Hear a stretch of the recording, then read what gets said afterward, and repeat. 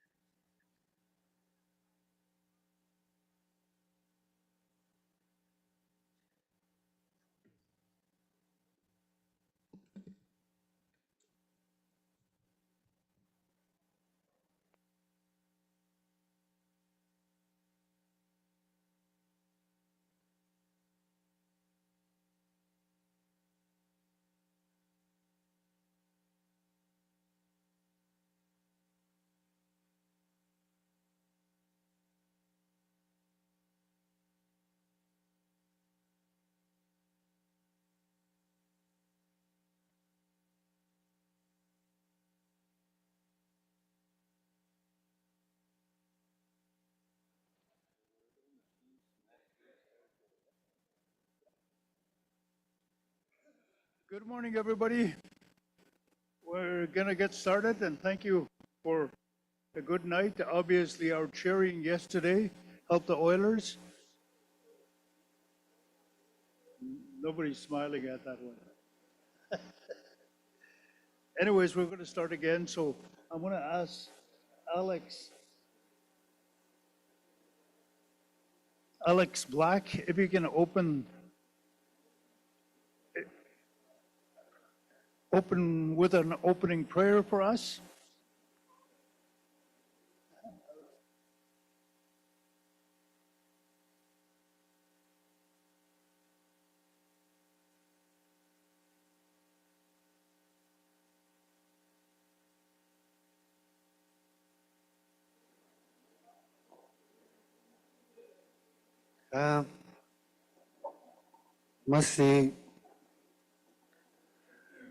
Masi na iwa tia su ga hang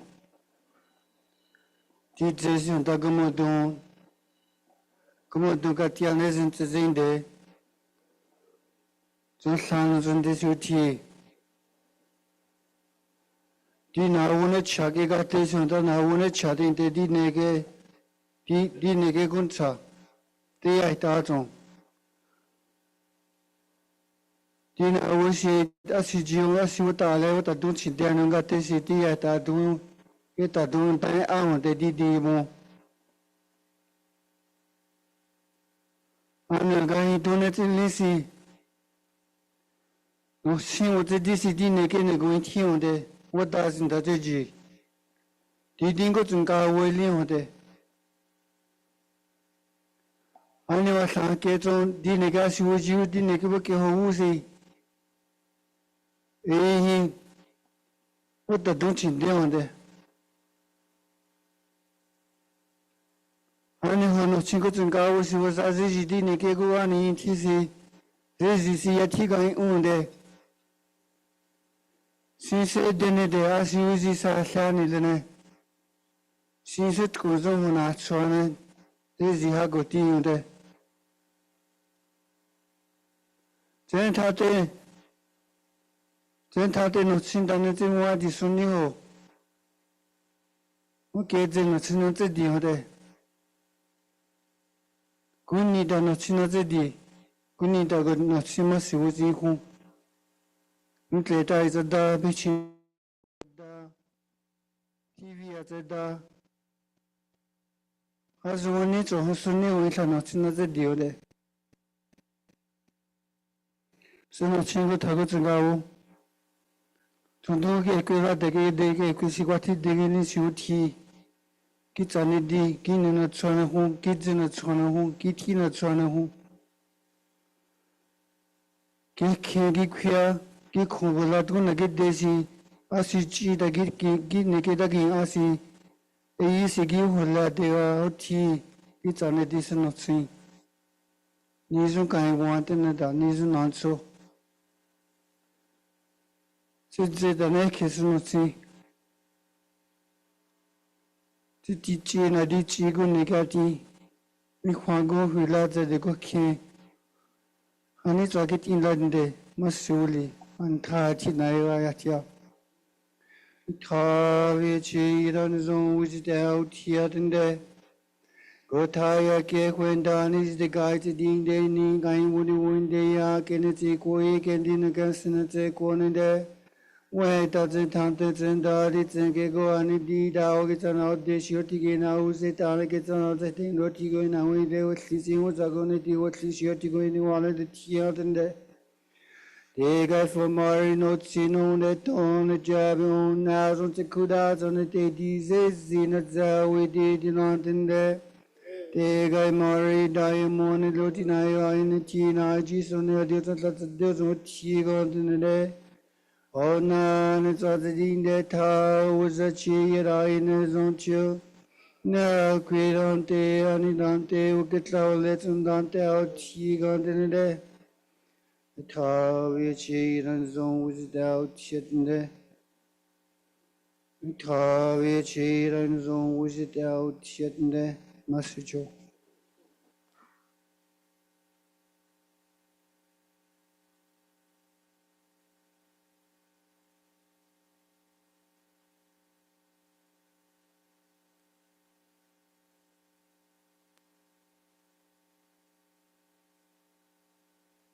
Again, thank you and welcome back to the Dene leadership meeting. And we're just going to hear something from the national chief and then we'll continue. Just a quick recap of the couple of changes in our agenda today. On May 7, Wednesday, you see 9:15 remarks from elders. That has been moved because we wanted to bring in continue the discussion on the Nation Task Force on Drugs and Community Center. So that's what we're going to do right now. Right now, I give the floor to the National Chief.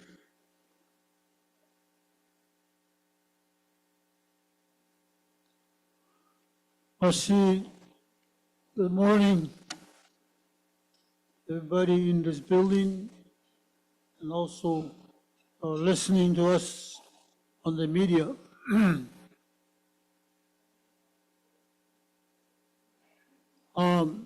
Very important this morning, the discussion about task force.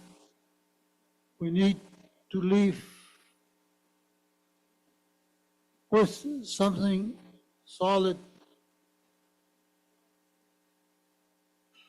on the task force. I'll just leave it at that, but it's just some household item that attention came to me yesterday. Just like this morning, when I look back from Bichoko did the opening prayer, very powerful words in that prayer, but it's done in Klinchon language. And related to that, I've been approached, if we have an issue with the translation on the hearing a piece, raise your hand right away. Because some speakers, a translation, the delegates did not hear what was said. It is very important that we hear each other clearly to get a clear direction. So don't hesitate to raise your hand if your hearing aid piece is not working for you. And I think to show respect, I told the chair this morning that we have to acknowledge people in the room that are supporting us, listening to us. I just want to say that this morning, I think, wait for the discussion here. Mercy, thank you. Mussy, George Mackenzie, National Chief. So we're going to continue the discussion on the task force.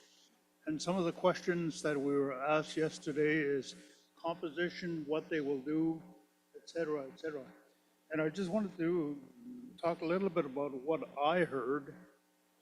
For example, will they deal with banishment? Will they deal with education? Will they deal with checkpoints? Somebody mentioned more from the liquor stores and young people. There was a lot of reference to the young people. And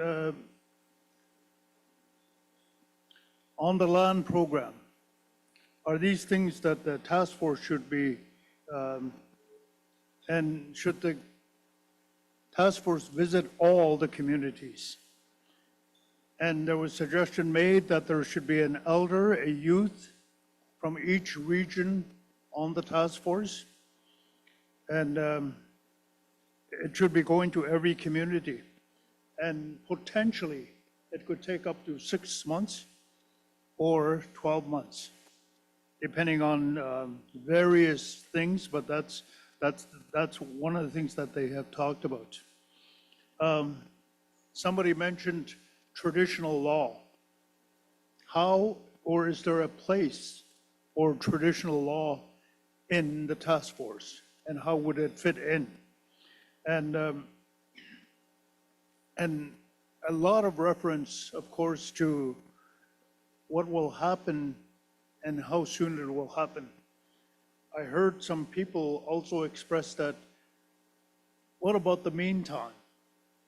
Well, this task force is coming up with a report or recommendations or whatever they will be doing. How are we going to deal with the crisis, the emergency that the leadership has declared? And in some cases, I know, particularly Port Good Hope has declared a state of emergency. How do we support each other? So those are some of the things that I heard yesterday. And the notes that have been taken up are up there, just in case you missed it. The discussion yesterday, the notes are some of the things that Phil heard yesterday, and put those down. And one of the homeworks that I think we all had was that we will continue to discuss this after hours and then come back with some more ideas this morning. And so with that, I'm going to open the floor to any more comments and any more discussions on the task force.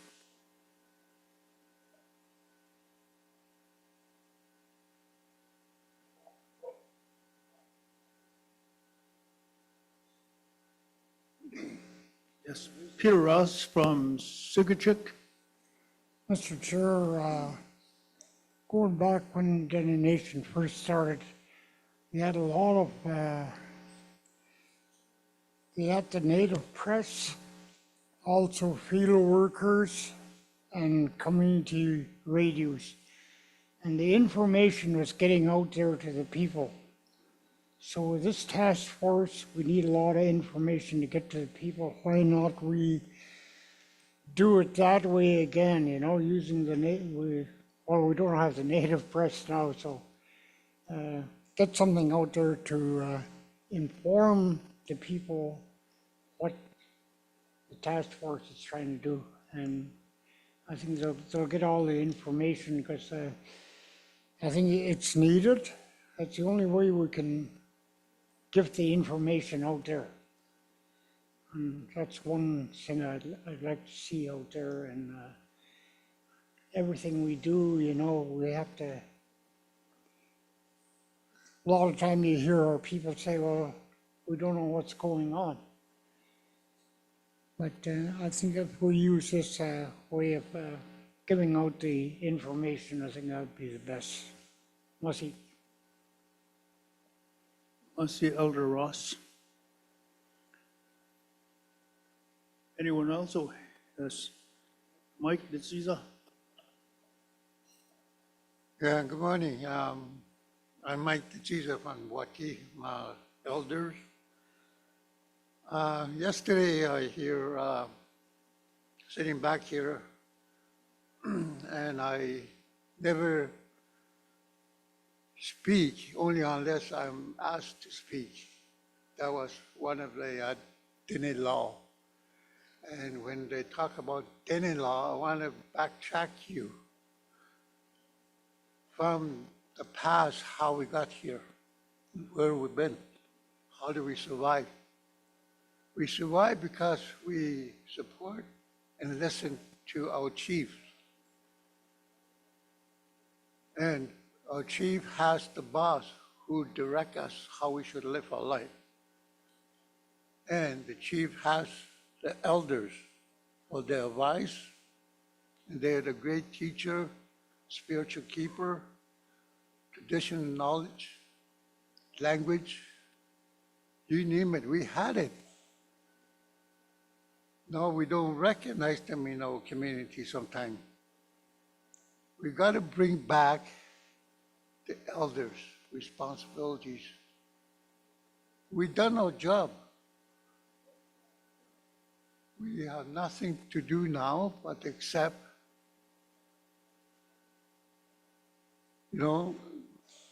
we have to get back that responsibilities. And what I'm saying here is that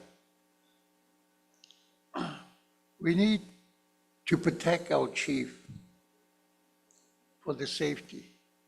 And this issue is a big topic. And that's why abandonments come in from. We don't want them to be threat.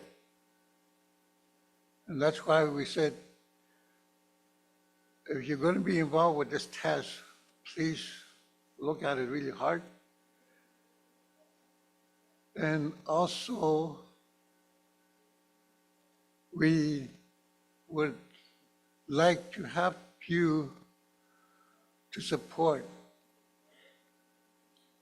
whatever that decision has been done by the task force.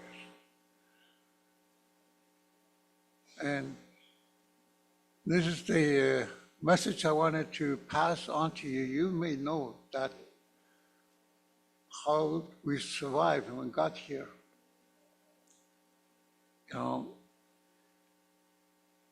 And through all these three, the chief, the boss, and the elders will have to bring that back. And this is all I wanted to talk about. And I'm happy that you give me the opportunity to speak my voice. Masicho.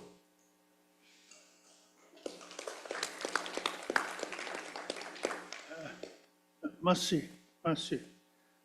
Next we have on the list Eric Minicosh. Eric?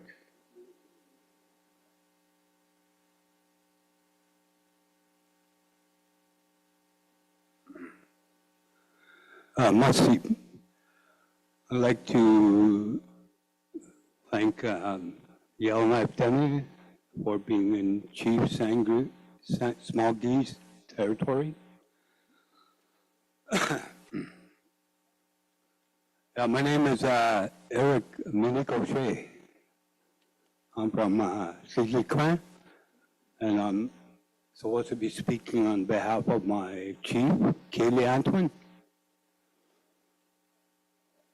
So I'm a little bit nervous, but let me get warmed up. Okay,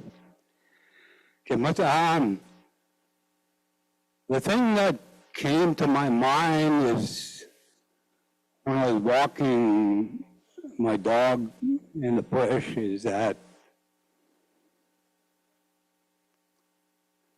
assimilation is traumatizing.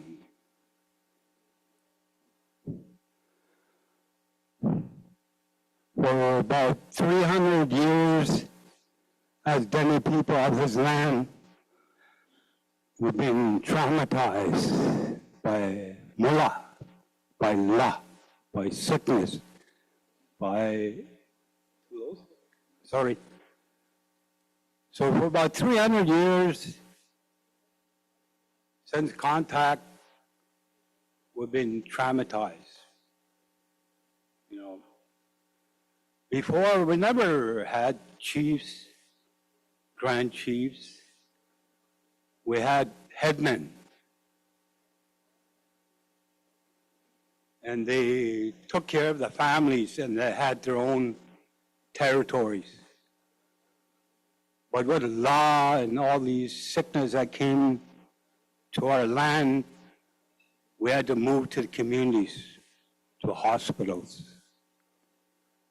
People had to get welfare. Mothers had to put their kids in residential school because they couldn't feed them. So during these 300 years, majority of our people lost our culture.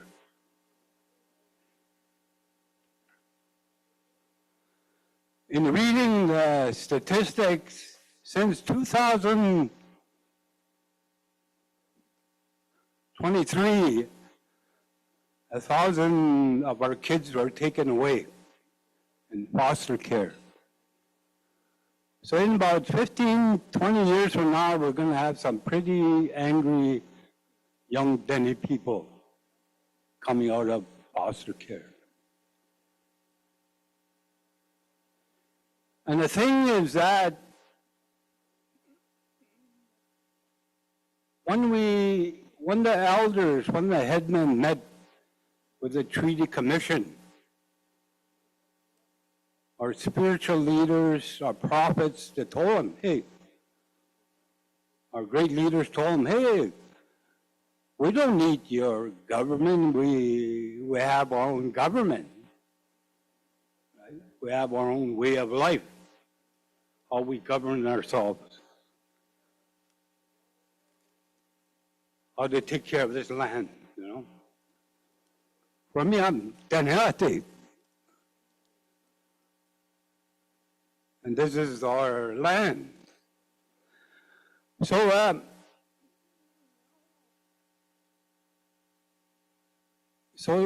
our people thought that this new way would be better for us, this mullah way. It seems like for 300 years, we've been fighting it, but for 300 years, seems like we became more mullah than the mullah. Right? And we we forgot how to be Dene.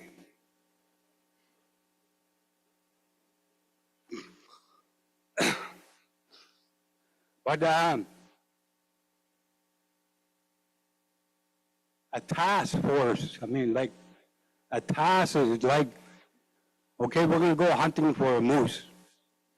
So how do we go hunting for a moose? Number one, you find tracks, right? So the question here is that we have to think about becoming Dene again, right? Go back to the traditional ways, the traditional leaders, the headmen. Like, who's the headman of our families now? Seems like in our communities, we're all fighting for power, like who's going to be chief, who's going to be. Like, you go into our communities, the mullah come in our communities, the first thing that they say is, who's the boss? I mean, who's in charge? Is it the fire chief? Is that the mayor? So it comes to a point where nobody knows who's in charge. But people knew who was in charge. They knew whose territory was.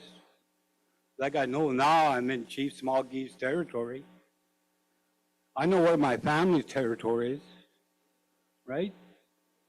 But it seemed like in entering this new world, we become individuals.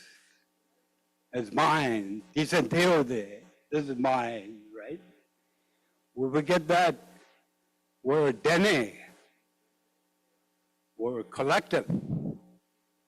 We have to follow the Dene laws, share, take care of the poor, take care of the sick, right?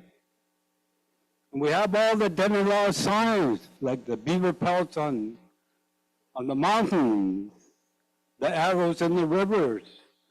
We have all these signs from Yomori telling us who we are. Teneatite. So the thing is that we have to go back to the old way. It seems like we're stuck in our little communities. We're fighting for this little island, and like for me in Simpson. We forget that we have this big territory, like we have all our traditional territories. Is that instead of fighting for this little community, let's move back to the land, help the people. And that's a question I have that for the task force is, like in reading the material, what do the leaders mean by cultural camps? What are you saying about cultural camps? Like, they never talk about traditional families taking care of their own people. How are we going to help the traditional family take care of their children? Right? Like for me, I listened to all my elders, I followed the Dene laws, taught my children the laws and that's all I could do and send them out and they get into trouble. But they have to learn, but what's instilled in them is the Dene laws. To share, to care, respect the land. So what I was thinking is that instead of keep assimilating, is that we have to go back. and say, Tenatite. Go back to our traditional territories, right? It's like, in closing, just like this elder friend of mine,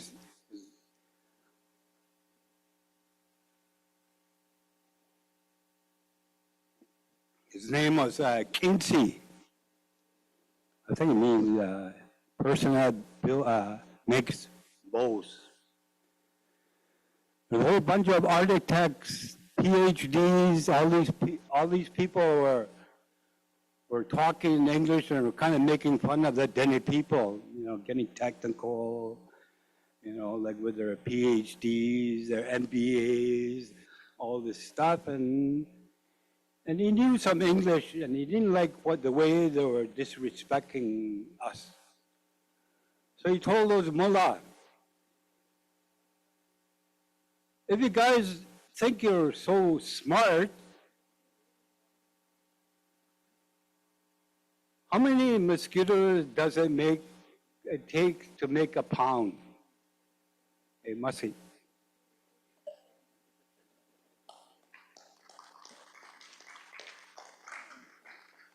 Merci. Thank you. We're going to go to Grand Chief Koshan. Merci, Chair, merci, Mike, Elder, Eric, merci. Nous avons fait assemblée là. So, les écoutes ni sérieux et les écoutes ni nazon. I just wanted to be right to the point is that I think we're getting a little bit ahead of ourselves. We need to make a motion to see if this task force is going to move ahead. I don't see much chiefs around the table, probably 7 or 8, and the rest are all representatives. I think you all have the power to vote.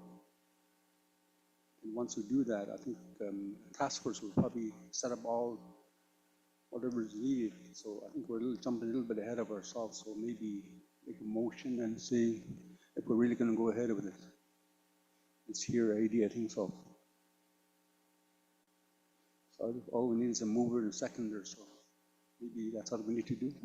So we know that we're actually doing this task force. Merci.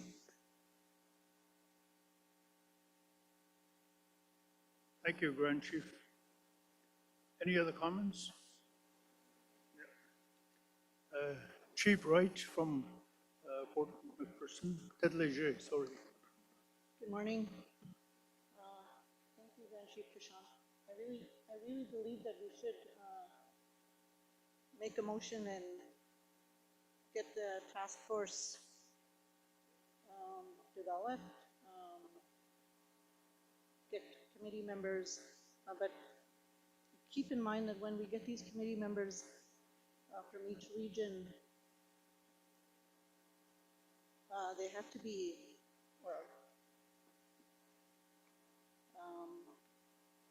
what's the right word to say it? They need to be on a strong healing journey themselves. We need to select our own, if not from the chiefs, then our own Indigenous wellness workers in our communities. Getting this resolution with a mover and a seconder, getting that done today.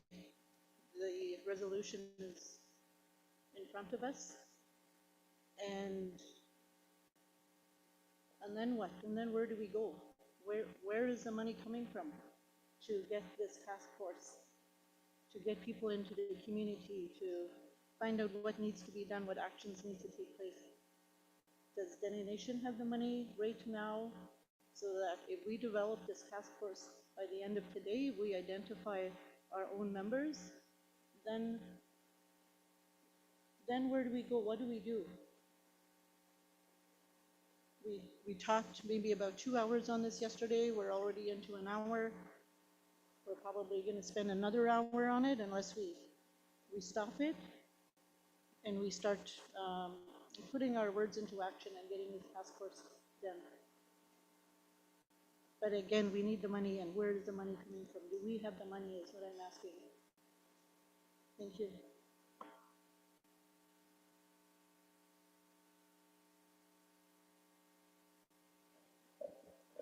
Okay, at this time, so we're just going around the table, getting some ideas to develop this task force.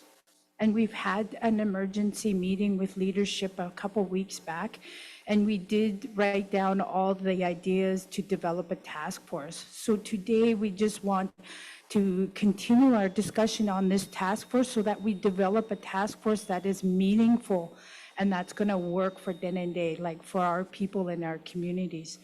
Right now, Tyler and Leanne are just taking notes for the task force, and they're developing the resolution so that we can hand it out to the leadership, and then we'll go through the resolution so that we can move forward. Funding-wise, we are looking into this funding.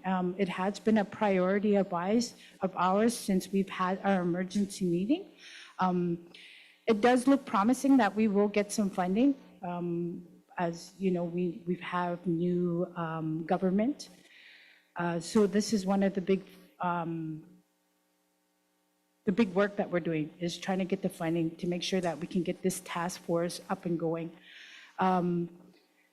So right now, Tyler is just putting together the resolutions, and then he's going to pass it around so that we can, work on it and see how we can tweak it so that it's,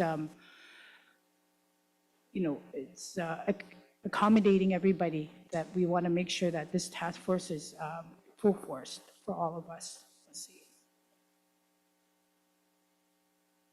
Let's see, right now we'll go to Raymond Tenderton. We'll go to Raymond first. Okay, morning, everybody. Just some of the comments that were made yesterday and today, and we have a really good, like a wish list already here. So we could add more to it.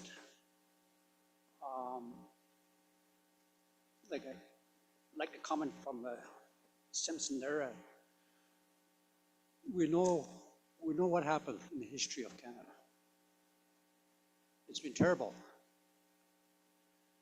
We have learned from that. So let's move on, come up with a plan as Dene, as leadership of this individual. I know we talked about a representative from each region, and I believe the resolution will be drafted up. Once we put it together, and also I know Dene Nation staff are already working on the budget. Let's move forward together. It's history itself. We have our own ideas. We have our own cultural history. But again, if we put our heads together, I think this is going to go. We need to do that as soon as possible because, again, if you look at the news, it's terrible. Some of the comments were made is that, where's our leadership? So this is where we're at right now. Let's put this together. That will be part of the implementation of the task force. I know we always have, we have our own claim, self-government. We had quite a experience in Dene as delegate in government. Under Chapter 18 of the delegate in government laws, is we have culture, spirituality, and language. It's a provision that we have that will crush both government. Our agreement will prevail. So we're still working on a lot of issues in Dene that we have to move forward. And we have our own, like we only have one boss. It's called delegate in government. We have no municipal, we have no First Nation, we only call ourselves the government. And we're a government of 117,000 square kilometers. You don't call yourself a Dene, you don't call yourself a Métis, you're a beneficiary of the Sato Dene Métis Claim Agreement. So we structured the way we structured our agreement back in the 90s. But anyways, that was quite an experience for us to put it together. But again, to try to put the 5 regions together and try to come up with a model that will look at how it's going to work for the people at the NWT with the less, I like the less here, but we need to put people together that will help us for the NWT.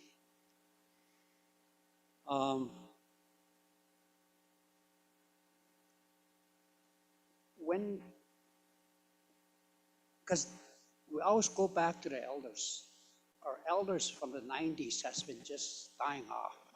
All the knowledge are just dying off. Now we're sitting here and we're the elders. We have to look after the future. As leaders also, we need to we need to get the young people involved because they're the future leaders. So hopefully the Dene Nation and the staff will put this together by all the 5 regions working together to do this. Let's make it happen. If you don't try it, it's not going to happen. But if you try it, there's always mistake. You can make it better tomorrow. Learn by your mistake. So let's try to help one another and try to put this together right away because our people are suffering.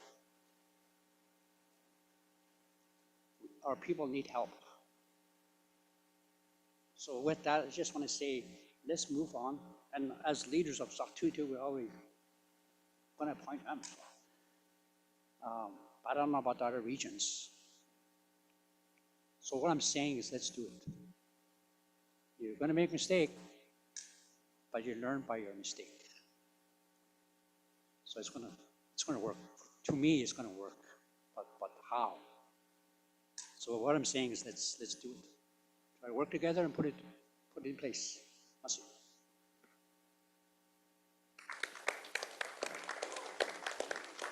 Thank you, Raymond Teneton.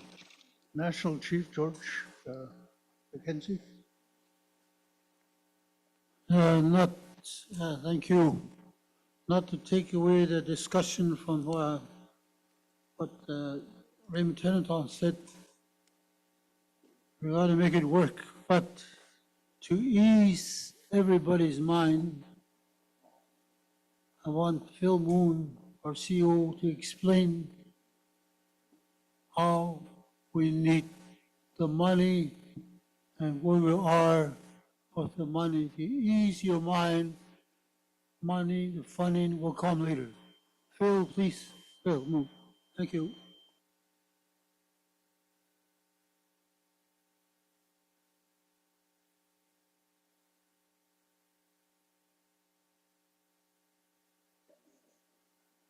Thank you, Mr. Chair.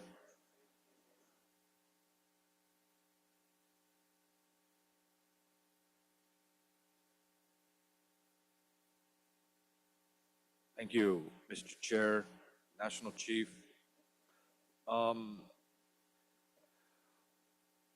When we were tasked on this, when the Dene Nation was tasked on this file in Delaunay, we did start drafting numerous proposals and letters. Unfortunately, since then, there's been a lot of delays, primarily because of the federal election. These proposals and letters are targeted primarily for the federal government. In regards to the Joint Task Force funding and the Indigenous Policing funding, currently the Dene Nation does not have funds for either of those at this time. We are looking at funding for both files. Whether whether the files work together or are combined, or whether they're separate, is the decision of the national chief. As I mentioned in previous meetings, when it comes to federal government funding, they always take the path of least resistance. It's like water. It always goes downstream, most easiest way. And it's the same thing with funding. The Indigenous Policing Program has numerous pots that we could apply for. The task force is a lot more complicated. Although the task force can be implemented fairly quickly, the funding is a little bit of a challenge. Rather than the Indigenous policing, that program or that implementation will take quite some time, but the funding is there fairly quickly. But now that the federal election is over, and the ministers will be appointed this week regarding their mandates, it's easier for the bureaucrats or their federal government administrators to work with the Dene Nation to start identifying pots of funding for these files. In regards to how quickly we can implement some of the ideas for the task force will really depend on how much funding we can get for the task force.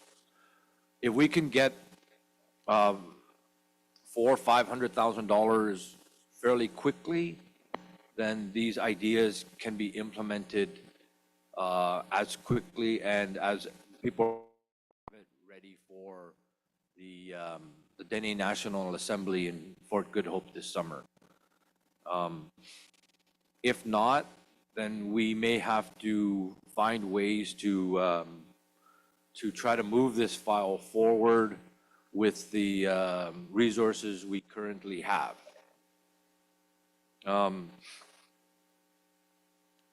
The resolutions and these discussions are very helpful regarding our proposals and our letters to the federal government.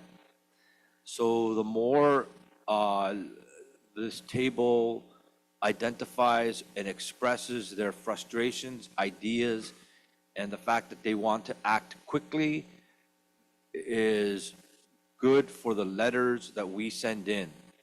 So because every time an elder or a chief makes a comment, we extract those comments, we insert it into our reports when we provide our submission to the federal government. And those comments are very, very, very valuable to our report. Did I answer the question, National Chief?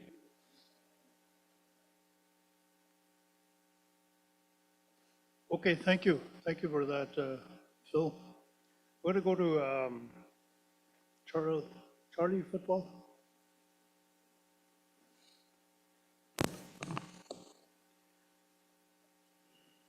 Masi, kemo do honzin die, asi songo hek ngo thawala, ungo tsedde honde. Di na ungo tsedde si odani hulin jonke ungo sedze yana honde. Sion la sekria, ilte kondeo hawo tonde. De chini Allah dalin de ne halde.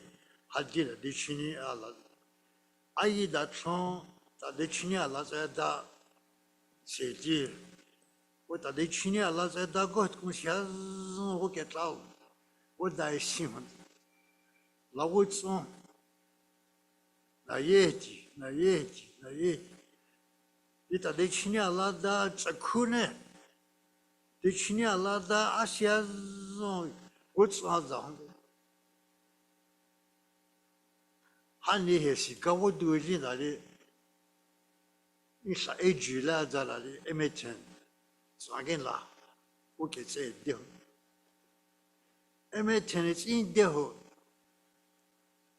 其实你这种那些家的，古他的了，给的，我给为了，因为天是在他给也是为了，可能三个这地了，三个这地会打好的我，因为天气上。sa gyade nakiga dene suichi se fiasin di kuoda da deawo ke suna satsi guma hani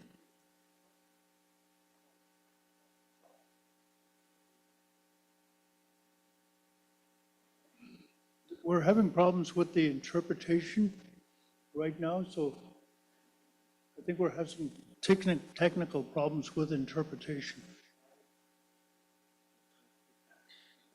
Has it improved?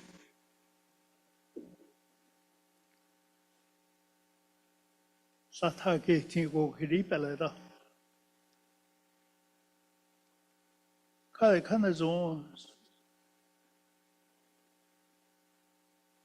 Can we try it again?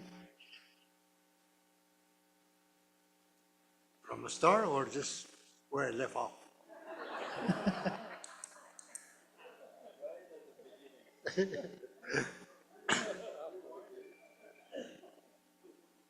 Ấy hani có khi cũng ngu hơn đấy. Hani có nói đi xong đi sự khỏe cả thằng họ. Ấy chỉ là rằng đi họ ta xong đi này hát sẽ đi. Đi ta này ta na些讲那些的那些都不存了，不可以去。他讲这种啥地方，我给这种地方的。Sorry, Charlie. Some of the delegates can't hear what so maybe we can take a 5-10 minute break to see if we can find a resolution.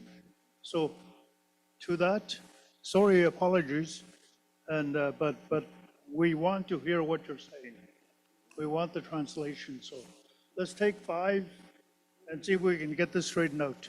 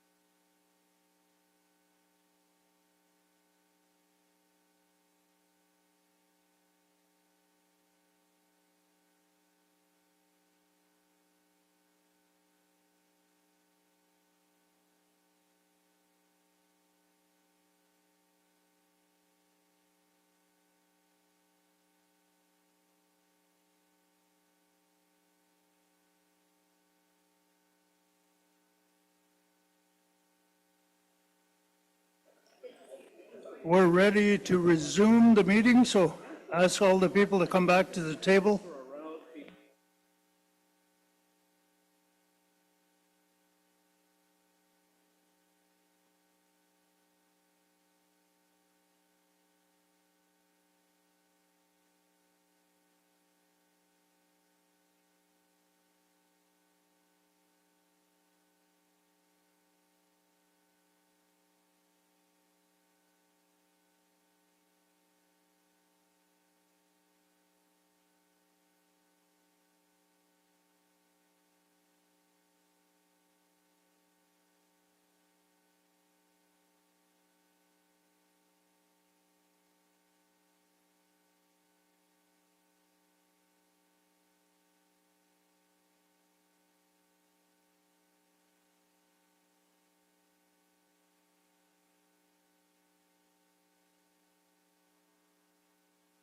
I did let them know.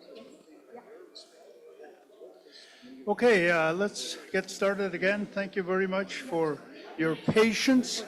I think we got the technicalities out of the way, so we're going to ask Elder Charlie Football to finish his comments, and hopefully everything is working right now. Charlie? Merci. Aki say go say do so on winni on go di gwa na say xiang la da ke say ku hon de. Ji a question go di o ki go di hon de. Ki say ha na wo. Ku di jing ge si yi se kwia si wi le hon han ko. A ka so la da ke da wo go de de sin le. Na wo han shu la da ke wo la xia zu ge ta wo ta. Se za da sai di ha zu sai ku hon de. Ya zo ne ta da la ha zu ge ta zo. Some bow shake you. Take a wash it, but I done it. Do such a file, to let you ask that. How good get you go to me, I could get you. A good news on Zichi, guess how? What I do that once I said there's a Nadichi. Siafu, I'm a consumer IDC liquor store. It's on bar. Income tax form you who really did. And what had the case that's a wounded. A easy, take a washi. Some bad candidate. Cooking good in the gay, not go search for. What a gargot a DC, what a second one, good on some bad in the Nazian, a yacht. Don't get idea to Nazian honey, go see this only. It does such a din honey, going what that was. Then what now will last you won't go good do it. I think Lanny the Nazians on it, see how she down. Okay, deck I wasn't said that in the Diana income tax, good not ya, got good going in the Nazian. Yet, herever her like treatment, this year clearly, dear like you without corner was somebody doesn't matter. It's a zone that one. In Killing, I use only. Without Konla, when you are somebody. Yes, I can get a former person, honey, who the Hunle. I get did la Hunle, easy, a chair or a child, yes, easy. I'm going to. Honey, I see deck, I was at AGC, I chat in Lani, then is Henley, than nothing lassie lawyer. There's a good young that don't get I did when there's a good young on a guy. What's any answer in the Nazian? The Hunza, I see it, she kissed the deck, I wore. At an anaco, Nakita, the other one, now wasn't it. Cesar doesn't get that the horn. Said she doesn't get that the horn. Said Pian doesn't get that the horn. They are need to do as lot alone, which a dizzy, wouldn't give you the other horn. It's a honey, see. Nakita, the other horn like a honey, I'm so high in the horn, I say, must be true.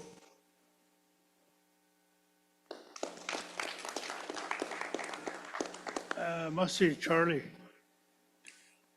this draft resolution has been handed out to all the delegates. I'm going to introduce it now and ask Phil to read it out so that we can consider it. We're looking for any kind of additions, subtractions, modifications. but this is what based on the discussion, this is what the staff has put together. So I'm going to ask Phil to read it out.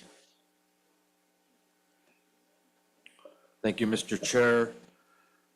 The resolution reads as follows. Dene Leadership Meeting Draft Resolution Number 2425004, Yellowknife NT, May 6-8, 2025, subject, establishment of a Dene Nation Task Force on Drugs, Alcohol, and Community Crime Prevention. Whereas the Dene Nation recognizes the alarming rise in drugs, alcohol abuse, community crime that threaten the safety and well-being of our people. And whereas there is a pressing need for a coordinated and proactive approach to tackle the multifaceted issues affecting our communities. And whereas the Dene Nation acknowledges the importance of taking immediate action and also collaborating with law enforcement, including RCMP, as well as the federal and territorial departments and organizations to develop fast, responsive, effective, and culturally appropriate solutions. And whereas the composition of the task force will include women, youth, and representatives from all regions. And whereas the task force, once established, will develop a terms of reference which will reflect and integrate recommendations and insight expressed by Dene leaders. The terms of reference will address specific operational matters and communicate updates and key developments to the Dene leadership. Therefore, be it resolved, the Dene leadership directs the Dene Nation to establish a Dene Nation task force on drugs, alcohol, community crime prevention, and therefore be it resolved that the task force will consist of representatives from each region, including women and youth, ensuring comprehensive representation in order to allow all community and regional challenges to be expressed and heard. And whereas be it resolved that the task force will work collaboratively with the RCMP, GNWT, Department of Justice, and other federal and territorial counterparts to advocate for solutions, policy changes that address the emerging needs of Dene communities. And whereas, and therefore be it resolved that the task force will operate under the directives of the chiefs of the Dene Nation, prioritizing initiatives and changes aimed at fostering safer, healthier communities. And therefore be it finally resolved that the task force will report its findings and recommendations back to the leadership for consideration, feedback, and action. Thank you, Phil. That's the resolution that has been, so any comments on that particular, okay. Chief Lloyd Chico. Okay.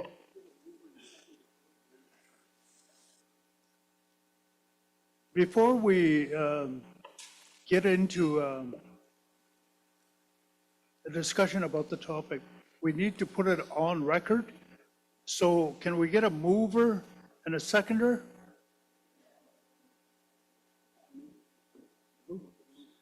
Grand Chief Herb Norwegian has moved. We need a seconder. Okay. Eugene Hope, Chief of Fort Liard. So the motion is on the floor now. Any discussions? Yes. Chief Blake? Good morning. Thank you, Mr. Chair. On the second, therefore, resolved, the task force consists of representatives from each region. I think we should have a person that is going to coordinate the lead on these 5 regions to be included. Thank you.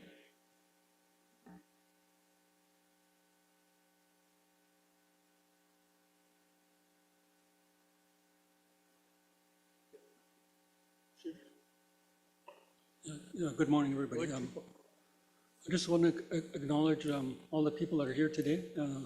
the Dene Nation staff for doing the work, the leadership, the national chief, and also our staff at home, people in the regions that, do the work based on the discussion that we've had at the table and the concerns that, as chiefs, we have in the community. But I just wanted to speak a little bit to the motion and things. One of the things that that we all struggle with in the community is the language. It should be part of the whole structure of the Dene Nation and some of the issues that we've been doing. At home there, we had the opportunity, like over the weekend, to go to check out the fire that we had last year. Everything just clear, cut, burn, but the place names, the places where we used to go is still there. It's all burned, like it's just like veiny and all those kind of stuff. When you see a fire, the damage that's done after a fire, you'll see that. But we had an opportunity to see firsthand, what the oil companies left behind, and some of our camps that some of our people use, what they left behind. So it was really eye-opening to see a lot of that kind of stuff. But I wanted to speak to the motion that some of the things we've been dealing with at home, is lateral violence. There's no protection of our leaders, our counselors and stuff. Even though they're abusing, we still have individuals in the community that, that will trash them on Facebook or any decision that's made that, it's totally just, it's all scattered like to the wolves, I like to say. But that's what happens, There's no protection of our women that are out on the street and that kind of stuff. The majority of the people that come back from living in Edmonton, Harrisburg, Yellowknife, I know one that's come back, had nothing. Like, she was like literally murdered. And so what do you do in those cases? There's no protection. There's nothing in place for us as a chief and council to go to.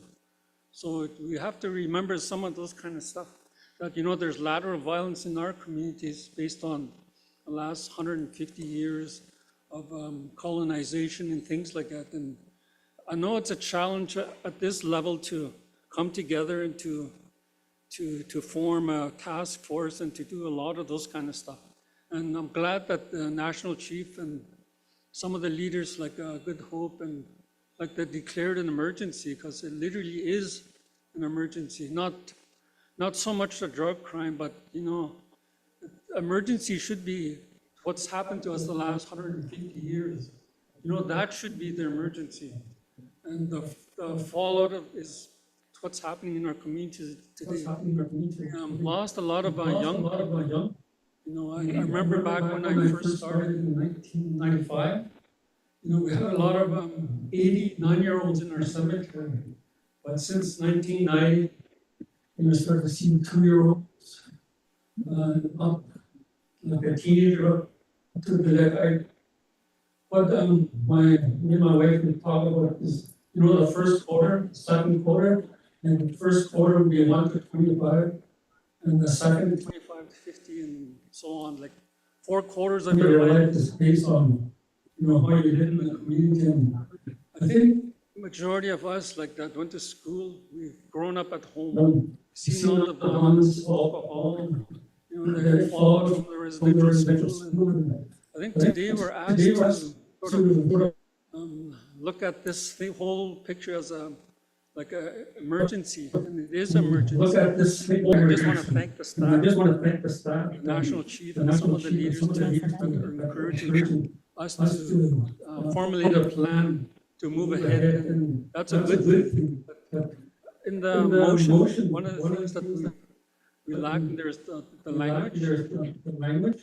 I can't think right off the bat, but the language is one part. And I know the discussion around the fact that the last 100 years we forgot who we are as Dene. A lot of the discussion, just listening to some of the ladies, older ladies speak, we've forgotten that whole structure. We've forgotten ourselves as who we are, where we come from. and that kind of thing. Unfortunately, in my community, that we're still, I was out on the weekend and we see a lot of geese, snow geese, like we didn't see the moose, bear, and we see a lot of things that are still there. And it's just waiting for us to come back to form it, like once we get our feet on the ground on some of these kind of issues, and we're not the only ones here in the north, throughout Canada, the issues are similar. Relocated to a community where, like at home there, we struggle. There's a big struggle at home just living in the community. There's about, I was counting the houses there at home, there's like 18, 20 houses.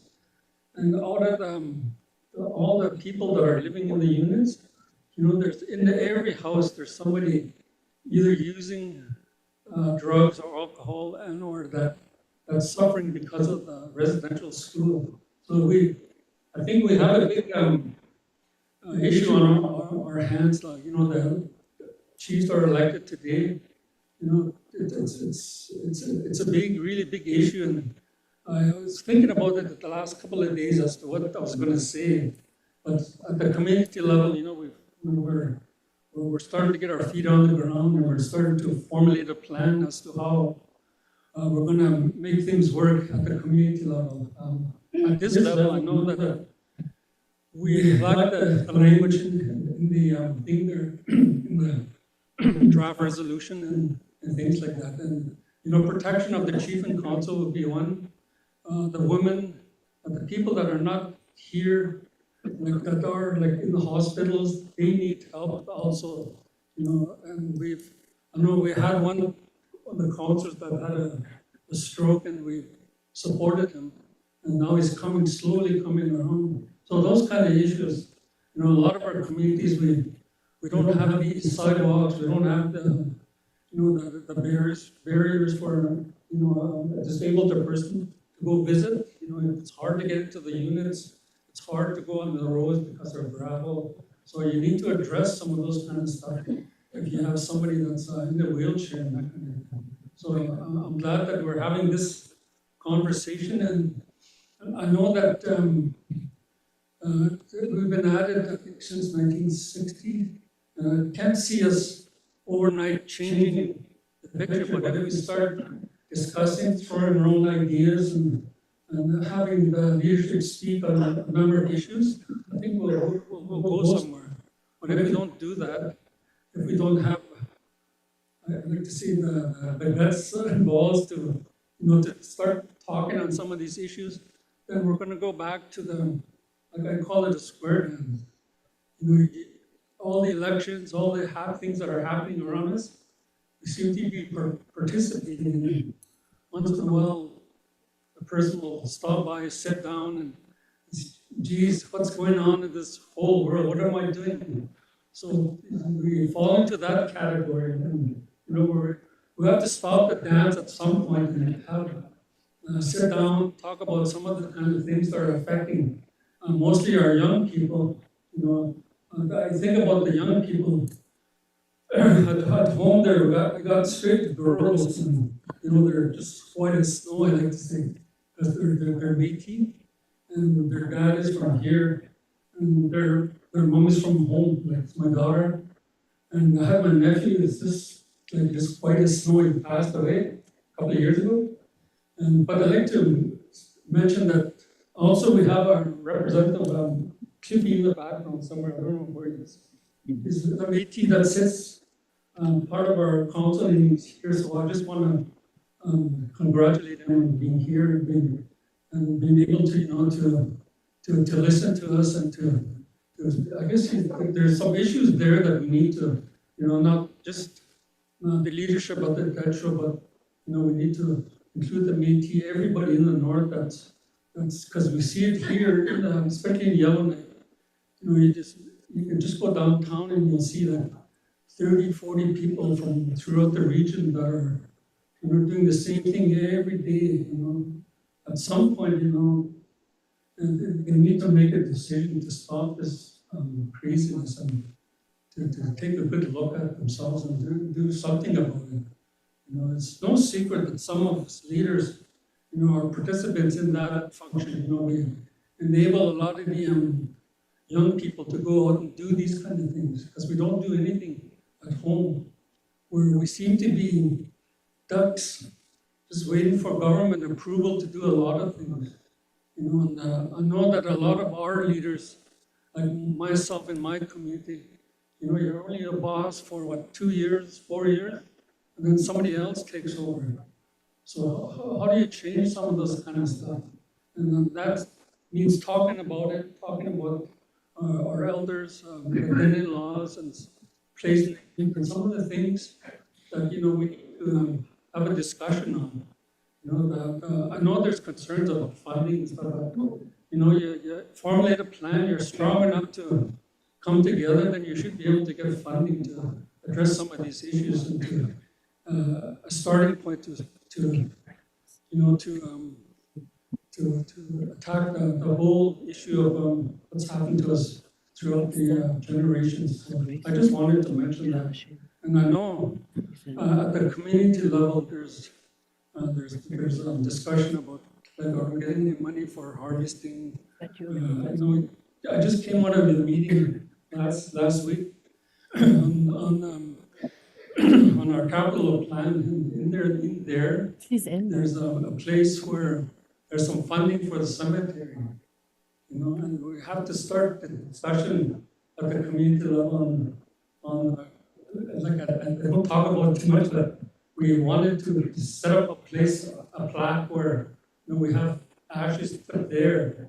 So those kind of discussions, no, we don't want to talk about it, but we need to have a discussion. Things are changing throughout the world, and we need to do those kind of stuff.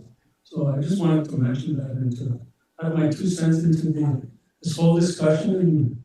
And I'm not really thinking about my community, but I think in terms of all the communities here in the north, throughout Canada, and the struggles that our young people are going through. You know, some are making it, and some are not making it. And I know from a fact that majority of our young people that leave the keys of the either move to Alberta or to here in Yellowknife, they come back. You know, they're like they've been through a war or something.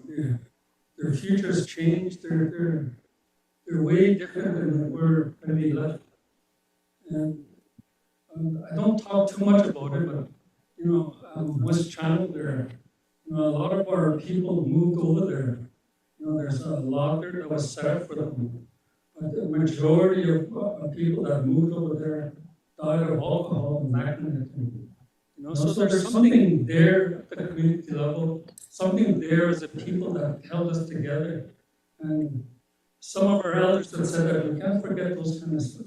You know, we can't forget the land. And unfortunately, my community that we're not doing that.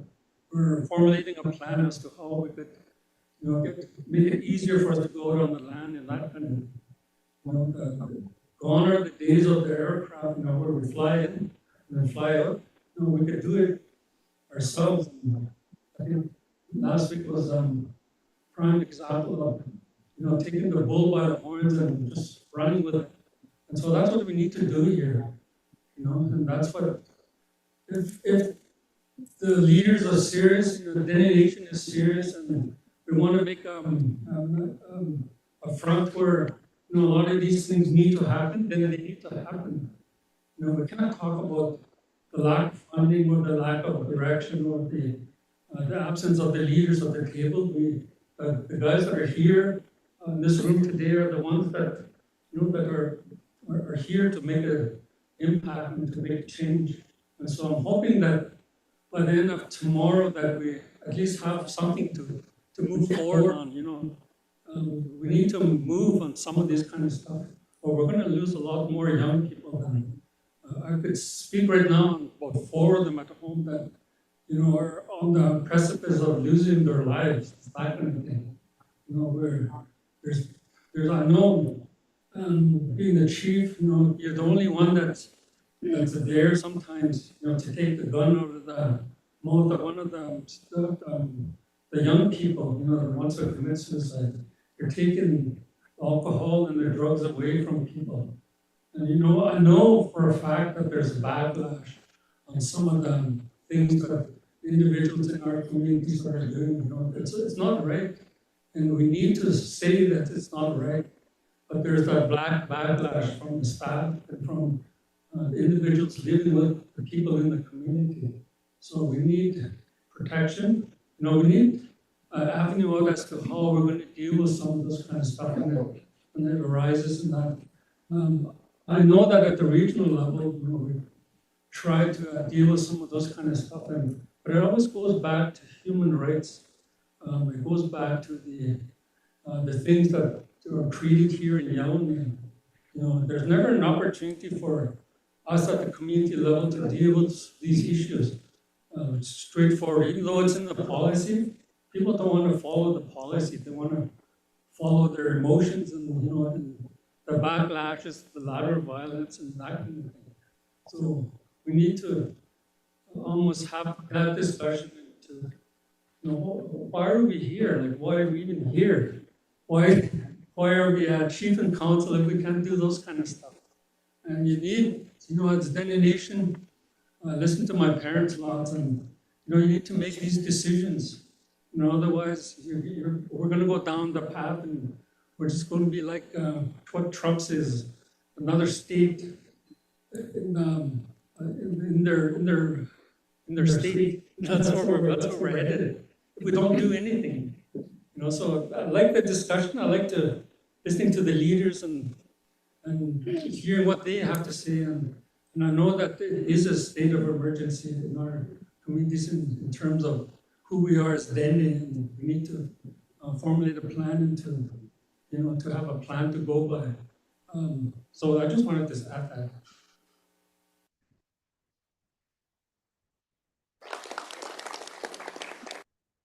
Thank you, Chief. Chief Robert Charlie. Yeah, good morning, Chief Robert Charlie Kalichi. I'm from the New England Bank.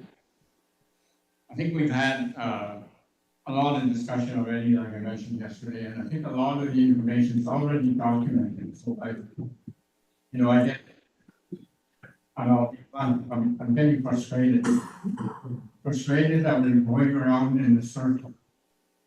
We now have a resolution in front of us. Let's decide, let's pass it. But to the motion, I have a couple of additions that I'd like to add in the fourth whereas. I'd like to include elders in there. And also in the first, therefore be further resolved on page 2, again, the inclusion of elders in that statement. But I'm at a stage where I would like to call question. Okay, so noted. Thank you. To the questions, anybody else?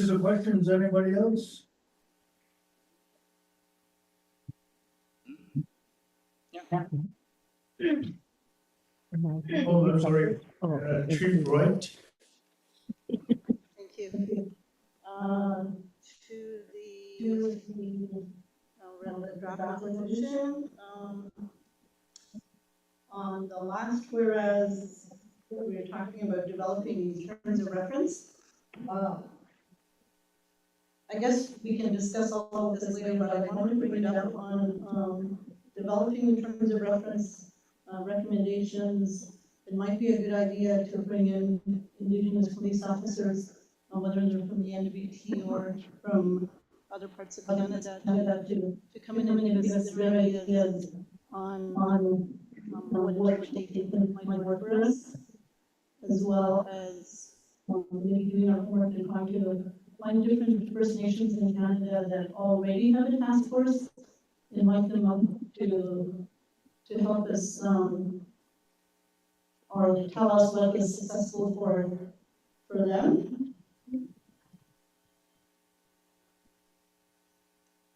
And I just wanted to very importantly bring up the funding that CERNA gives to GNWT. our government workers, our wellness workers in our communities, they help bring or send our people out to treatment facilities. And when they come back to our community, there's no aftercare for them. And I really believe, and I know a lot of people do too, that if the money came directly to our regional organizations, for the Gwich'in, it would be the Gwich'in Tribal Council, rather than to GNWT, the money, we know exactly what needs to be done for our people. The government, you know, whether they're sitting here in Yellowknife or whether they're sitting in Ottawa, they don't see our people firsthand when they come back. They don't know what they need. We do. Our community needs aftercare. And I don't know if you can put it in the recommendations when the task force is developed. Maybe we need to get CERNAC to the table. I believe we do have representatives from CERNAC sitting in the public. If we can get them to tell us why the money is not funneling through to our own First Nations rather than to the government. I don't know if they really know what's happening in our communities. Even though we have wellness workers, we have a lot of government workers in all our communities. Their hands are tied. They can't give the money to community organizations to help with aftercare. So that's really important that we need to discuss that as well. Thank you. Thank you. Thank you, Chief Wright. Tate, Trooper from the Sawtooth. Mostly Chairperson from all chiefs. I appreciate all the inputs and all the changes we're making to this, but I'd like to remind everyone that we already had issues with trying to get this off the ground, and by adding more to this resolution, we just make it more complicated, more nuanced. We have an original resolution from the other day with 8 points. I believe this one is one we should pass. I believe we should include youth, elders, and other community representatives in these discussions. I believe that should be a recommendation. I think the structure of this needs to be simple so that we can add on and build it once we approve it. But if we put this out and make all these additions, when we try to form this, we're going to have a bunch of rules we need to try and follow and nothing will happen. Funding is an issue right now, I believe, as well, but we don't need to complicate this. There are fully funded roles in our communities right now that can have inexpensive meetings with the community members, and that's chief and council. We pay people in our communities to meet with the people there. I've heard security is an issue, and I agree with that. I think that if we want to have security at these community meetings, we could follow a structure we have at this meeting, where we have security hired locally, and so the chief and council can feel safe if there are issues talking about drugs and alcohol. But we can't spend more time trying to find more funding and trying to figure out more things. We have to have action taken soon. I've been nominated by my communities to be on the task force. I'm willing to do this for free until funding comes in. I would expect our chief and councils to also see the need, the priority, and the necessity of sacrifice that might come with doing this work soon and how important it is. Merci.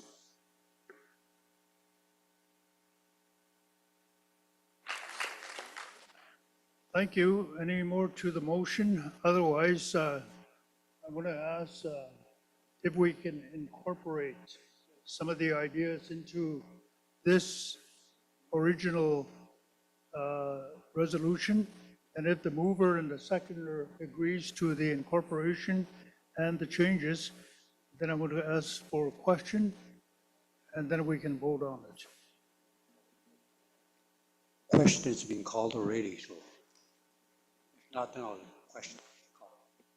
The only thing is that, do people know the motion that they will be voting on once we add some of the comments that have been? That's the only concern that I have. Go ahead. So, thank you, Mr. Chair. According to the notes and the comments that were made, the only additions will be that there will be a lead from each region, language is incorporated, and that that elders and youth are inserted in the whereas and to be it resolved.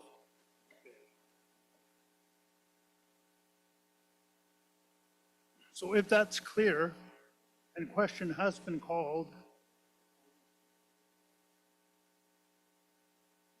Okay, it's clear? Okay. Question has been called. All in favor of the motion? Do we need a count? I don't think so. Is there any, thank you, any against? Oh, yeah, you're the seconder, so you. Any abstentions? Motion passed unanimously.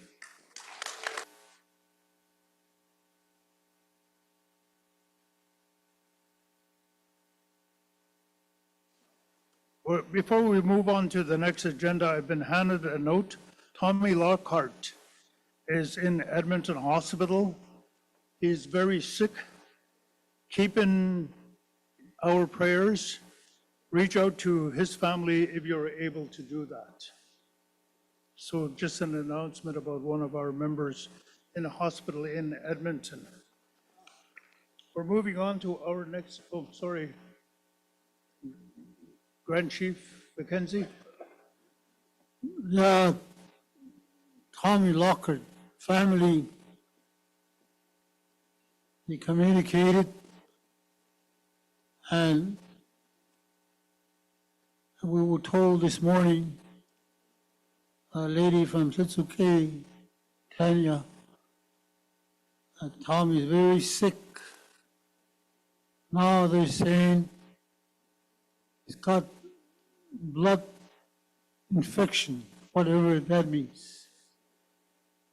So the family would want some donations to the family that are out in Edmonton right now.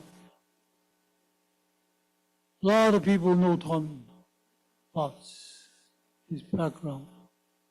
Felix Lockhart is supposed to be here as an elder, but he's in Edmonton. So we're asking for donations from this building, from this room. So we will ask to collect donations in the afternoon, after lunch, after you go to your bank. So keep Tommy in mind when you go to the bank. Thank you. Merci. Thank you.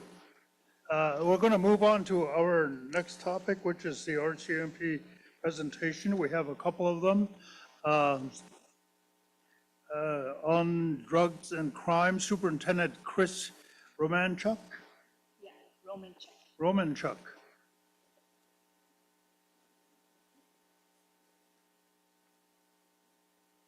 Hey, good to see you again.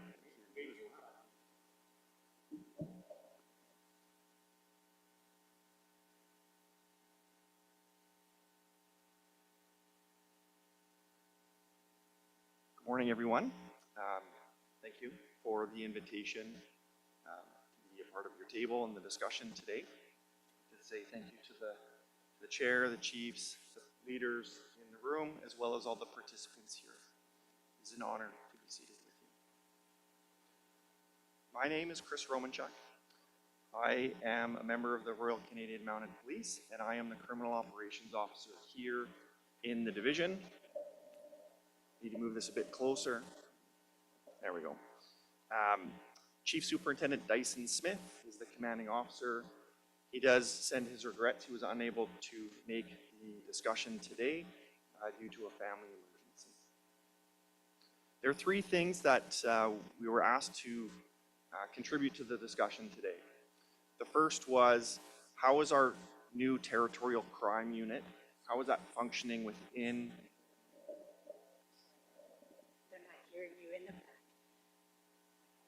That's okay. I can get this a little bit closer here. The first is, how is our territorial crime unit functioning? The second was, what kind of challenges are we experiencing on the RCMP side relative to drugs and alcohol?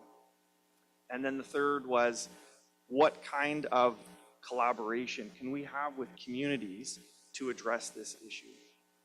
Those are the three things that I was asked to discuss today. So is going to be presenting right after me, so I don't want to duplicate information. I don't want to regurgitate the information that he's going to provide.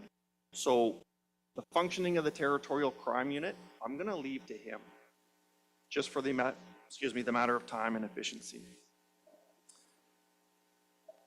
One of the other items that works with the territorial crime unit, however, is there has been an investment from the government of the Northwest Territories to the RCMP relative to enhancing our emergency response team.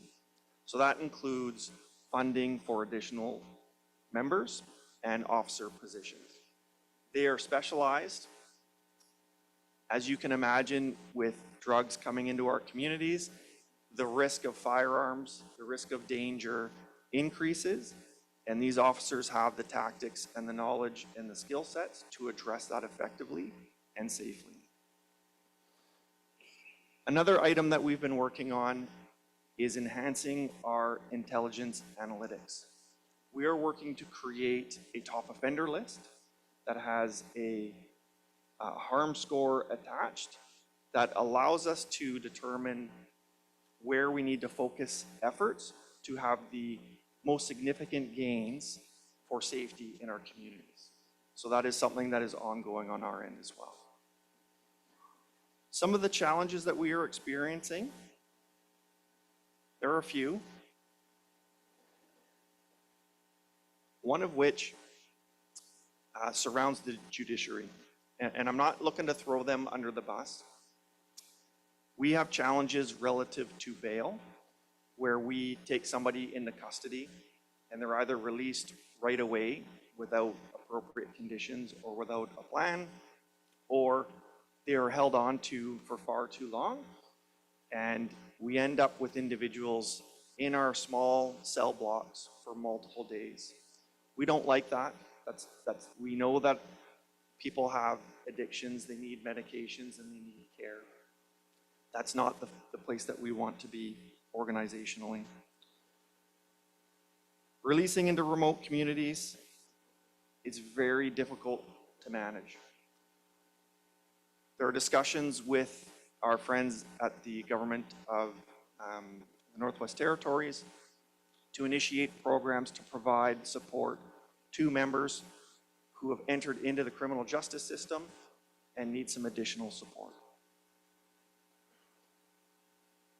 And the last thing I'll say relative to the judiciary is that when they've been processed through the court system and they've been found guilty and a sentence occurs, it needs to be, I would say, reflective of the harm that's been caused to the community. So a slap on the wrist, we know that people are just going to come back. It needs to be reflective so that there is some form of deterrent and lack of recidivism within your communities.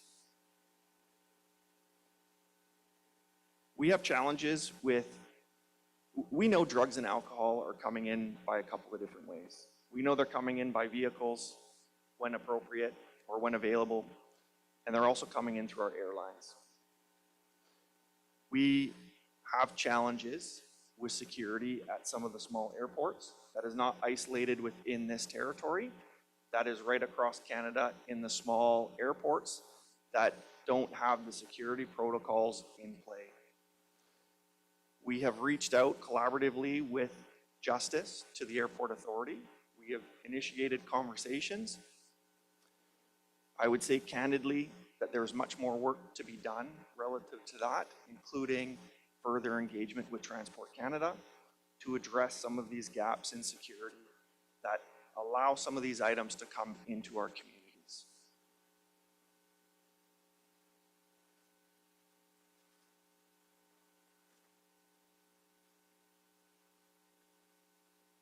From an opportunities perspective, the commanding officer has already initiated an Indigenous Advisory Committee. They meet regularly at scheduled meetings to discuss issues such as this and other ones that impact the communities across the territory. It is comprised of respected elders, leaders, and the commanding officer is able to hear directly some of the issues that are being faced.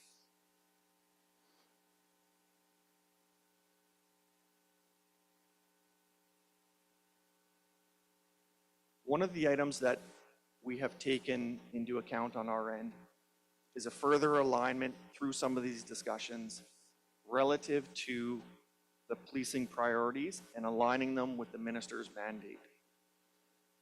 So we have actively worked over the past couple of months to update the commanding officer's annual performance plan to include items such as the targeted enforcement that Sergeant Marshall McPhail will talk about shortly, as well as in-person meetings with community leaders and chiefs so we can actually hear firsthand and in person and fully understand the complexities of the challenges related to drugs and alcohol in your communities. For us to come up with a response, we need to fully understand that. The creation of a top offender list, which I talked about moments ago, as well as new officers completing community orientation, as well as meeting with the elders and respected individuals within your communities. Further, we do want to enhance and complete further letters of collaboration. We want to work with the communities and not against them. Some of the other initiatives that we have ongoing within the RCMP are collaboration with the Chief Public Health Officer relative to drugs within our community. For example, when we have seizures of drugs, we send them to Health Canada for analysis. And I have a direct link with that individual so that we can develop and share public health advisories and notices within your communities.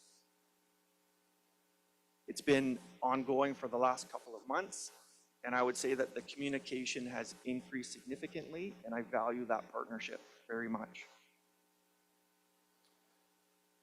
One of the other action items we've initiated and continue to follow up on is collaboration with public housing. We know that some of these individuals are infiltrating into the public housing, they are trafficking from there, and there needs to be a metric and a way to remove them. So we do have a program in place with that agency and with that group to provide them with some limited information relative to their decision matrix on removing individuals from those residences. We've had a number of successes with that, and we do look forward to continue working with that group. Strategic communications, this is one of the commanding officer's priorities as well, and part of that is to demystify policing. So if there are questions amongst the chiefs and the leaders within the community, we welcome them. We need to hear them, and we need to have further discussion. We also want to share and enhance what some of our service delivery is and some of our specialized services and how they can support your communities too. I don't think we've done a very good job at sharing what the RCMP has to offer. It is multi-layered, and there's lots there that we can do.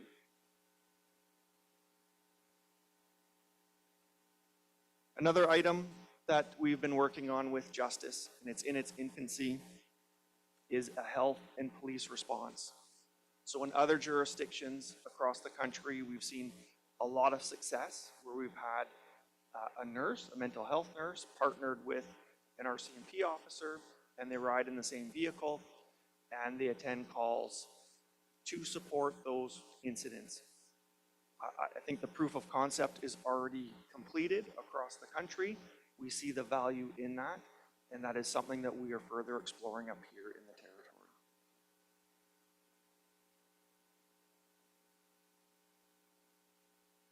One of the items I believe that we could benefit from is increased support from the communities. And what I mean by that is, and Sergeant McPhail will talk about the life cycle of an investigation, but it starts with information coming from the communities. That's the genesis of it. So we need somebody to raise their hand to say, this is what happened, and this is when it happened, and allow the investigation to begin. That's a key component. And I think that becomes easier when we have the public trust and the confidence of the communities, because we have stepped up to hear your concerns and work together toward a response. Drug dealers, as we know, have been operating for decades. This is not something that's new to the world. It is not something that's going to go away anytime soon. It is not something that I believe we will be able to police our way out of. It needs to be a unified, collaborative approach. There is strength in numbers. There's a lot of strength at this table representing the communities, and I believe that is how we are going to tackle that problem together.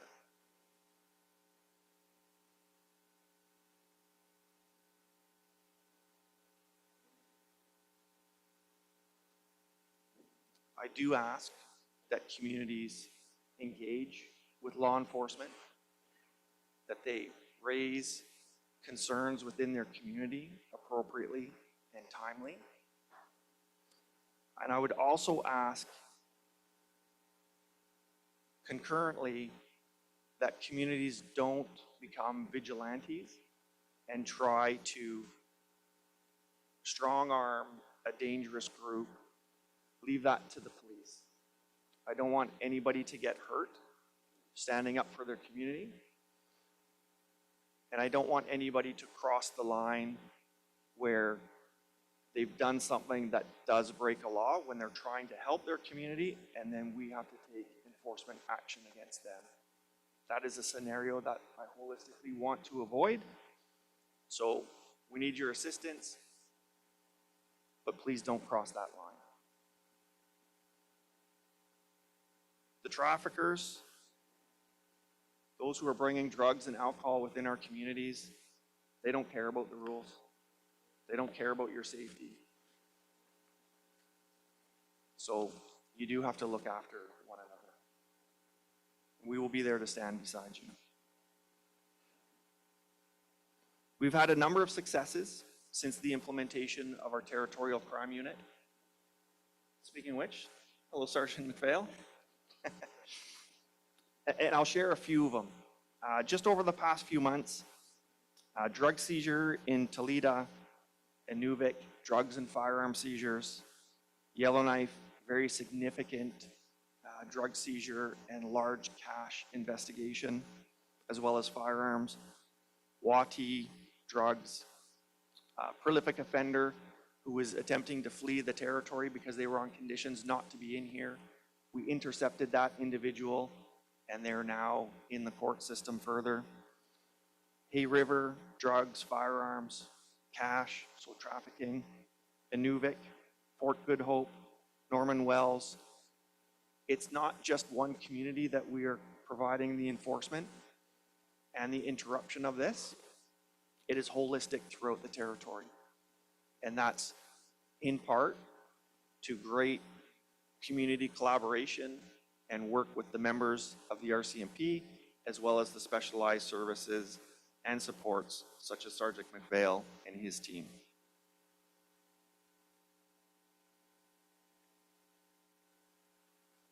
And I think I don't know how I'm doing for time here.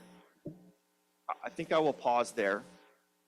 I will say thank you again for allowing me to speak and present at your forum. And I will pass it back over to the chair and Well- allow any questions if that's I must appropriate on see, your end. ask you to stay there.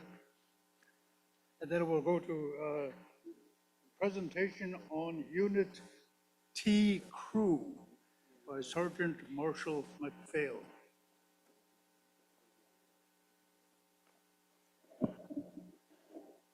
Good morning. Thank you very much for inviting me to speak about T-Crew, or the Territorial Crime Reduction Unit. I understand yesterday Dr. Candola provided some information to the group about the drug situation from a public health standpoint. And as part of my presentation today, I'd like to discuss sort of through a law enforcement lens with T-Crew and our new enforcement team, and how we're trying to overcome some of the challenges we have, and where I see and hope that we can have some collaboration with the communities. Because definitely I don't have all the answers, and I want to learn. We want to learn as to what will work in your individual communities, because they're all different. That's what I've learned over my 20+ years of policing. Is no two places are the same, and we need to work together, as this is a whole society issue. So thank you very much.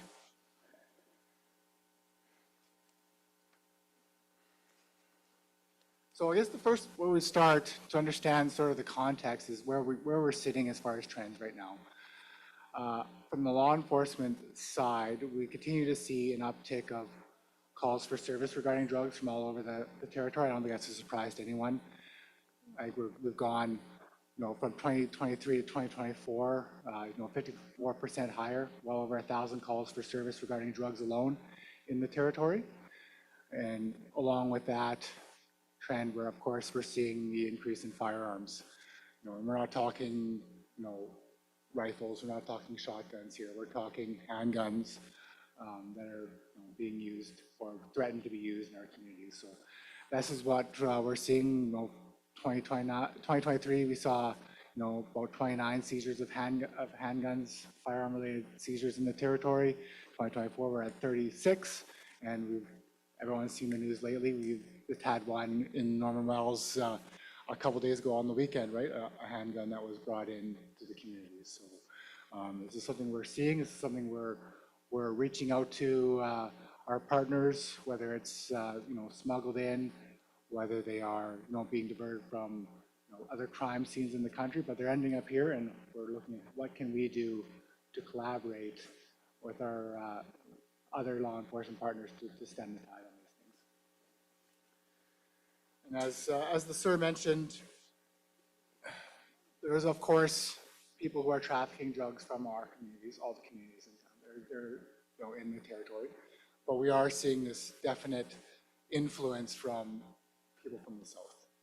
We are always arresting individuals from Alberta, Ontario, British Columbia that are coming up here, and of course they come up and they bring some of their tools and the way they operate down south. We're seeing shots fired at houses. We're seeing arsons. We're seeing homicides, unfortunately, right? So again, it's about leveraging our partnerships, our reaching into the Albertas. Okay, not only who's this guy, but who are they associated to? Who are the people we should be watching for, right? Being ahead of the curve here, not just being reactive. That intelligence analysis is what we're working at building with our new crime reduction program. Why are we reinventing the wheel here? These things exist. Some of this information exists. We just need to get access to it. And so that's, as a specialized unit, we have the time and the resources to build these bridges, not just bridges with law enforcement. We want to build bridges at the community level, whether it's public health, whether it's parole, specialized courts. There's lots of different players in this field, and what can we do to, to better make use of our finite resources here.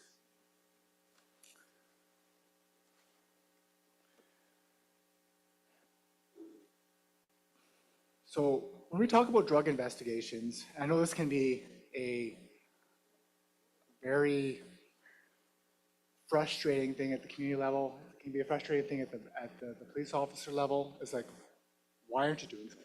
Like, we told you this, what's happening? So there's a number of things that can influence it, but as the sir mentioned, our commanding officer has championed sort of this transparency from us. And so I'd like to talk a little bit about like how it works. Everyone might not be on the same level as to understanding how a police investigation rolls out, especially one like this. So I'll maybe take a few minutes just to kind of run through like the basic building blocks of one, because I think it's gives important context as to where our challenges are, which I'm going to talk to next.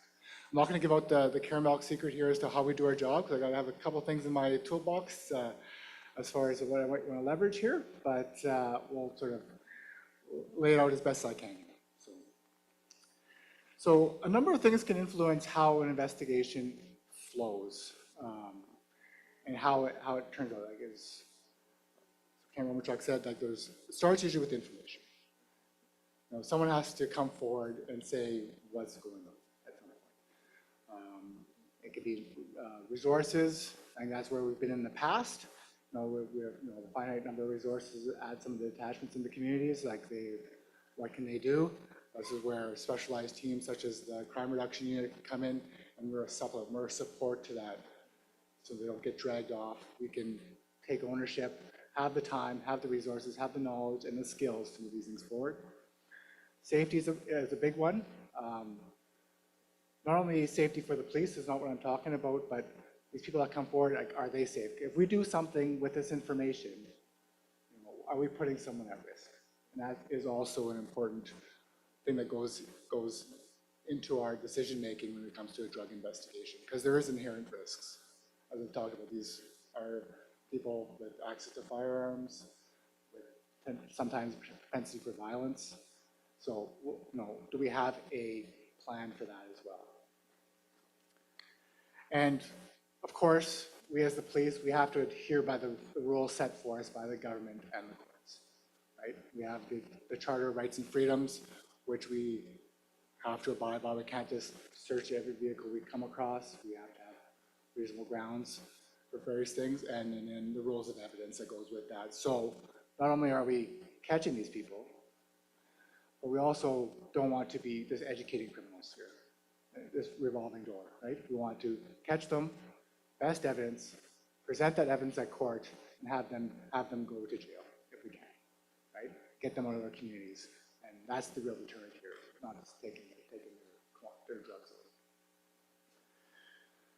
So when we talk about a drug investigation, as I said, it starts with information. It's people in the community. It could be another investigation. It might be something we do in Yellowknife that, oh, look, there's something in Good Hope. That maybe there's an individual there. We should look at them. It could be our law enforcement partners from down south. Maybe it's Edmonton who's got some information about someone who's coming up and doing something in our communities. But where it goes from there is where it's very, very different from what we see on TV sometimes. So if you think of what we would look at TV and even how our police are trained, if you take a break and enter investigation. So someone breaks into a house, into a cabin, and then the police get a call. And then the police attend, and what we're doing is we're seeking to gather the information that already exists. We're looking at fingerprints, right? Maybe we're bringing the forensic identification section in. We're taking statements from people.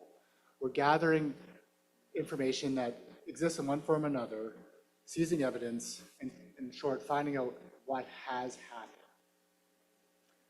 Now, if we look at a drug investigation, it's very difficult for me as an investigator to investigate that, cocaine that was, trafficked yesterday.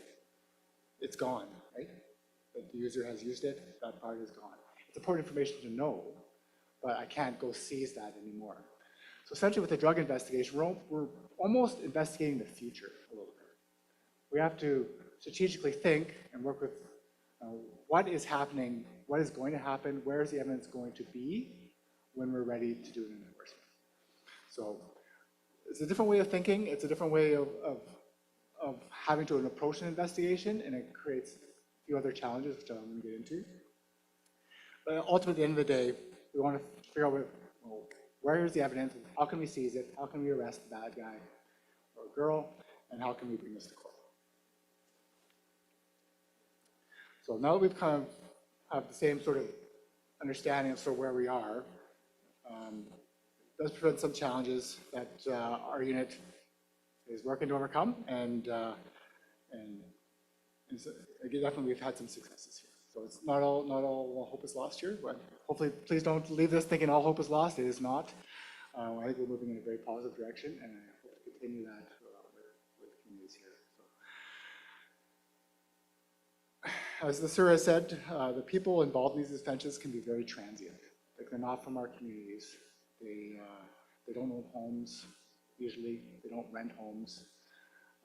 They exploit these gaps where the flow of information and time, like they'll move in, and then by the time we figure out, okay, who's this guy? We might have a pseudonym, or a nickname they go by, and then they know it's going to take us a little bit of lag time to figure it out, and then they leave the community, and there's someone else to replace them. Right? There's a turnover that they figured out, as far as it kind of frustrates some of our techniques. And that's where we are leaning into our part, like building these bridges, like who, not just this guy, but who is he associated to? Who's the next one that's going to show up?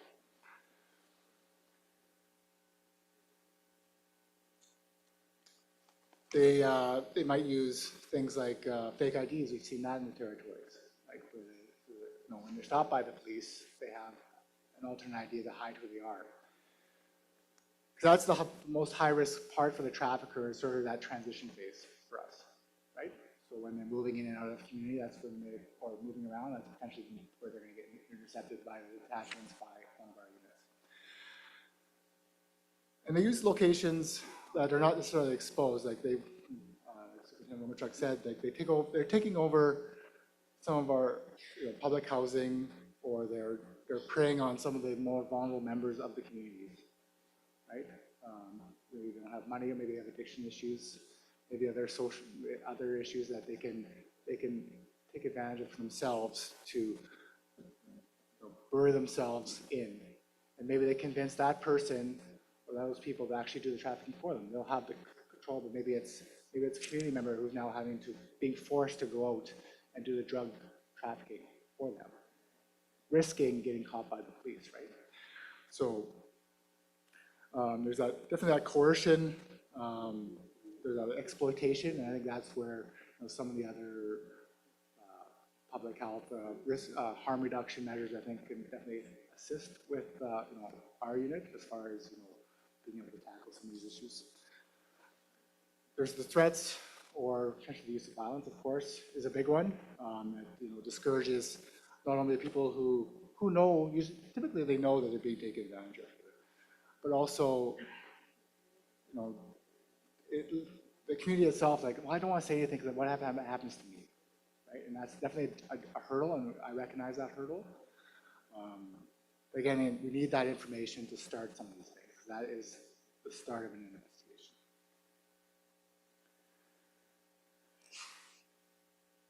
And as I said, this is not just a big city issue anymore. It's not a Yellowknife issue. It's not an Edmonton issue. It's permeating all our communities, unfortunately, right? Every community in the territory is touched to some degree or another by drug trafficking and the drug trade and the harms that come with it. Some of our communities have, limited number of members. It's not like Yellowknife, which has a large number of general duty members that have specialized support services in-house. The general investigation sections, etc. And these members in our communities, they're required to go to everything. They go through everything from our break and enters, our assaults. They're a jack of all trades, but time is not something they necessarily have. And that's where thankfully, our unit can step in and bring those resources to the community. My unit is not designed to stay in Yellowknife. As I'll go through some of our successes, my unit is designed to hopefully stop the stem of flow before it gets to the communities. That's my ultimate goal. If I can stop it from getting into the community to begin with, that's a win. But also, we will come to your community, and we will, supplement as best we can. There's certain things some of the size of the communities that lend better to other policing methods, but it's not a Yellowknife. This is not a Yellowknife unit. This is a territorial unit, just as the name. Our members, which I'm going to get through right away here, will come to your communities to try and deal with the problem directly. So we've gone sort of dark. We've talked about challenges, all the bad things, but we've had successes here. The crime reduction unit, so that is my unit. I'm the sergeant in charge. We have 6 members. We're almost fully staffed now. We're still waiting on one to come, but we are in place. We have been in the communities for the last little bit. So we are bringing, time, training. So I've been doing similar jobs for probably the last 18 years of my career in Alberta. I've been in the territory for 4 years. I'm not new to the territory. I've been to many of the communities. Luckily, I've been lucky enough to visit some. We've had the emergency response team, which go hand in hand with us. So these are like quote unquote SWAT for TV, the TV reference. And these are the ones who can redevelop the file potentially, and then they can assist us to safely, if required, to safely execute it, not only for us, but for the members of the public. They're the specialists. There's funding for these teams as well. We've talked about public housing, but we're also forging partnerships, as I said, to prevent the drugs hopefully getting into the community, like whether that's through the mail system, whether that's through some of our cargo carriers, whether that's on the road system, like is it, can we bring up some, is it the dog section? What can we do as to leverage all the different parts that exist within the RCMP, all the different specialties? How can we bring these all together? Break down the silos, well, this is my job. Well, we'll do this. Can you do this piece for us? Yes, right? And being able to drive this resourcing from my team, to prevent and disrupt these criminal organizations is what our ultimate goal is. So that's an ongoing thing. It's not ever probably going to be done, and this is probably why I'm glad you invited me to speak here, because I think there's another partnership that we can forge within the communities as well, as far as this goes. So I look forward to that going forward. So we had some successes, as Superintendent Romerchuk alluded to. Ourselves as a unit, as I said, we're just standing up. We've been sort of working in the shadows for a few months. We've been involved in search warrants, assisting Yellowknife. We don't always put our names in the press release because we wanted to highlight some of the great work that the detachments are doing as well. We were supporting, but we didn't have the lead role, so we want to give credit where credit's due. But we've had files in the South Slave area. We're talking Fort Smith, with a offender who was involved in a drug trafficking organization who was not supposed to be here. We arranged his arrest, getting him back in custody because he was released to not be here and showed back up. So let's not let him continue his activities. We've had successes in Fort Resolution recently, firearm being seized after a call for service, where we were in the community able to, for that very purpose, to assist on those type of calls.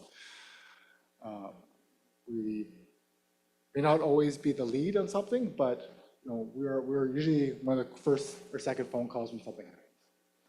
Like so, whether it's a seizure in normal miles, okay, well let's talk to the crime reduction. How else can we help, to make sure that we're collecting best evidence, that we, are dotting our I's, crossing our T's come court, and giving that and being able to lend our knowledge and our experience to some of the junior members out there, not just hoarding it to ourselves, but teaching, and so they could take that knowledge and implement it in your communities as well. And also, I think there's, whether it's if at the end of the day, it's, is there other resources we can bring into the communities on the harm reduction? Is it Corporal Bell's unit who maybe gives a drug talk? Is that going to assist it? And again, that knowledge and ultimately, hopefully, gathering that information from the communities is our ultimate goal. And at the end of the day, sometimes there's a thing. Well, the RCP already know that. Sometimes we don't, and it's quite honestly, right? Like sometimes, we know some things, but we can't know everything. And sometimes it's community that someone says, "Well, you don't know about this, right?" And I had no idea about that, and that opens up a whole new suite of things that we can do, or opportunities for us to tackle an issue. So, please don't ever think well, the RCP already know that. I'd rather hear it 4 or 5 times than not hear it once, where it could make a difference. So that's sort of it for the crime reduction unit. I said again, our mandate is to try and disrupt, drugs and firearms in the community. That's what our primary goal is, and that's what our job is, and that's what we want to do. And again, with the goal of making everyone community safer. So, thank you very much for inviting me to talk, and I'll be available for any questions. Merci.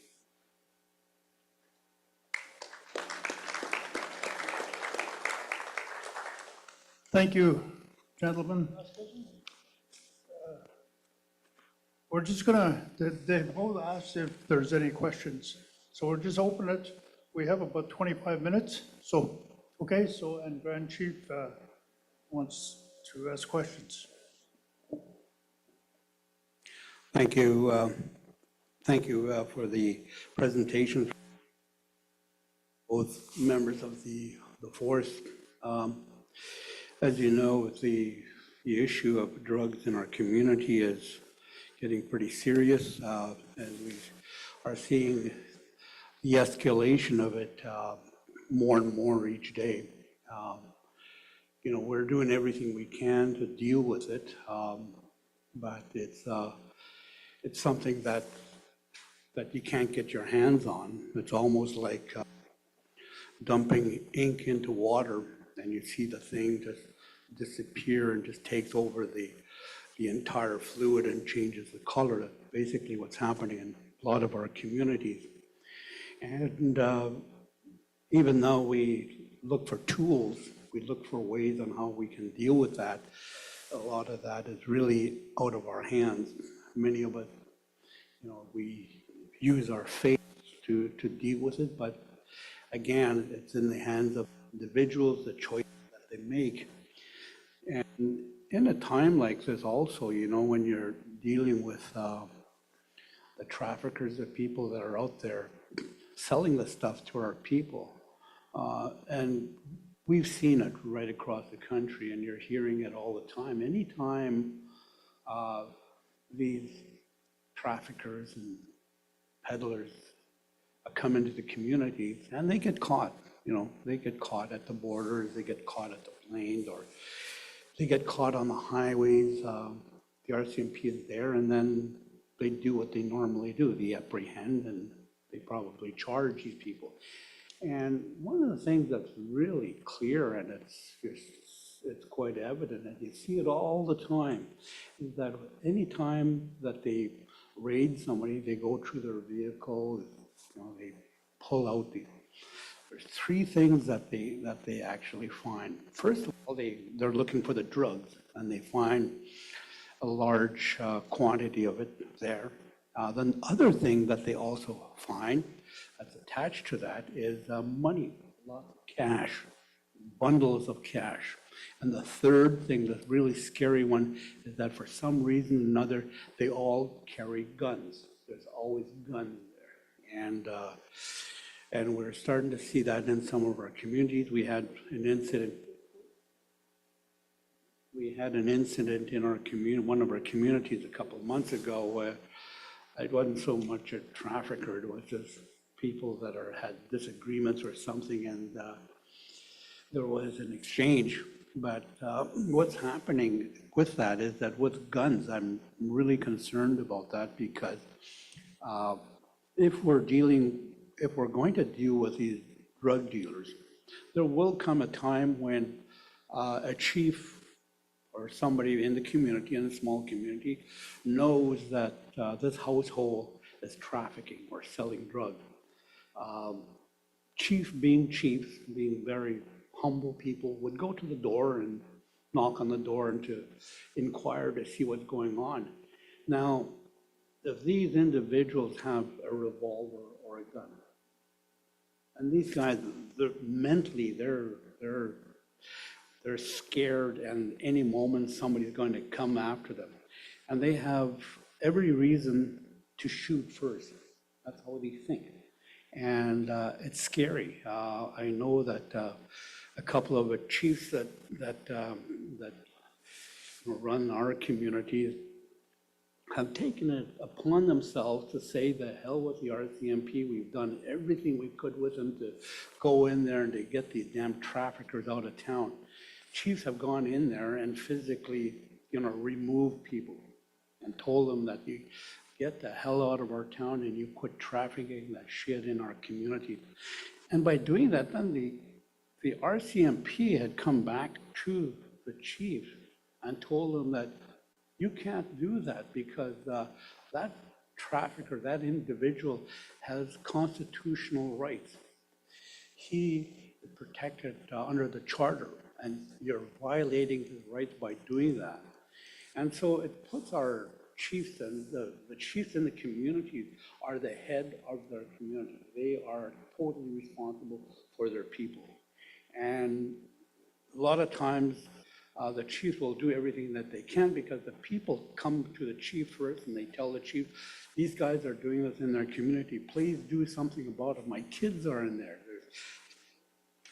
Please go in there and do something. So the chief, of course, chiefs are very solid in their hearts and they do the right thing because that people put them there to take on these dangerous jobs, especially when there's drugs involved.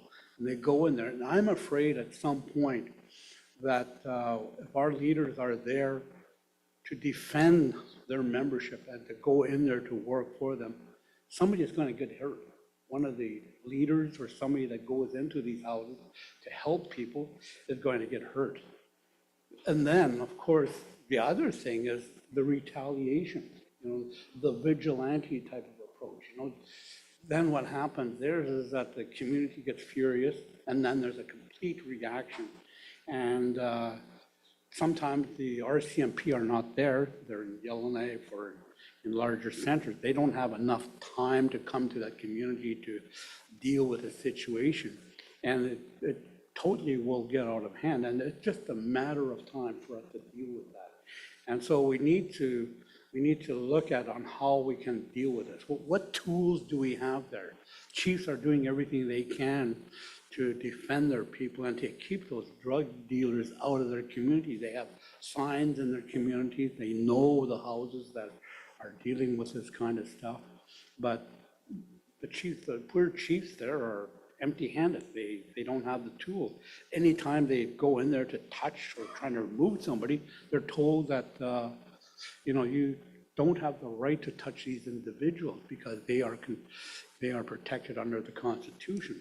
Somehow or another, the drug dealers have more rights than the chief himself. And that really puts a strain, on the entire community. And so a lot of us, our backs are against the wall, and we're trying to deal with this situation. And somehow or another, the Constitution seems to be the thing that protects these kind of people. So I'm hoping that, the force, the law will deal with these issues. And I don't know what tools that we can use because it's just a matter of time before it really gets out of hand. I mean, there could actually be shootouts in the community, and there's really no need for that, but people are frustrated. People are seeing the stuff that's happening in their community, especially young people passing away, just, from drugs. And so I'm hoping that yourselves, the force, the departments, will try to understand the situation that our communities are faced with. And I'm hoping that there are tools out there, there are things that the chief can actually do. What kind of tools does the chief have? What can he actually take in order to deal with this situation here? So it's that kind of a thing that I was asked to talk about. So I'll leave that with your hands, and if you have an answer, great stuff. Thank you.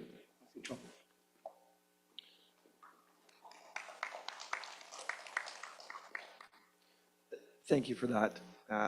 Objectively, I would share the same concerns that you have raised, where chiefs are attempting to manage these dangerous individuals. And to be very candid, they don't care. Like, the drug traffickers are there for one reason and one reason only, and that's money. That's what they're trying to leverage out. So if somebody's going to try and step in their way, they will react accordingly. And that is why we have enhancements to our emergency response team, so that we can effectively contain and take those people into custody. You mentioned cash. You're right. Like, there are three things. Cash is one of them. One of the things that we have raised up is the need for a civil forfeiture legislation.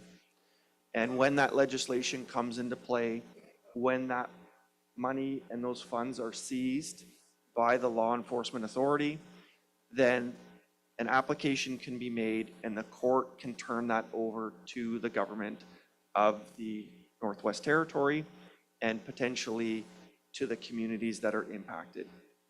And those funds could be used to support programs such as changing the trajectory and removing the addictions that are really driving this forward in the first place. The drug trafficking in the investigation is secondary to the initial desire and the need within the community to have these things there in the first place. And if there are no consumers, then the traffickers will move on to places where they can make money. So it is dual pronged. We do own the enforcement side of it. We cannot inherently plan an operation or an investigation that breaches the Charter of Rights and Freedoms of any individual. We just cannot do that. That's a flawed approach. We want to remove these items. We want communities, families, children, chiefs, everybody to be able to walk down the street safely and not point at a residence to go, stay away from that. That's where drug trafficking is happening.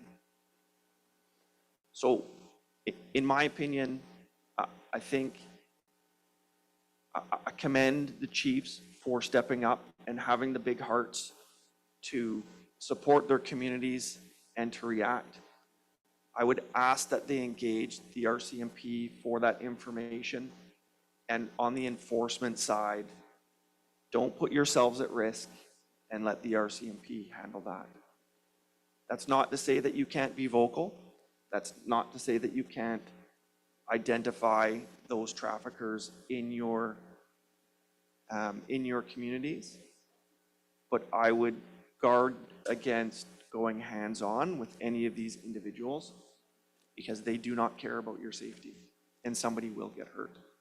If I look at the recent homicides that we have had within the territory, they are youth themselves.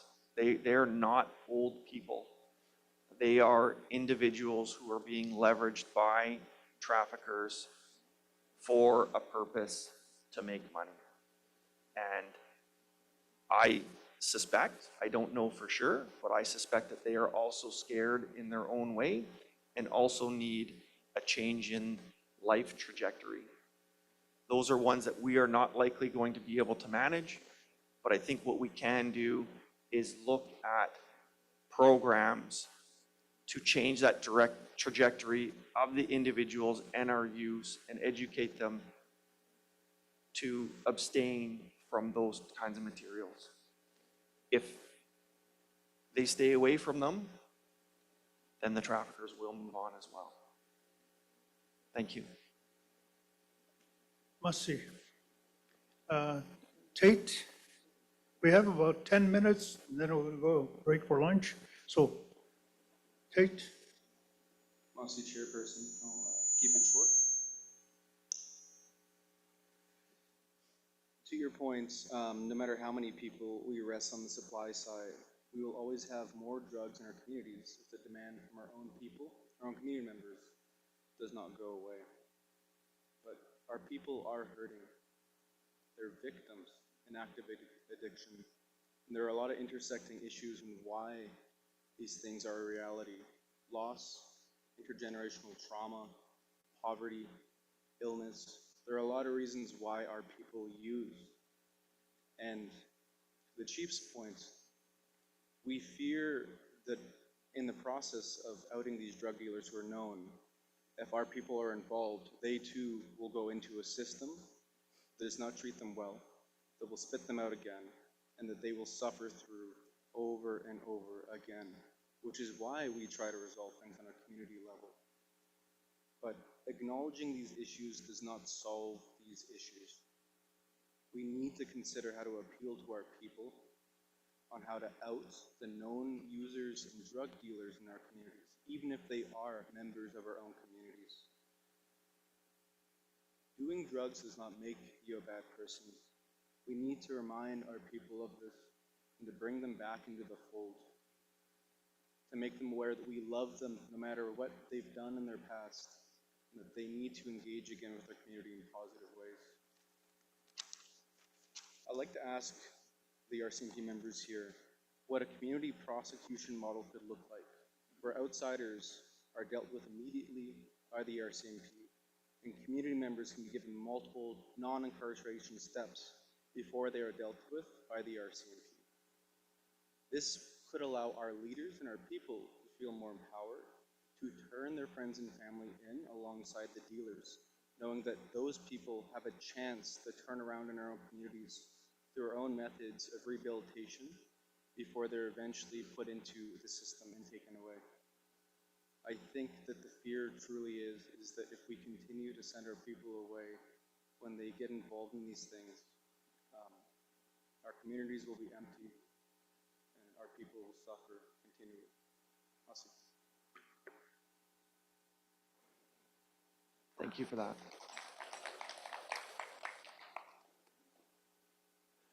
In answer to your question, I believe some of that already exists within the territory. We do have a specialized court process that actually is a deferral into a different stream that is outside of the standard prosecutional and incarceration ending. And that would include things such as addiction treatment, as well as other supports, education. It is not holistically across the territory yet. It is something that is being looked at from a justice framework. It's in its infancy for expansion, but it is being explored. Thank you. Go to Chief Hope from Port Liard. Thank you. Chief Hope with Dene First Nation. Just got a question. With all the arrest of individuals in the north and the seizure of money, with the the application for the civil forfeiture once it's in place, could an application be made by the regional government where the money was seized in, since it's pretty obvious that money would come from that region or since we're starting a task force, it could pull back into that task force. Because once it flows back into GWT, it doesn't benefit us, not that we know of. So that's one question. Another question I have is, when these individuals are arrested, investigated, and their backgrounds looked into, are you able to tell us what gangs from Alberta or BC they're involved in, or what identifiers on them that we might look for? Because usually gangs have different tattoos or numbers on their hands and stuff like that that could give our task force or our community members an idea of what gang they're from and what level of violence, they're associated with. Because there are over 2,600 gangs in Canada. The majority of them are in Alberta. Quite a number of youth gangs exist in Alberta, and Indigenous youth gangs. So it's just, is there something that information that as leadership we could receive or pass on to our task force or just leadership for our communities to know, and then once we see those individuals in the community and we see those identifiers, that we can pass that on to the RCMP.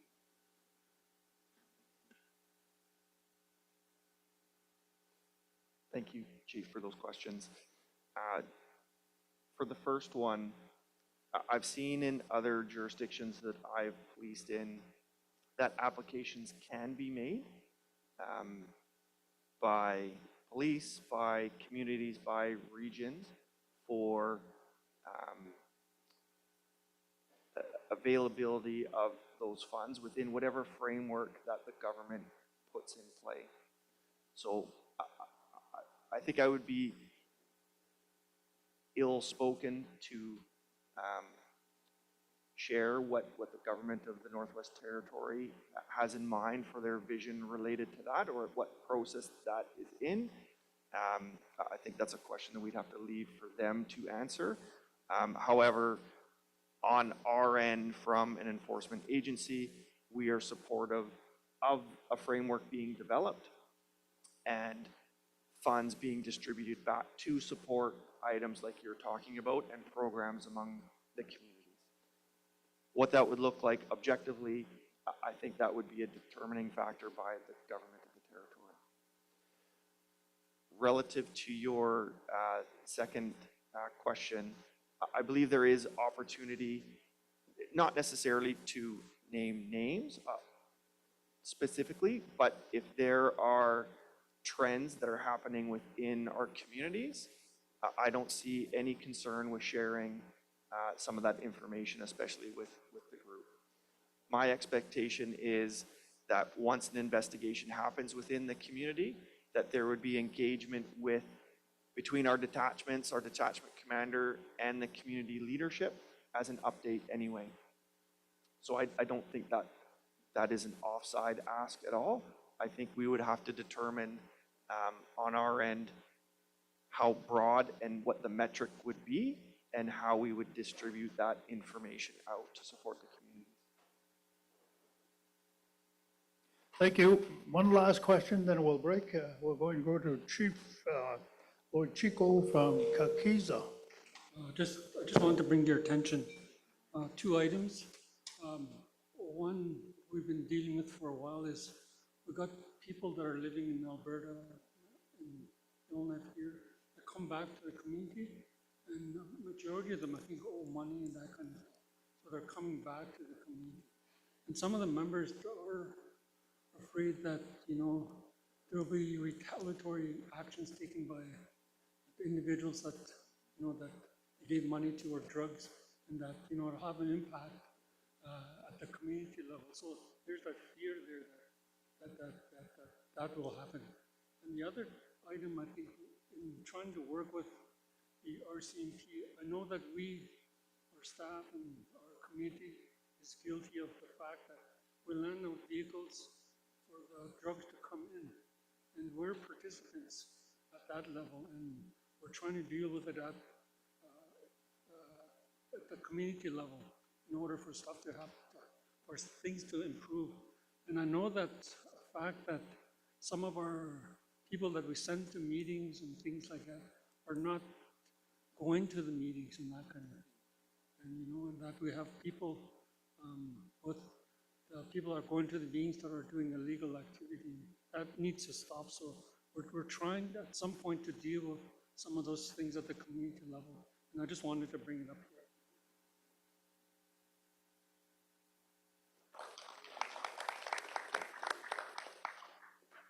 Thank you. These events are complex. Like it is not a one size fits all solution. As I mentioned before, it is going to take collaboration between the RCMP, between the communities, between programs, hopefully to change the trajectory of some of the people who are struggling with addictions. So I appreciate your comments there and your efforts. As I mentioned earlier, we have strength in numbers, and if we come together, we'll be much more successful. Thank you. I'm going to go to the national.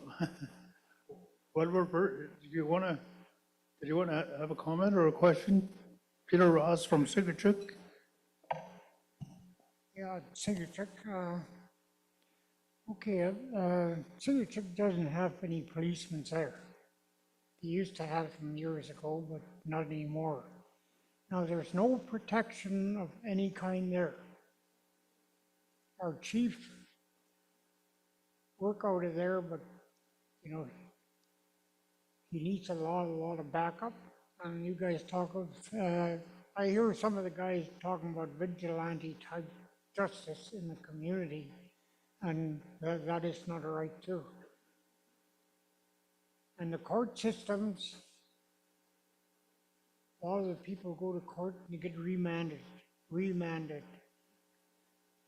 Well, what's wrong with the Justice Department here? Why can't they, if they can't handle the cases, why don't they have JP in every community, which they used to have years ago, and that worked. You know, a lot of these cases that people are charged with just minor stuff. The JPs could deal with that. So I think it's time to put the Justice Department and the police back in the communities. I think that's their job to protect.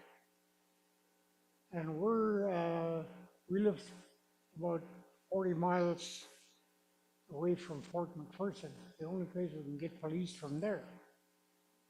But a lot of times you got a storm, or, you know, the community's built on the wrong side of the river. They can't drive over. You have to wake up the ferry camp, you know, and bring the policemen over. So that's something we really have to try to work with, and you know, it gets pretty scary at times. You know, and a lot of times, you know, by the time the police gets there, the culprits are gone.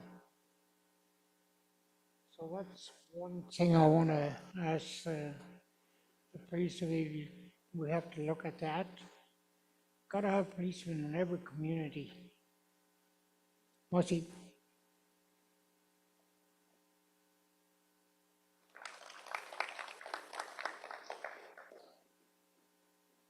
Thank you. I would agree, especially up here in the Northwest Territories, geography is a barrier. And if I look across the country, if I look across even North America, I do note that right, wrong, or indifferent, that police are not in every community. And that is something that is challenging, especially in those communities that you don't have dedicated law enforcement living in. I think what I would say is, I hear you. I think those are much more complicated, maybe not complicated, but much more pointed conversations relative to, the government of the Northwest Territories and what the contract with law enforcement looks like. And I think that's likely where that conversation needs to happen. We are contracted to provide the policing support across the territory in line with the wishes of the government. So I want to acknowledge that I do hear you. I think that's one that I cannot respond to at this time. Thank you. Okay, Lisa.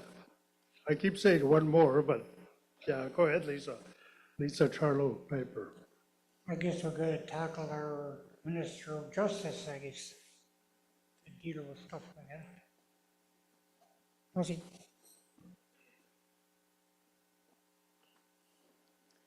Hello, the name is Liza Charlo Piper. I'm from YKDFN Yellowknife. I want to mention thank you for all the work that the RCMP are doing. I know they are very busy because I live downtown and we hear sirens almost every second day. And there's so much happening and we need that type of support. But it's also concerning from the smaller communities where they are isolated. And they need that support as well. And I also want to mention that you're dealing with two regions who still have treaty rights.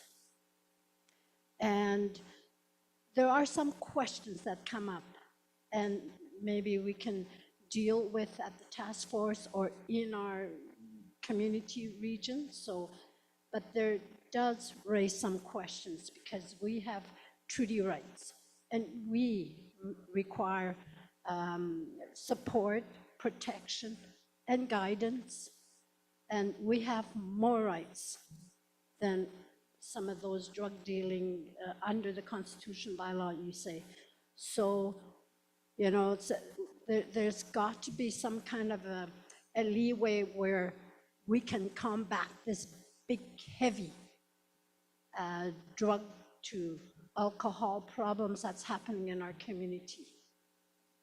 So I just want to mention that.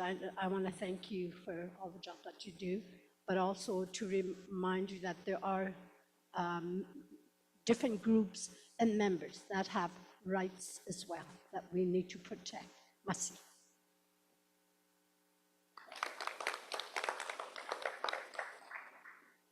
Thank you for sharing that. And I think that warrants further discussion when there's likely more time. And I would say that holistically, with the RCMP members across the territory, Yellowknife and beyond, they are up here because they want to be up here, not because we are forcing them to be here. And I think that is why we see a lot of good work that's being conducted by them. They want to be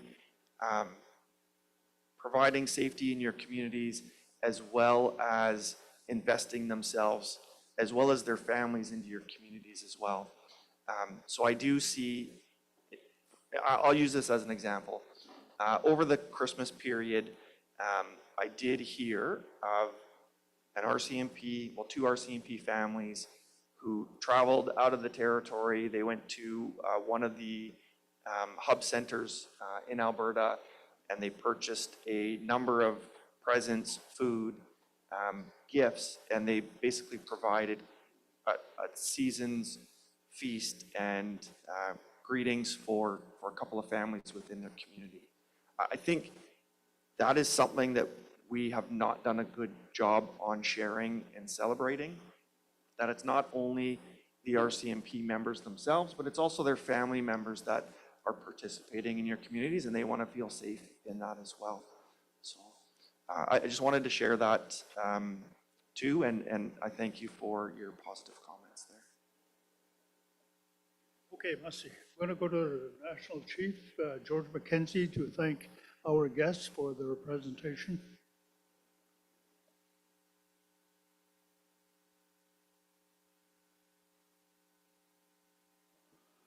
Mercy.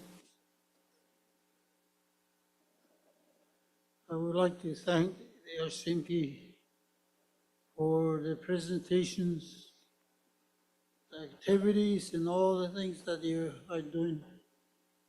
It's an awareness for this leadership to have discussions after you've done your presentation.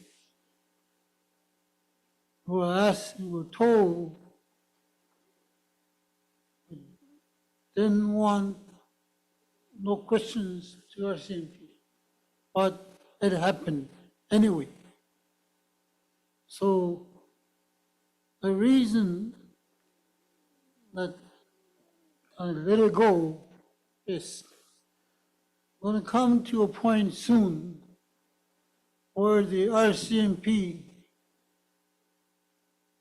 wherever they get their fundings from, federal to the territorial government, to run the RCMP operation. We could have asked the RCMP, we're given about an hour. When that happens,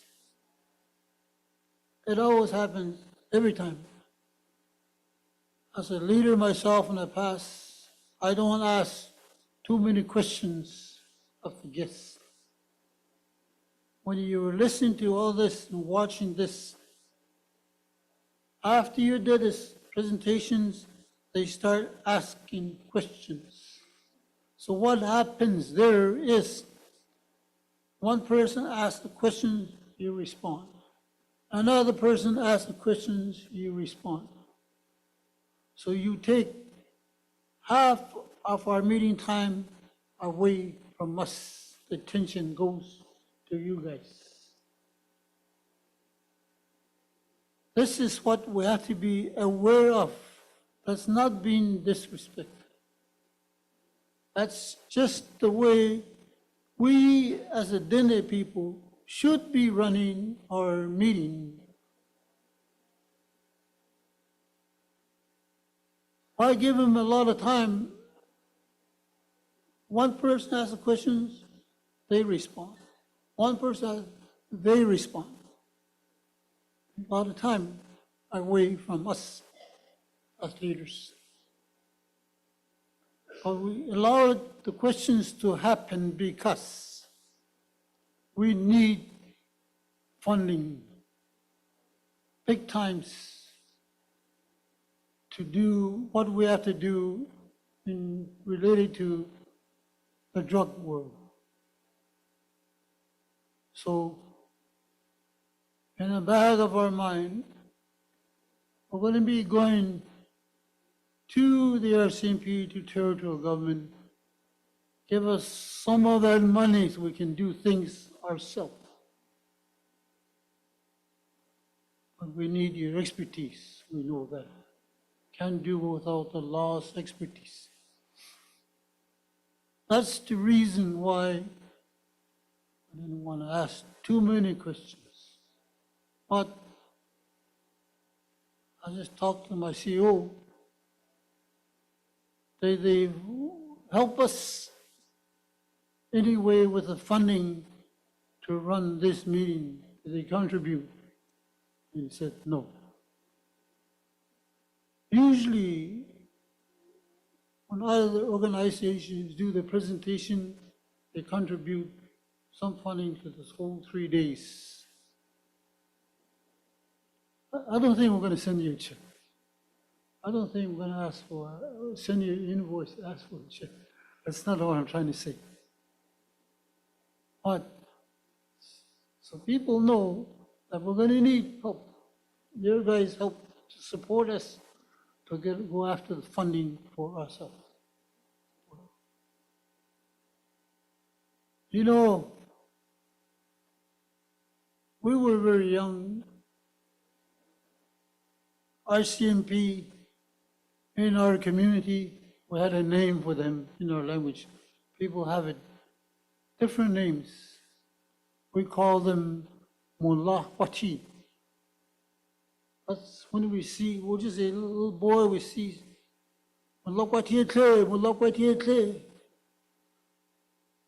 RCMP is coming, RCMP is coming. That's a whole bunch of tents in the summer, which are cool, hardly any house. Very noticeable. We call them Mullah Wati. What does that mean in English? A white man as a police. That's what it means. So, young guys, we get very curious. And when we see the RCMP, we get scared. We get scared. We're scared of RCMP. But that is getting less than it used to be when we were young. Seems like the lawmakers are being supported, that's not the right word. So that's the way it is for Mullah Wati. See, the elders, I know people, I hope young people on the radio are listening. The young people, our elders, our parents have always talked to us since we're knee high. And they tell us, they pride themselves. I never in my life had to encounter with RCMP. I never in my life had to go to jail.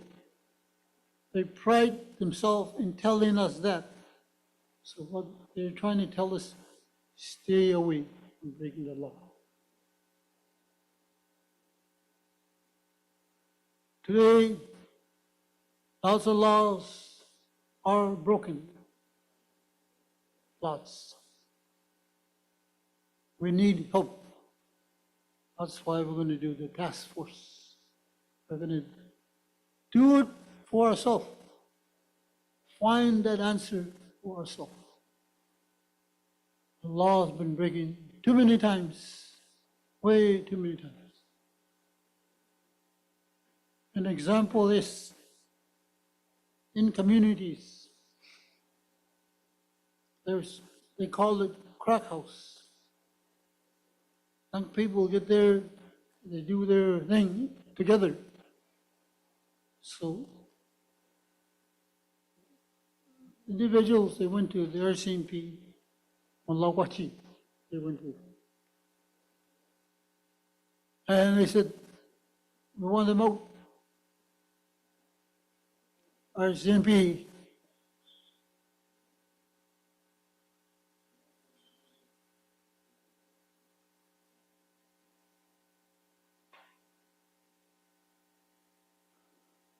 the RCMP wouldn't do nothing, would not shut down the crack house, just let it happen. Somebody has better protection than the people's concern about the crack house. Very sad. So they tried again, and this time they said, the same house, there's young people doing what they're doing in that house. Finally, the RCMP shut down that house. That's what it took. First time, they wouldn't do it. There's a lot of houses in communities, we know them, they are crack houses. They're breaking laws. But they're not scared of RCMP because they're not going to do nothing. So this is what is the challenge in front of us as the nation here. What can we do about it? The task force will tackle it for us. You know, RCMP, Mulakwati, we call it. There are some of them that live in our communities. We want them to stay longer, but they had to go. There's some in our communities, we want them to go right away, but they stay. Things of that nature, we as a community people do not have a say in the policies and how a contract should be formulated. Good ones, we want them to stay, they have to go. The ones we want them to go, they're staying. We have no control over it. We need to have control over issues like that for our people. There's some RCMPs, at the end of their term, they became our personal friend. They played hockey with us, stuff with us, became personal friend. And we know people like that. We're not being disrespectful. And we're not going to send you an invoice. So we appreciate your time. The awareness is overwhelming. Lots of information that came out. That's what we need. That's what we need. I just want to thank both of you for your presentations and wish you well in your work that you're doing. It's honorable work, protecting people. Must see for that, I think we're into one. Okay, we want you to both stay for a while, mingle, we'll have lunch, a free lunch, we're not charging you. Yeah. So I think at this time, we will close it for lunch. And we want our CMP to be with us. We're going to do a prayer. I'll do the prayer over the meal. So would everybody stand up, please? Yeah, just before we do that, Fraser Goulet, is Fraser, put your hand up. He will be collecting donation for Tommy Lockhart's family during the lunch hour. I don't know if you know Fraser Goulet, but put your hand up. Dance for us so everybody know. He will be collecting. There he is, yes. Yeah, we trust him. Okay, so we can break for lunch, back at 1 o'clock.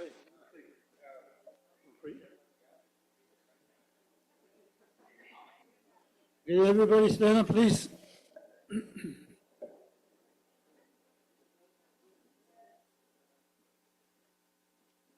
Yeah, Kiaone. She says, Zassi, and that. Okay, this is that, okay, it's a Kia, no, she must see what's the deal on it. Okay, see, Kungo song, okay, honey, lay. Okay, see, honey, again, on it. Honey, ho. She care, baby go on, you care, yeah, she gets a done on it. On the chain. Let her take away in the mercy is in home. Father in heaven, every day you give us our daily bread. We thank you for that. Some days we have very little when we're growing up, but our parents have always prayed in front of us over a small piece of boiled fish, whatever. We're going to pray over the meal. At the same time, I want to pray for our good friend, Tommy Lockard. A lot of people know him. And it's shocking. All of a sudden, we hear that he's sick in hospital. and then all of a sudden, he's in a coma.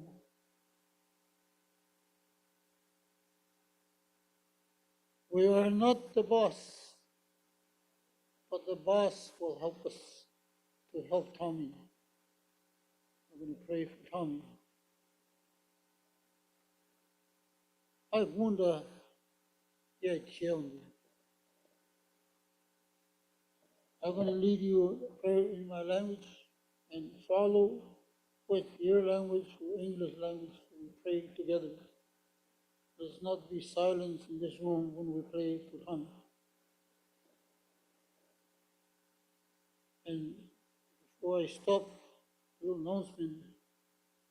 I made an announcement to do donations for Tommy.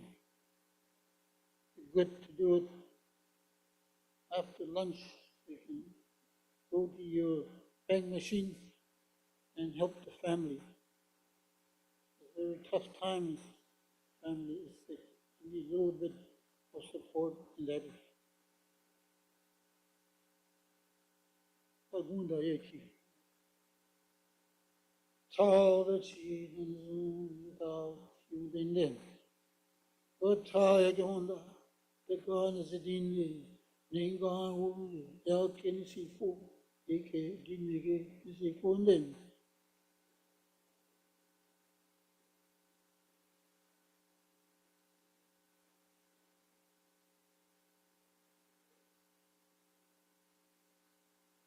Please follow English, so the room is not silent. The guy from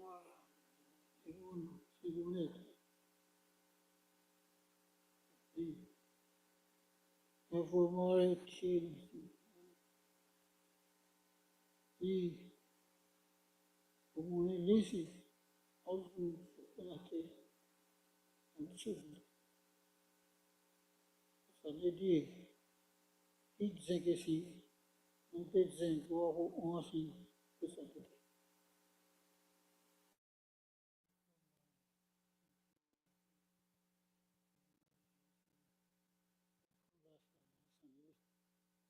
No dance in the tower, you done is too.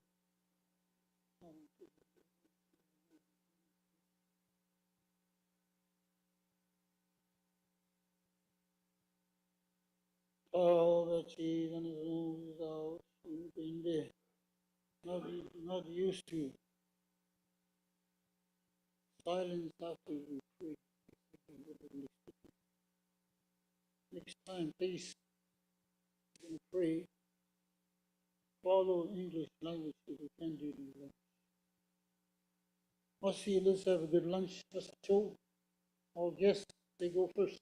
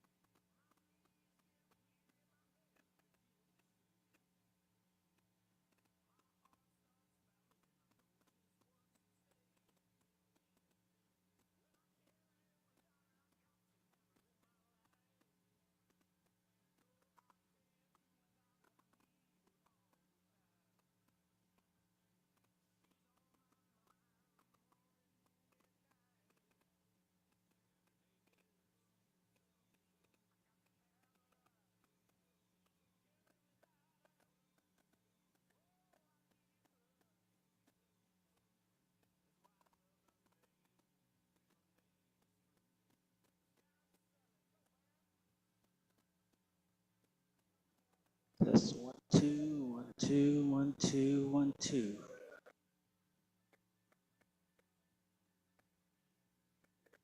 1, 2, 1, 2. 1, 2.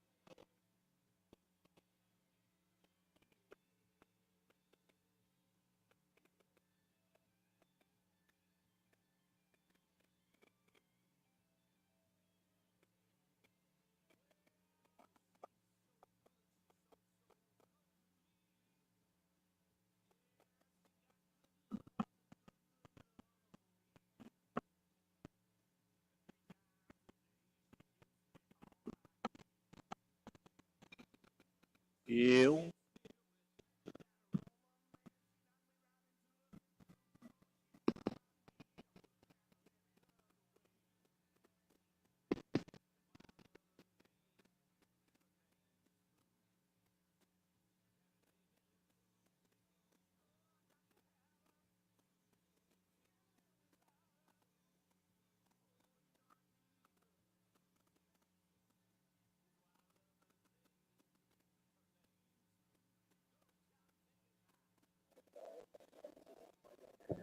Test 1, 2.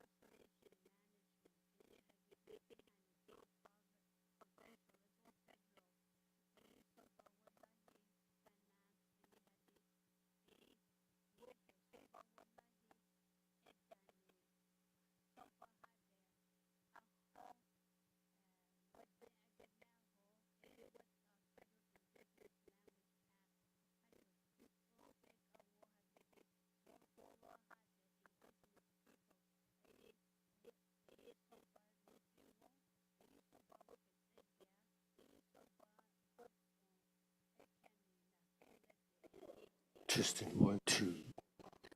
Table mic test.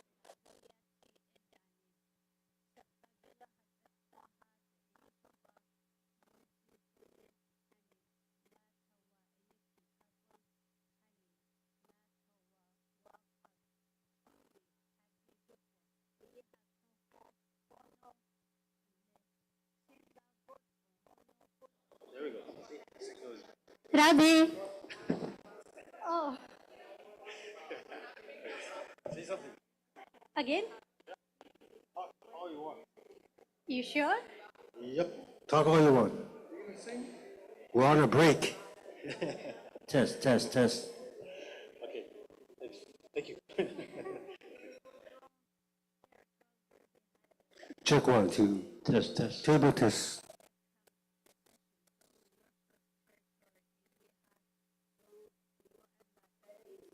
Table mic test. Table mic test. Testing 1, 2.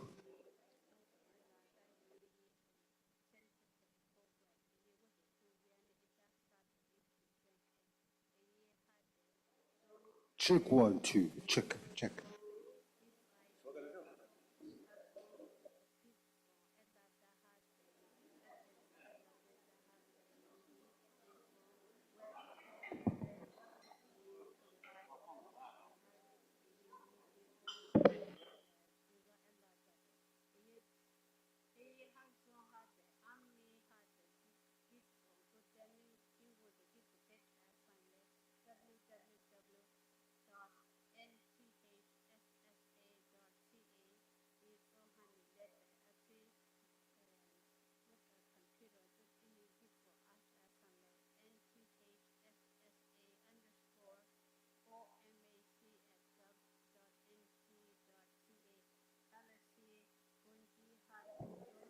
Test, 1, 2.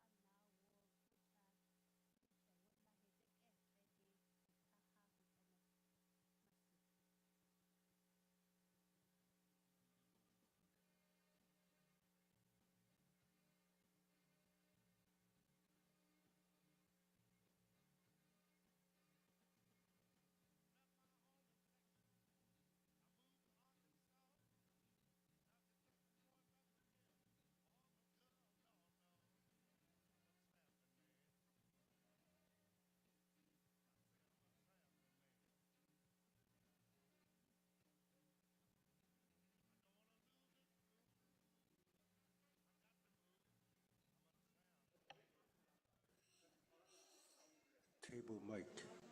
Test. Test. Table mic. Testing 1, 2. Testing 1, 2.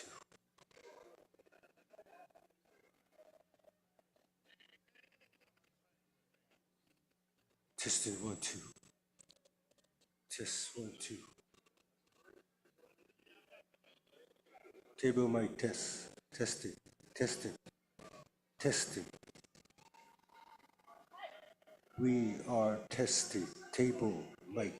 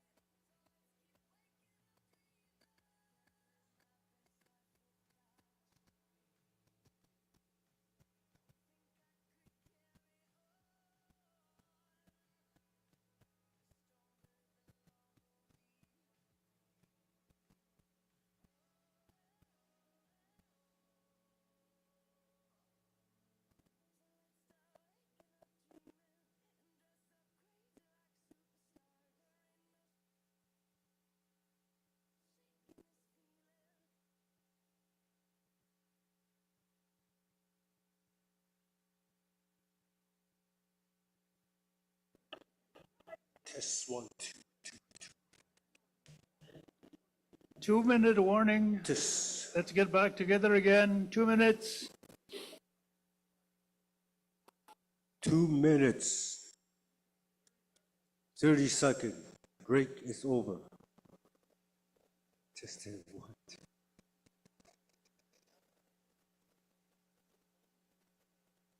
Test 1, 2, 2, 2. Mic test. Table test. Table mic test. Test 1, 2, 1, 2. 1, 2.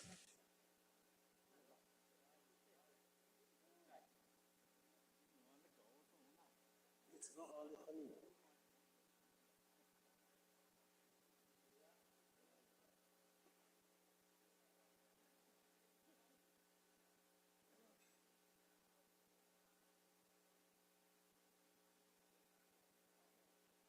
Check, check, check, check, check, check, check, check, check, check, check, 1, 2, check 1, 2. Test, 1, 2, test, test, test. Testing 1, 2.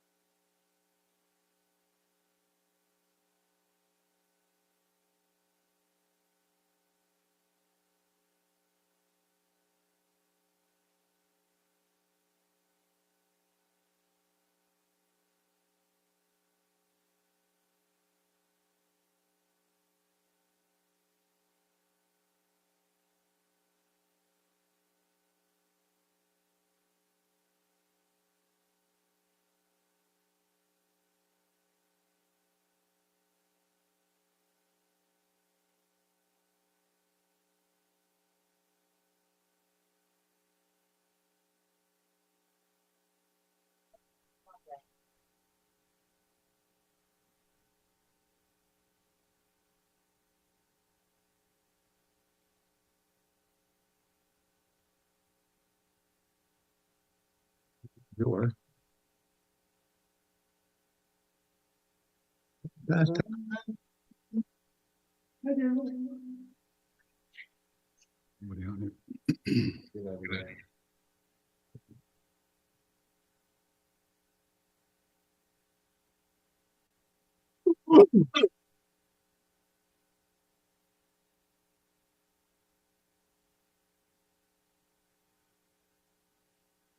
Okay, all right.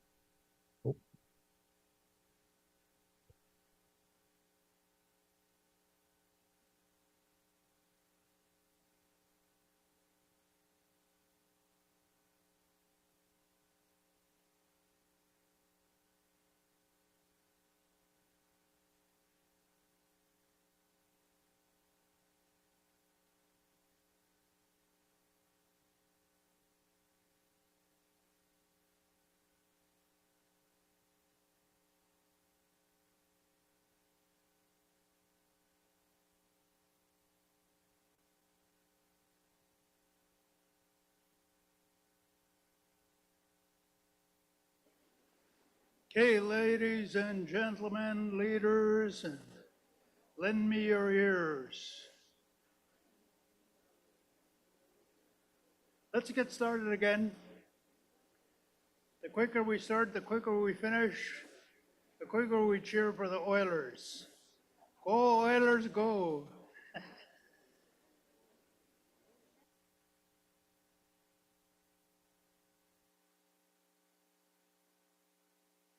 Here, see if we can figure it out.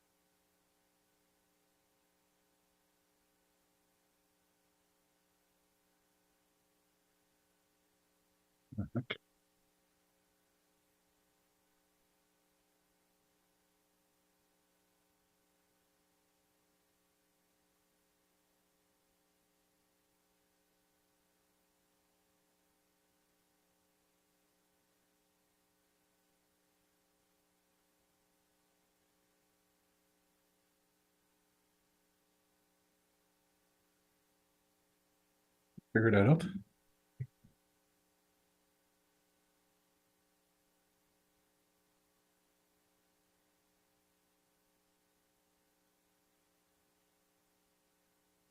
What do we do?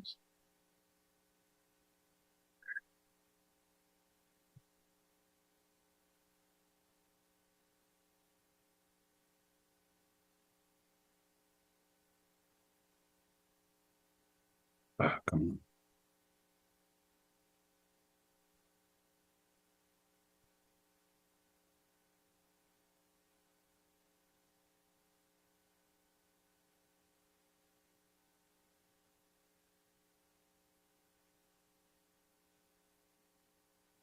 Waiting for the Chiefs to walk over.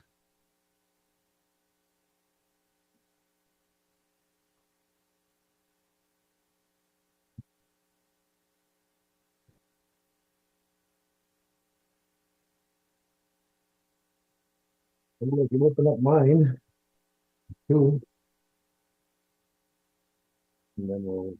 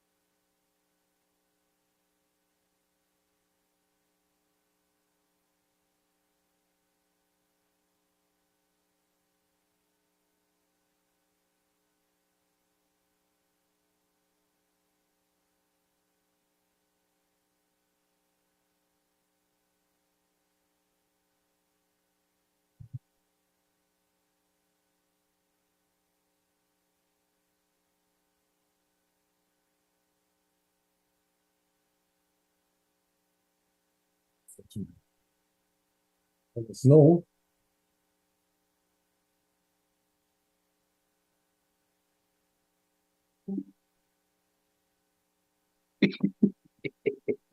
With a big smile.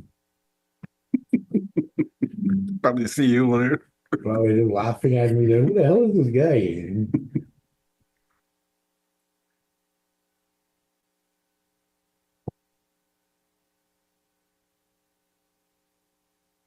Host says, stop your video. Oops. Sorry, man. Still used to this.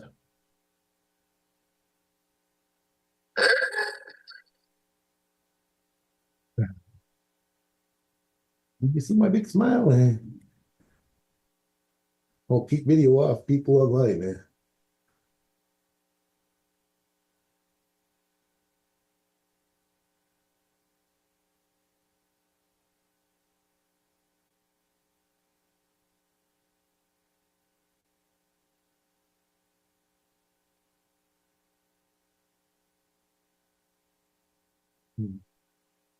Keep your video off. 30K people online until I introduce you, man. Here we go.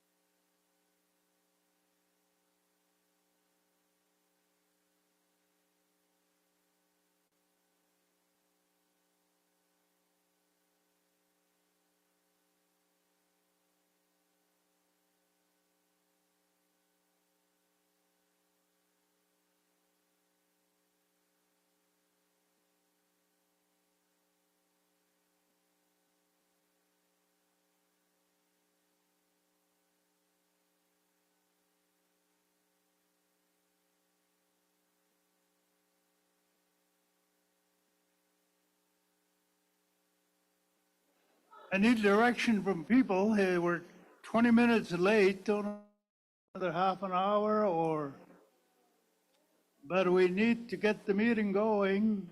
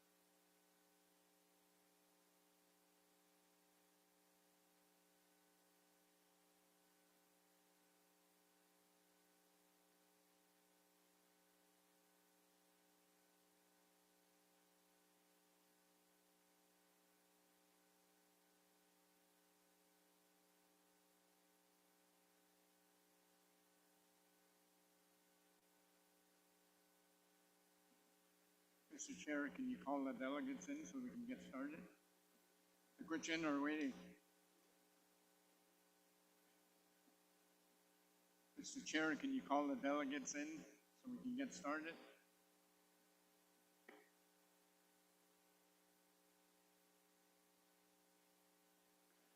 Okay, ladies and gentlemen, let's get going so that we can, and let's go with the people that we have right now. Okay? Okay, Paul. So on the agenda, we have community patrol and security of First Nation communities, presented by Rod Chartrand and Daryl Red Sky. And I'm going to get Leanne Goose to introduce them.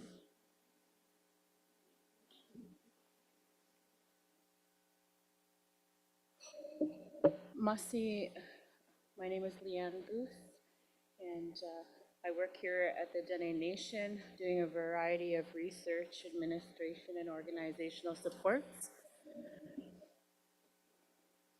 Today, I'd like to introduce Daryl Red Sky and Rod Chartrand, who are from Manitoba, and they operate a program that they've developed called Tribal Protective Services. And this was born out of a need that they saw in the Manitoba communities, First Nation communities that were being affected by substance abuse, violence, and crimes related to substance abuse. So please welcome Mr. Rod Chartrand and Mr. Daryl Red Sky, who will talk to you about their community model. And this presentation is to give leaders ideas or information about how a community-driven initiative has come and what their business model is and the ways that they operate regarding drugs, alcohol, crime, and violence and gang-related incidents in Indigenous communities. Daryl, Rod, welcome to the Dene Nation. These are our Dene leaders. You may begin your presentation. Masi, for joining us. Please tell us a little bit about yourself. Thank you. Thank you. No. No. No. Let Daryl go first. Good afternoon, Chiefs. Thank you for allowing us to give us a brief presentation on our services and what we've been doing in the communities here in Manitoba for the past few years. I'm not exactly Just a moment, sure. gentlemen. We have a little bit of issue on our side, so we're just going to see what we can do to fix that. Maybe 10 years ago.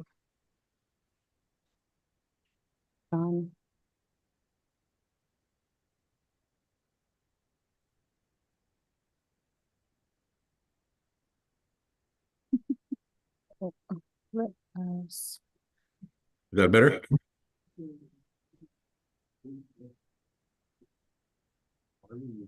What's the weather like over in Winnipeg today? Sunny. Just gonna keep talking until we can get some volume on our end.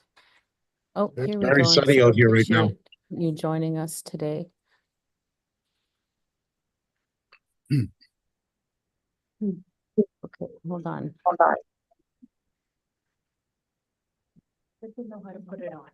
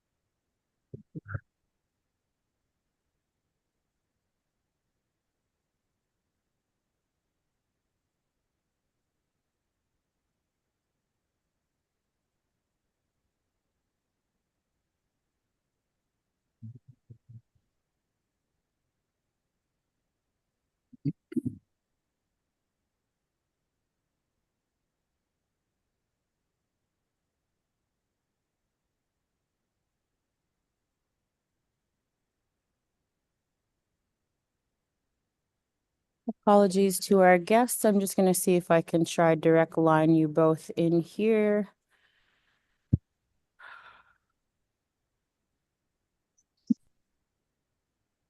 Okay. Can we get you guys to try test one more time, please? Testing 1, 2. Okay, Testing. we don't have a direct line into, he's patched in from the computer. So it'll have to go from his computer out to the board.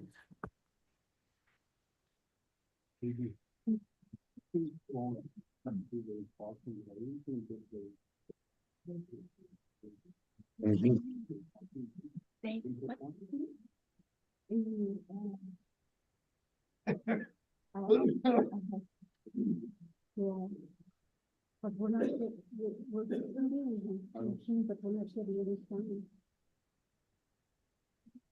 And you think about it, like everything works all the time. Gosh, you know. I know. They really do. Oh, the mic is not working or something. But, no, it's our sound system is down right now.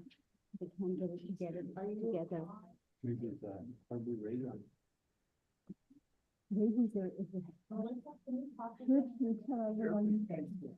Can you hear me? Yes, Can I you, can. can you talk so that Leanne could hear you? I think she's at the other computer. Okay. Can somebody say something? Say hello. Hello. My name is Roddy Chartrand. Testing 1, 2, 3. Testing. Can you hear me? I can hear you loud and clear.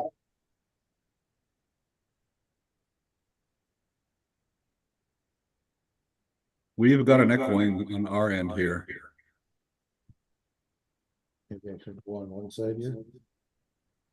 They're doing it. Okay. Where are they gonna do this? In the back. Oh, where wow. the tables are. Oh, wow, okay. They're gonna be I will run away from this computer. Maybe we're too Hi. over there. Fraser Goulet is the guy that's going around and trying to get the donations to Lockhardt's family. Can you hear me okay? Can't hear anything now. Apparently, right now, we have raised 1160, okay? And thank you for all those people that are making the donations, because you know that when you're out there, there's no family support out there. So it's really nice that we're doing that. Thank you so much.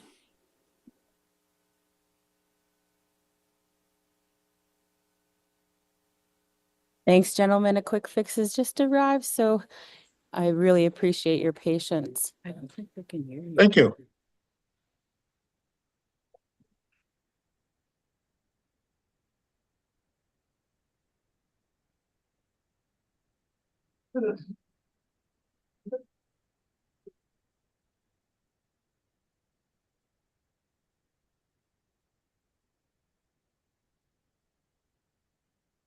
And just as a reminder to our audience, we do have Rod Chartrand and Daryl Redsky joining us. And I'm going to share a screen as we get our technical issue squared up here, which is an overview of some of the services that they provide in the different communities. And I'm so looking forward to this presentation and hoping that you're able to develop some ideas for your own communities and your own regions.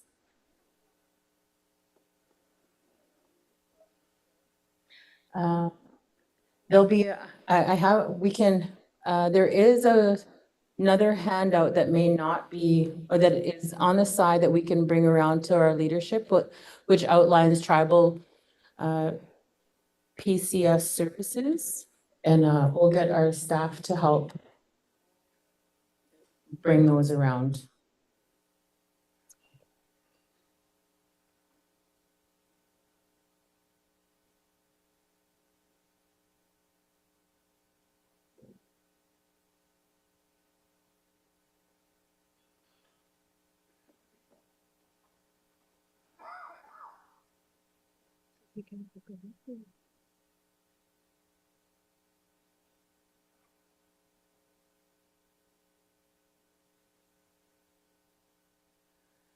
So do you boys know sign language? What kind of sign language are we talking about here? Oh, you know what? I can kind of hear you. So do we have a low volume somewhere on one of our levels?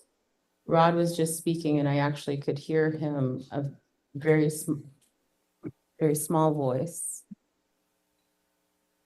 Testing, testing, 1, 2, 3.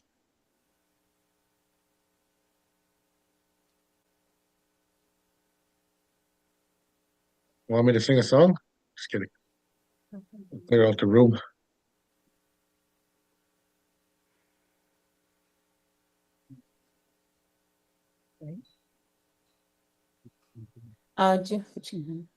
Rod, Daryl, do you mind just talking with me for a little bit? We're just gonna keep testing until we get to hear your voices a little louder. Yeah, Yes, I've got a volume problem on my end too. Well, can you hear me?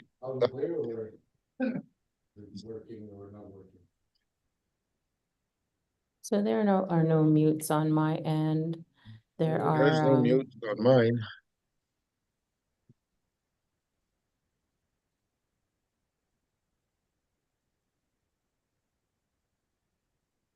Can you hear me loud and clear, Leanne, or so not really? there needs to be a line out from the Zoom feed to the main speakers.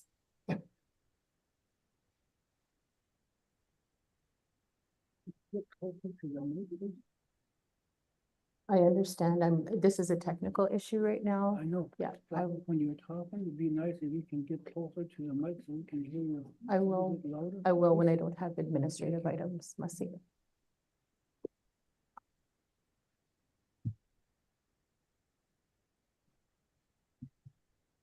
Are you able to hear me now, Leanne?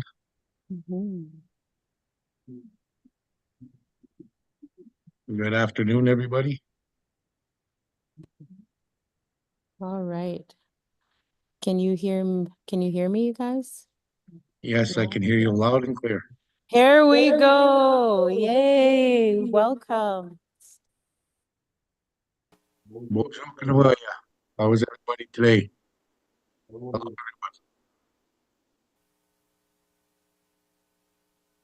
Doing good. Doing good.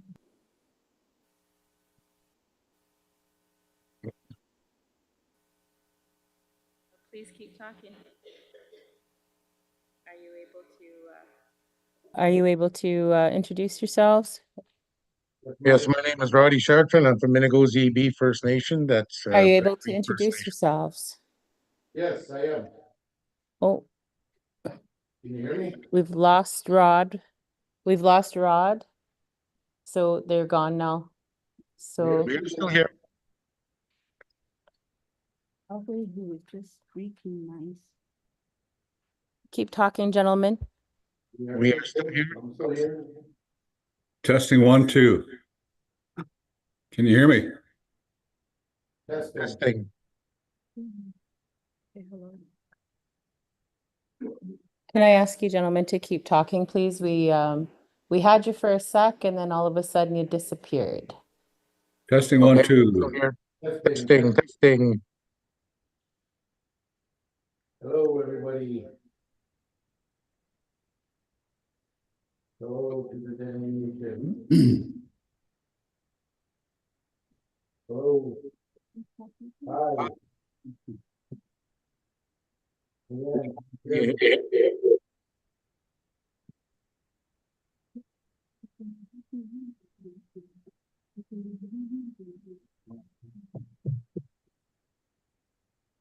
Hello.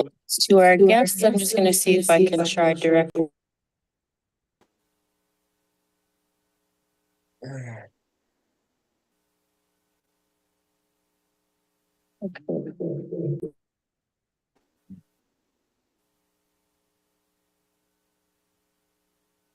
Hello. Hello. Turn my volume. Is your on there where it says, volume for the, meeting? Oh, we can kind of hear you now, Rod. You can hear me now? We got you. You got me? Okay, I'm here. Musky. So glad that you I could can't hear nothing. Daryl, are you able to hear us? Yeah, I could barely hear you on my end. That's okay. You don't need to hear me. We need to hear you. So Okay. I'd love to hear from you and Rod, and I appreciate your patience, and apologies to our leadership, our elders, and those who are listening for these technical challenges. Please welcome Daryl Red Sky and Rod Chartrand from Tribal PCS Services. Good afternoon, everybody. My name is Roddy Chartrand. I'm from First Nation, that's my Creek First Nation here in Manitoba, Treaty Ford. A little bit about myself. I am a recovering drug addict and a recovering alcoholic. I started this business, I guess you could say, about 3 years ago with the guidance of Mr. Riskey. So we've been into roughly, I'd say, Manitoba, about 24 different communities we helped out from COVID to our own organization. With that, I'm gonna pass the buck to Daryl. Thank you, Roddy. Good afternoon, chiefs, elders, Dene Nation. Roddy said, my name is Daryl Red Sky. I'm from Shoal 40 First Nation, Ontario. Also, men's representative of Grand Council Treaty 3. I currently working in Manitoba right now with Roddy, and we had to develop the strategic partnership to get tribal protection community services going.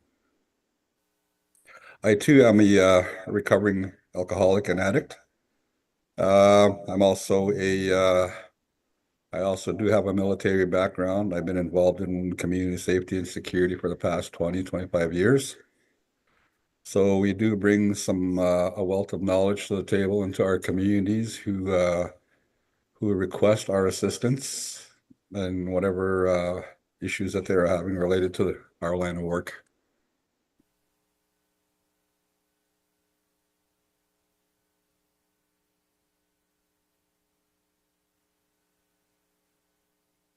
Do you hear that? I'm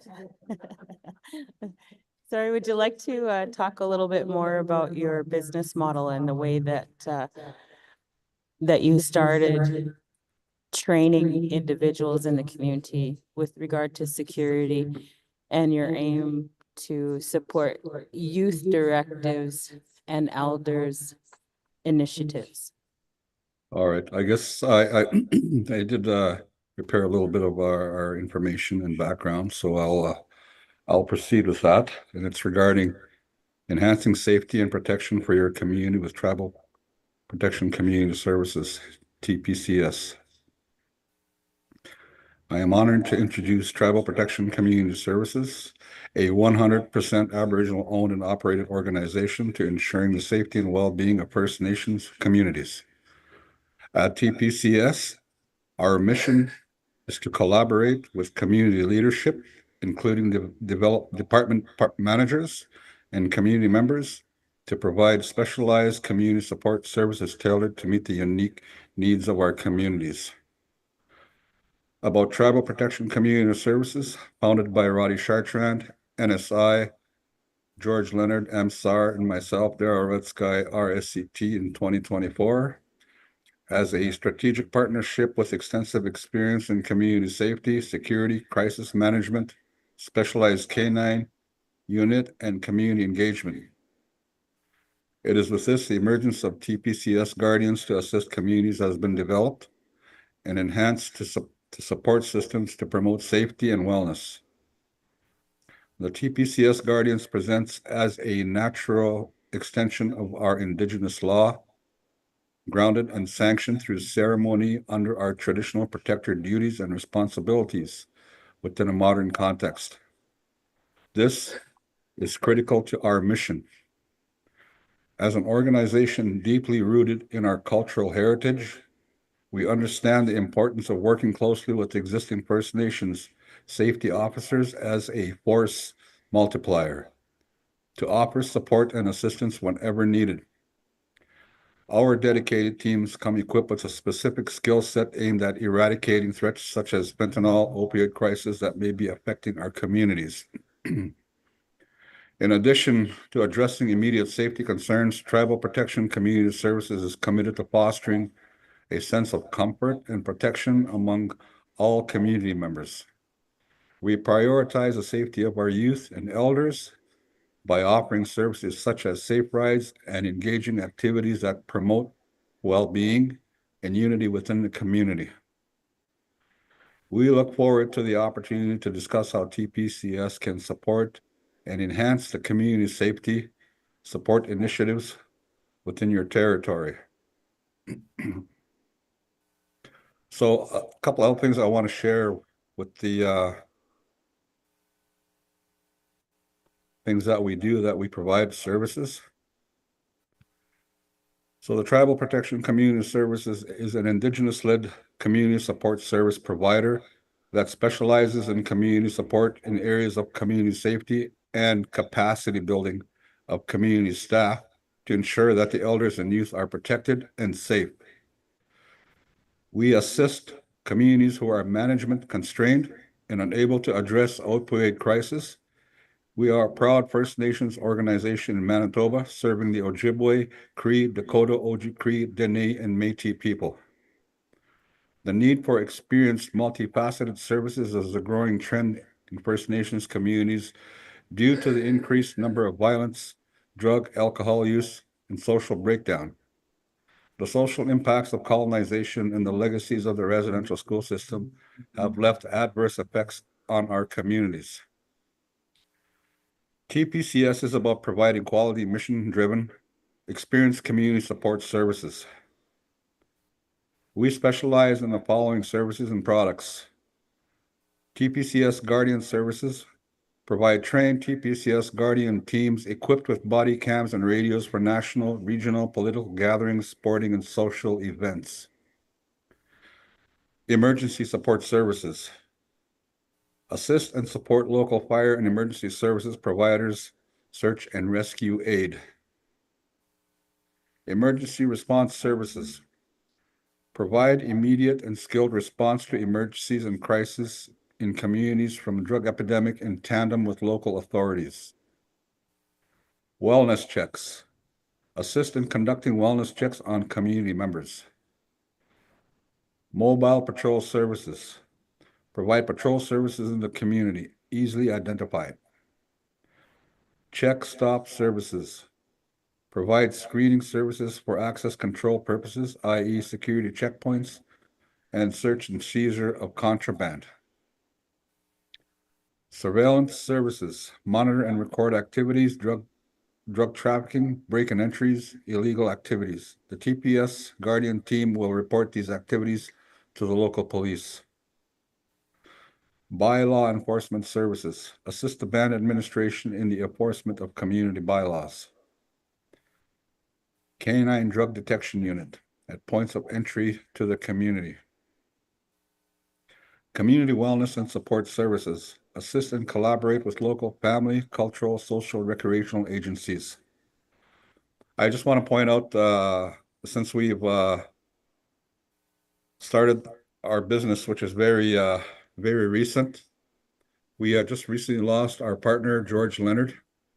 He had passed away about a month ago. And so we are restructuring our services and company. That's not to say that we will no longer be providing canine services. The family has advised us to continue and carry on our late partner's dreams and visions and goals in helping out our communities with its services through the Canine Detection Unit. So we are just waiting on a family to clear up some stuff for us before we can engage on the canine aspect of our services. So if there's any questions, I'll throw the floor back to the people of the Dene Nation. Let's see, and at this time, we will turn the floor over to our leadership and back to our chairs if there are any questions from our leadership.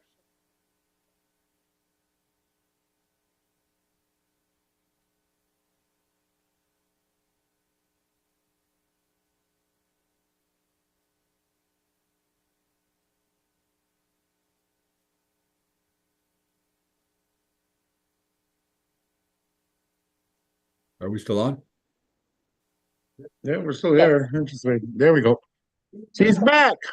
We're here.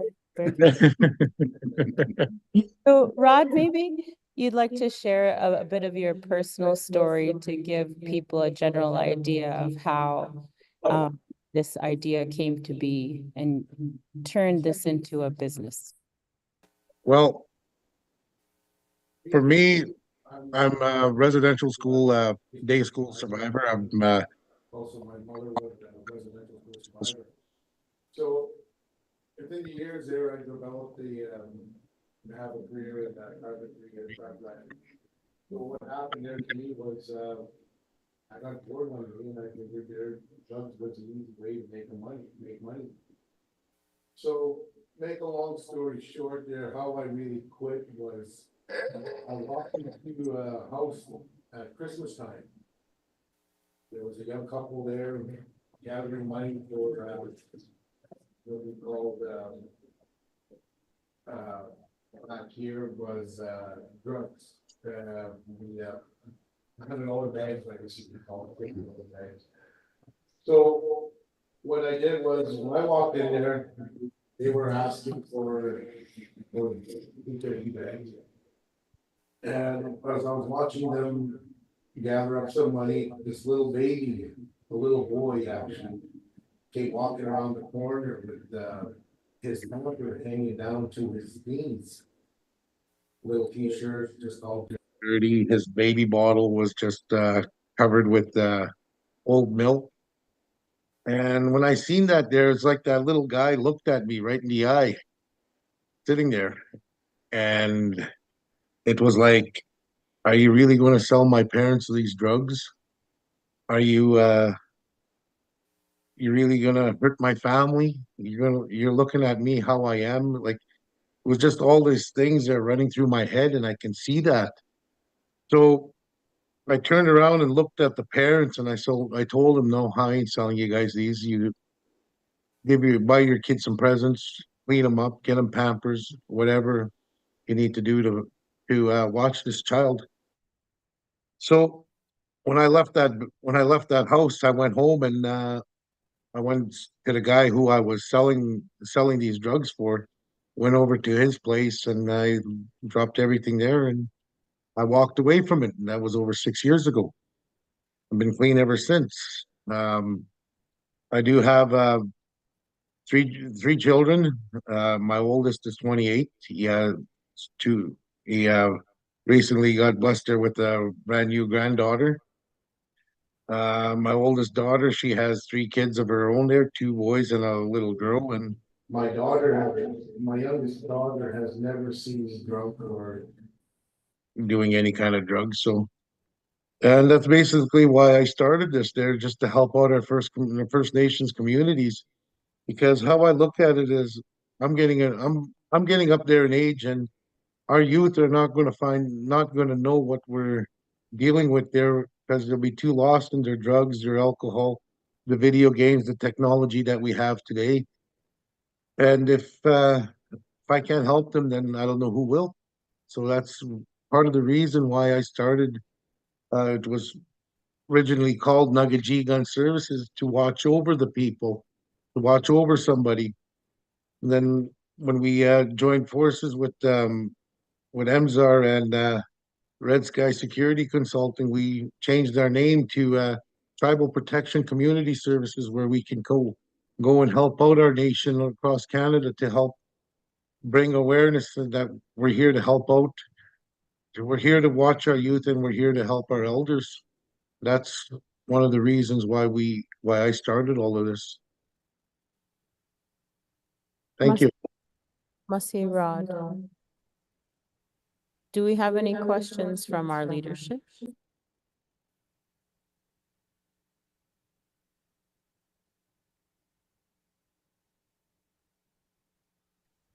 And with that, I'm going to say a big Masi Rod, big Masi Daryl. Thank you both so much for sharing your time, your energy, and your skills with us. Oh, just one moment.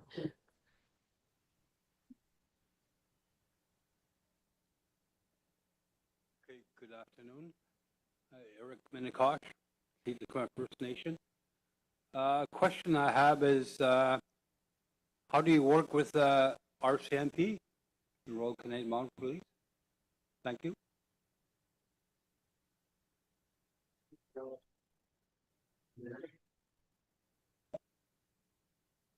Hello, We have you here. can you hear me? Sure can.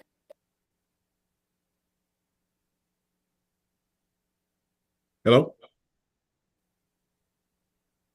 Yes, Hello? we can hear you. Okay, so we've had a outstanding relationship with the RCMP here in the province of Manitoba.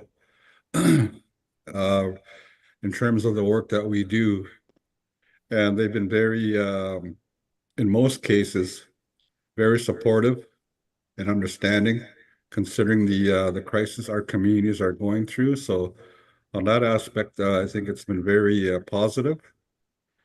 Also, back where I come from in Ontario, I've also have a long-standing relationship with law enforcement, the Ontario Provincial Police, Treaty 3 Police Service in my area. I've worked alongside with them. So yeah, we do have a excellent rapport with law enforcement in the work that we do.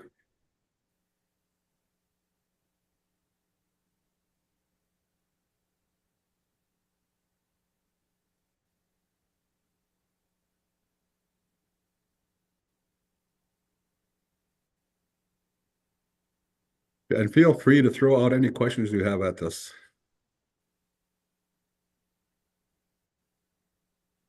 Well, I want to say thank you very much once again for joining us, and we are going to have information about tribal PCS services for our Dene leadership, and you may receive calls or emails to follow up on to learn more, and we appreciate your time and Masi. Thank you. Thank you, chiefs, elders. Thank you for this afternoon.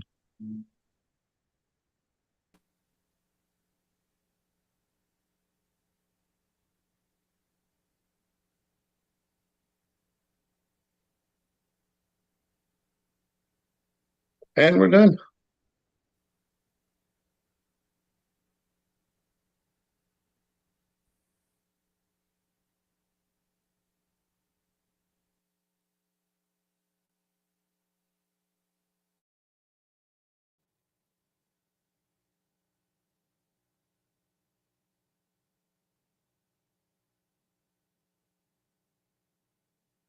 Okay, Mercy. Ladies and gentlemen, we continue with the agenda. Now we're going to go to Crime Stoppers, a nonprofit organization focused on community safety and crime prevention. Presenter, Melissa Hardesty. Melissa? Good afternoon, leadership. Can you hear me? Okay, good. So I'm just going to read off a bit of information that I got from Crime Stoppers, their website. It's not very big of a website. You can turn it on and it's basically one screen. I did hand out a bunch of poster-like things there for Crime Stoppers. So I'm just going to read off a few things that Crime Stoppers do here in the NWT. NWT/Nunavut Crime Stopper began in 1989, and it's the North's most trusted information received service for people wanting to share what they know about unsolved crimes, suspicious activities without saying who they are. Northerners feel safer knowing Crime Stoppers is in place across the territory and country.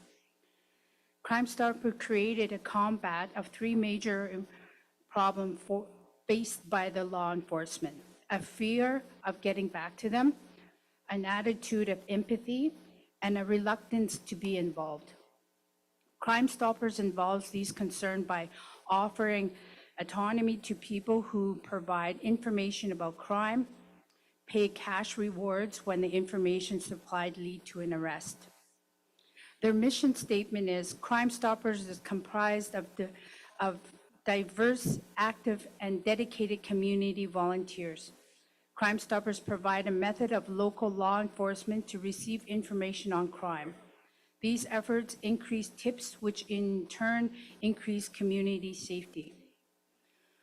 The Northwest Territories and Nunavut Crime Stoppers Association is a nonprofit organization focused on community safety, crime prevention. With our partners in the RCMP, we maintain and advise an anonymous crime reporting service that allows everyday citizens to report on crime and suspicious activities in our community. Our purpose is to maintain information on wanted people, unsolved crimes, and criminal activities. Crime Stoppers has been successful in offering information for the police to respond on criminal investigations and to help prevent crime in communities throughout the North. Tippers remain anonymous, and many receive cash reward if information is given led to an arrest, the recovery of stolen property, or seizures of illegal drugs. However, in spite of technical information providing, calling Crime Stoppers or even the TIPS hotline has proven to be inconvenience for those in the NWT. There has been repeated instances where callers are redirected and calls are answered from somewhere in Alberta, then redirected. All of this without having spoken to an actual person. Improvements are required with this program for it to be effective in Dene Day. So I just wanted to read off that. There wasn't really much information about Crime Stoppers, but this. I know it's so frustrating that, when we call them, it takes forever for action to happen.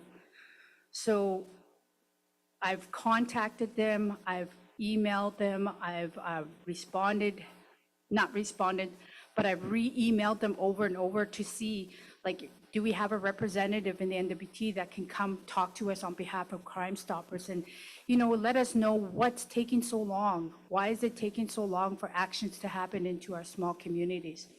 Crime Stoppers is supposed to be there to help us and help us to prevent crime from escalating.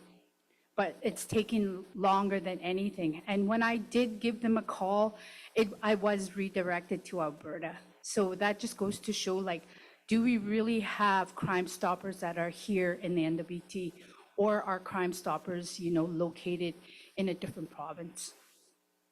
I just wanted to bring that to your attention because we have lots of avenues that we can go to try to help our communities. And this one here, it should be top priority, top notch to be helping our communities. And I don't understand why they have it if they're not going to be dealing with crimes right away. To me, Crime Stoppers sounds like very anonymous, and it's for something that, they're working on for a later date. Like, let's say if we contacted Crime Stoppers and said Joe Blow down the street is dealing drugs. Well, they'll take the call in and then get it investigated, but will never come back to us, or nothing will ever be done. So I have a lot of questions for Crime Stoppers, and once they get back to me, I will have more answers. So I just wanted to let the leadership be aware that I have been contacting them, and it's not easy to get a hold of them. Yeah, I'd like to thank you again for listening in. And yeah, this is the Crime Stoppers part. Matsi, if you have any questions, you're more than welcome to ask. But I don't have answers, like I said. I wasn't even able to get a hold of them. I tried within the past 2 weeks. So, if we have more questions at the table that I can address to them and say, why isn't this working? Why can't we call in and get action done right away? It's for the safety of our communities. Matsi.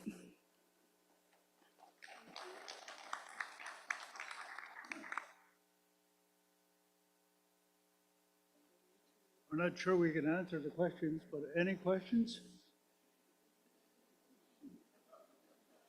Anyways, let's move on with the agenda. We had initially planned for have a meeting break, by this time, after this presentation. But because we started late, well, let's continue with this, okay? Okay, I'm glad you agree. Yeah, okay. Now, next on our agenda is the elders' remarks. So, see, Jonas is getting ready, and the other guys are ready to. So we're going to go to this table here, the elders that are sitting there, and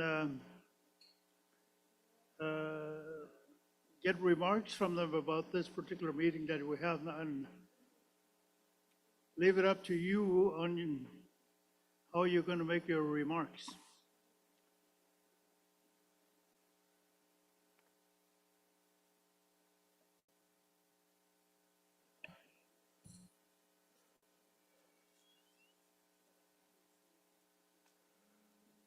Hello.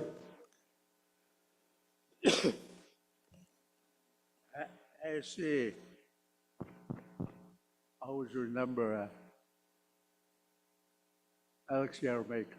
He always goes like, make sure it's working. I always remember that. Anyway, dear Latin also, dear the tech, okay? Are you on that? It's in there. Are you hesitant that he got in a hui talelani with it? Got late argument, isn't it? Got that delity argument, a lot for it. Some bashe good to let what the dilani. So, but a kid, got the good a hood dealer with it. Go, I had good snot at the dictionary. As soon as you good son in Leone. Take out only the John, it take care only Leone. Hollywood, DC, Asi, what a Hunzi saw good that daddy. What he toyed at me, community take Christianity, kitchen Gilani take. She's a dishilane, they quickly go out again. I could have later what that's larry. Task for get you quit in our work at get you. Task for the DRC, don't get GCS and ele. Go see, don't it there, what a community at that way. Quick yagun telelan, quick yagun telehatso. Take our word, only shares you go to that down. Is she hot? Are you good? Cassie? All the night there. Oh, Cassie.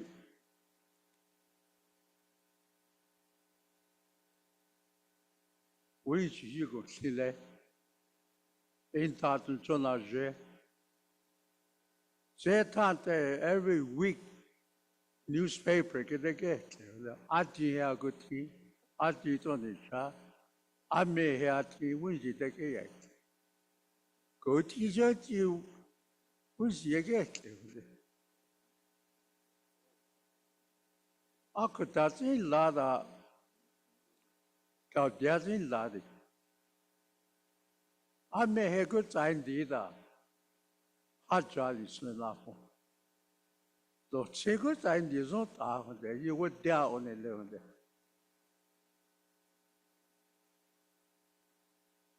1983, or frankly, as you don't say, and this is what killing was at. And the question I you good day would eat. But I can without way on that. Tissue laddie, teach a deal the other. Ain't that was in the Jersey, a good thing, a good day I could deal with. I used to not hear understand only that I did a good daily. This I will not do. I need what you're the wicked, without way on that. Go Java, hunt you, go Chile, go teen or yet at Canada. That go again this is very deal that don't lot of more quick. Shakahani, luggage unless you like it in London. A deal that you get a very deal there. I know who go hissy, what's on our work on there. Dene luggage. I see how they what how also I see cheetah, that's it, the level sunny lot. Wait, the level there. Since you to somebody can for quiet to tonight, would they relation here, they that for dear do you know how? Dear, I don't till you get a daddy. Daddy can see that it's a shadow, I could not there on there.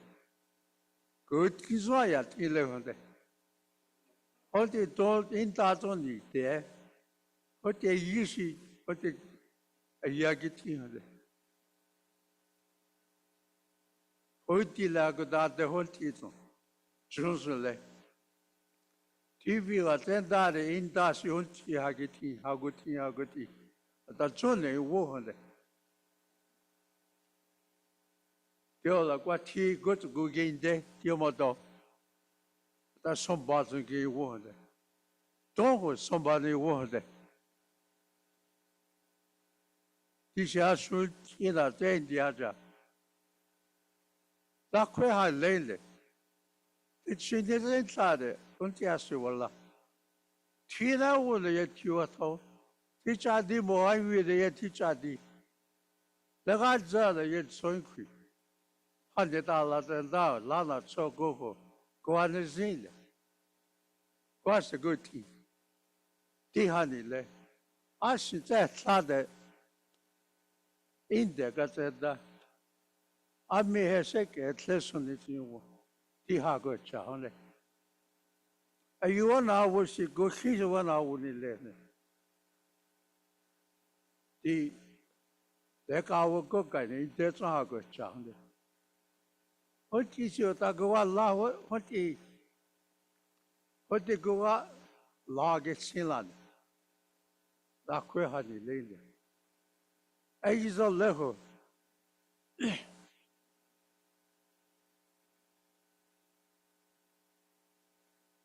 They see good now. Good that's got it there, Lani, out the Hakun. What is a cheshire? The set ladder, what is asking at that there, the DC, the way we go. Daddy, got it the Leland. I eat Hakun, and that's only. The whole tartan, the Agoda, the go hit, don't lose you go here. I may have what on it. In that, don't ask you chili lay. So, take our not there. Motasha quota like it. Oh, bureaucrat, honey. You get arguments and they hold their issue. Am I like quick daddy? I keep going, go again, there's nothing. He had tissue chileland before in deal with the truth. He got a hold. This year I get deal without it. The old bureaucrats running the show, 신사가 한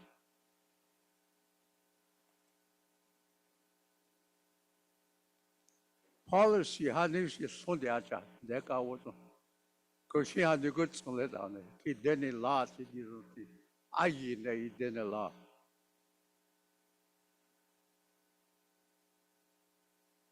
아시 소거든 다진 때고 준시 이 task for 하는시 이 대지하게 라데 화게 라데 이제네 그 알란다데 이제 하늘 레데도 와거대네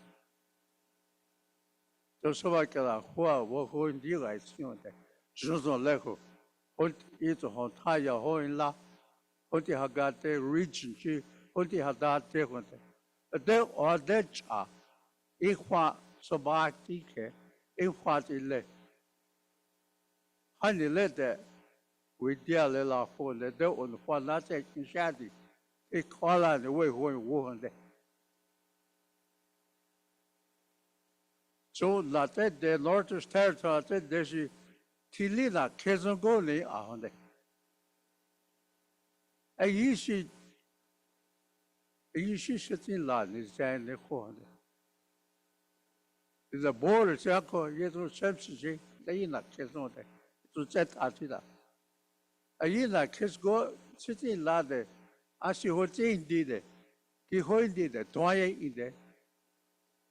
Di kwa tisi ki dea oni lehonde.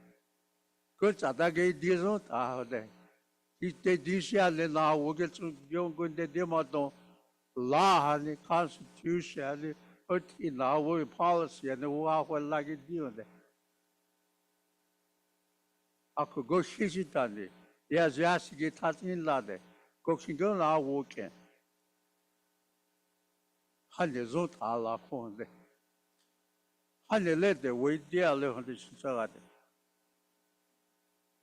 There's too many laws now. La kwe hane lele. Onda ke na wo ta ke di chit hoile. Te da da di. Onda shu la da de. Ame he hane les na kuch na go dea suni. We di le ho de. E huatin la leki kuchen de zon de. No action de dania. E huatin zon ga hande. Ela asi soho. Oge te dea de hali ton keton si. Ela leka oge se de bureaucrat is kinsi. E yizun le di drugs and drug hane ka koshi hane. Housing, health. But Igi has fallen apart to some extent. MLA Shige, Venezuela, Hanugayati, Chile, and Apple. Yihanishi, Ongote de the Zile, Untiani, that need us to go to our large alley. At the leader, what's got that daily. In the Ontagi dealer, a Yihanishu, Ohadi, what's got it there. Got to treaty right, but the Yihani to the decade. A Kigongi, Chilani. That yes, you can out.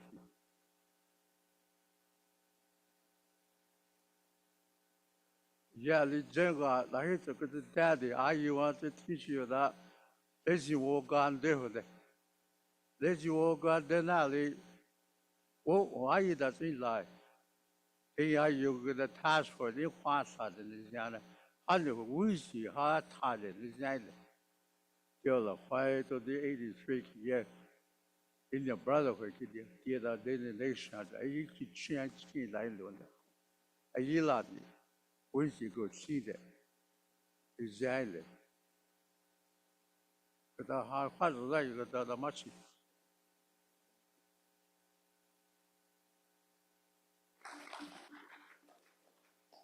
Is there anybody else that want to say any remarks?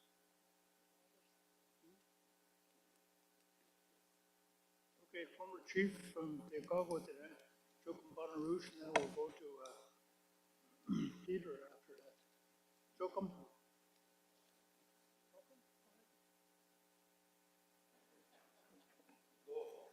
Okay. Don't fight now. Okay, Marty, Dene Nation for letting me speak to you guys. First of all, I'd like to apologize to all the chiefs. What I said yesterday is that the chiefs don't have any power. I didn't mean it that way. I mean around the table passing resolutions and that, it's very tough for the Dene Nation chiefs, to get what they're after. But back in the day, I came from that era where we didn't even have microphones, I guess. We didn't have tables to sit around. I came from that era where our old chiefs in the Beaufort Delta, Sigachik, Klavik, McPherson, there was no Inuvik yet that time. When the chief spoke, it was like talking through a loudspeaker. That's how powerful their voice were. And what they said, what people agree with, that's what they did. They didn't have to pass resolutions or anything. They agreed to something with their chiefs and they did it. So that power, I guess we lost now in the communities, the chiefs try their best to keep their community in a safe environment and, like all the stuff that's going on. And there's all these policies and bylaws and, the Charter of Rights kick in, you can't stop a person from drinking and all this stuff. So that's what I meant yesterday. I didn't mean that you guys didn't have the power. You got a lot of power here. You all work together on it. I think one of the main things too is to get the communications out there to the people. That's one of the main things. Back in Dene Nation days when they first started, we had all kinds of, they had field workers, they had native press, and they even had the community radios, and they had people, telling what's going on. Today, no, it's, even though you got all the technologies to pass a message off to the nation, we still don't do it. And I think at that time, every day discussion on the first day, that is printed out for the next day to let the delegates know what they were talking on. But it's not like that today. Now we've got to wait till after the assembly is over and then they draft up the minutes. And I remember back in the day when there was banishment. When a person is getting out of hand in the community or, doing the wrong thing in the community, somebody reports to the chief and the chief would get his other head people, his council together and they discuss it and they send a guy out with another trapper to start trapping and, stay out of the community, and that way the community feels safe. But today it's not like that. You can't do that now. I know we all talked about banishment here, and we gotta. No, I don't think that'll ever work. It's gonna cause a lot of problems, and I think I'm still, really I like to get a support from this forum here that we do get an RCMP in Sigachik. They have a building there.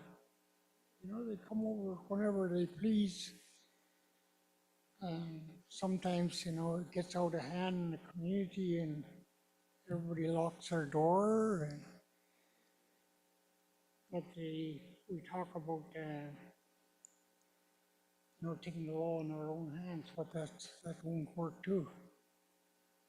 If I took the law in my own hands, I'll end up going to jail as an innocent person, trying to protect the community.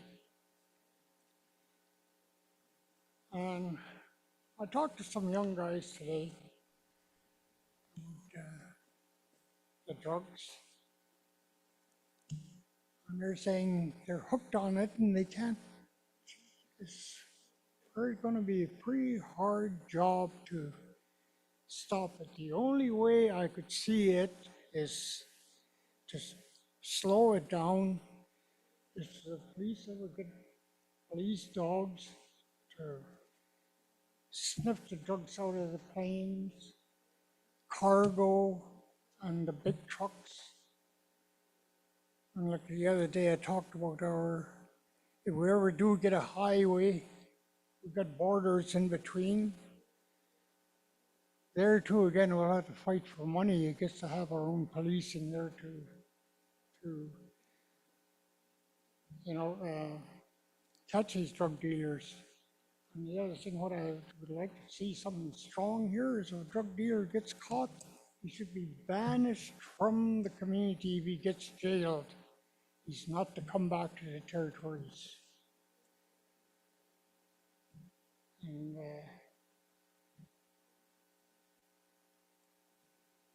there's a lot of our kids, that are into it. And I talk strongly about that because I'm losing some of my kids.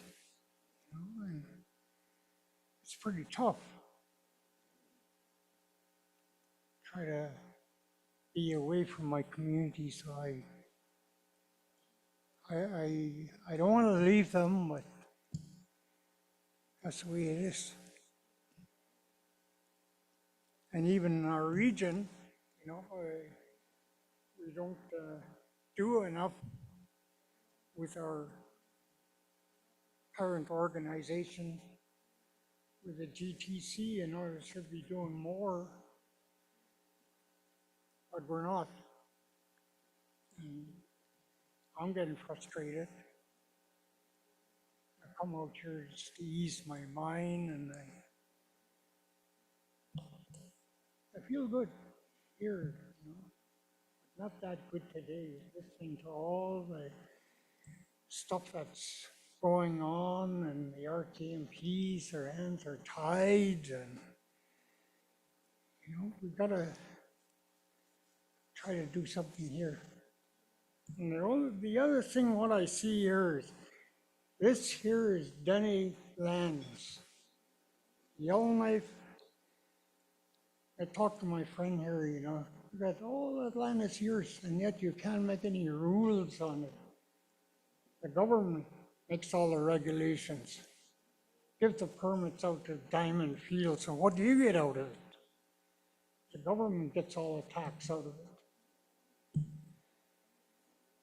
And that's all over the Northwest Territories. At one time, everything was, I can count 27 garbage dumps along the Mackenzie.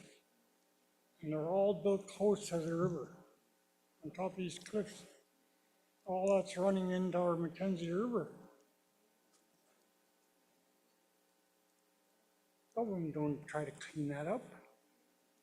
They talk about cleaning it up a few years ago, but the garbage is still there. The solid waste is still there. Okay, with that, thank you all, for trying your best to get something going here, a task force, and work at it. Don't give up on it. And the other thing I would like to see here is the young people sitting here. We talk about money all the time. We don't have enough money to bring extra people. But you can bring resource people in, And I think it's time we give the young people a chance to hear what's going on. And maybe they're going to take over someday, so, we've got to get them ready now. And with that, I wish you every success, Dene Nation, to get this task force moving and bring it to all the regions and have the young people there too. Don't leave them out. It's time we get them involved. We don't even invite them into our meetings. Let's use my parent organization. We still have elders council there and youth council. I don't see them there. So that's got to be brought back in our area. I guess you guys got the same thing in your claim. So with that, must each go.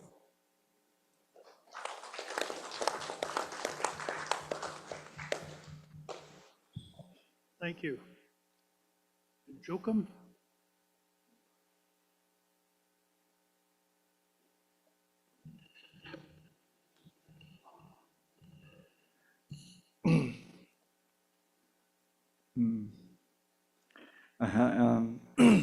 Masih sautin.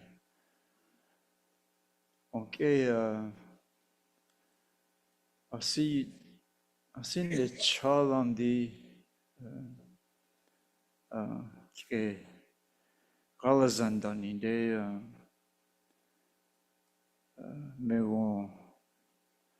megon is sozete go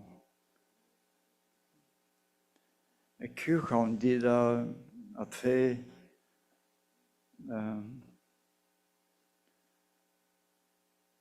kau de jaidli andigo onda na zogend Dene leadership andigo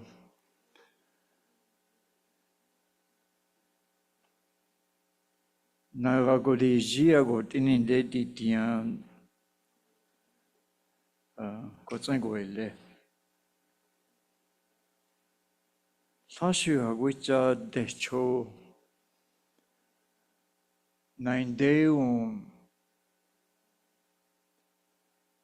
government 그 굿리아나 얘기 단어때 elders council 산 gondiagilla kakiza ka kenaindi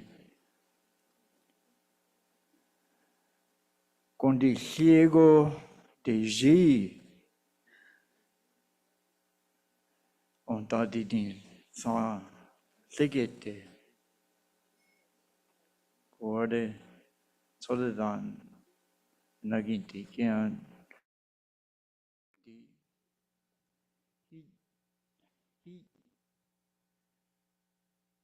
Junda hi go de gile go nahi kau de ilin hadit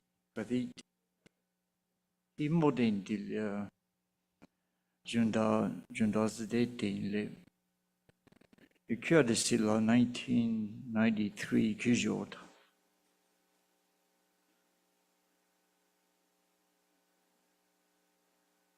At this time in our history, it seems that it's probably meant to be that we're going through what we're going through very difficult. Like some others are saying, not a very good, easy time to be a community leader in the North. And yes, a few people have mentioned it, and we gotta talk about it more at home, is with the challenge ahead of us, the next few days, few weeks, few months, probably for another year at least. It's going to be very, very challenging for the leadership. And we, especially the family that I come from, I'll be encouraging them. How best can we protect our leaders going ahead, so that there will be no fear that whatever our leader and other leaders are going to do and say, there should be no fear, there should be no question that we're going to be behind them and supporting them. That's how big the challenge is going to be. And at the end, it's going to take just about everybody, especially the grandmothers and the mothers. We have to ask them. It's for the young ones. That is going to be the end goal. And we really have to encourage our community people and our families. You know, these are some things that we're going to do immediately. And we have to make sure that the leaders will feel that they've got our support. There should be no question.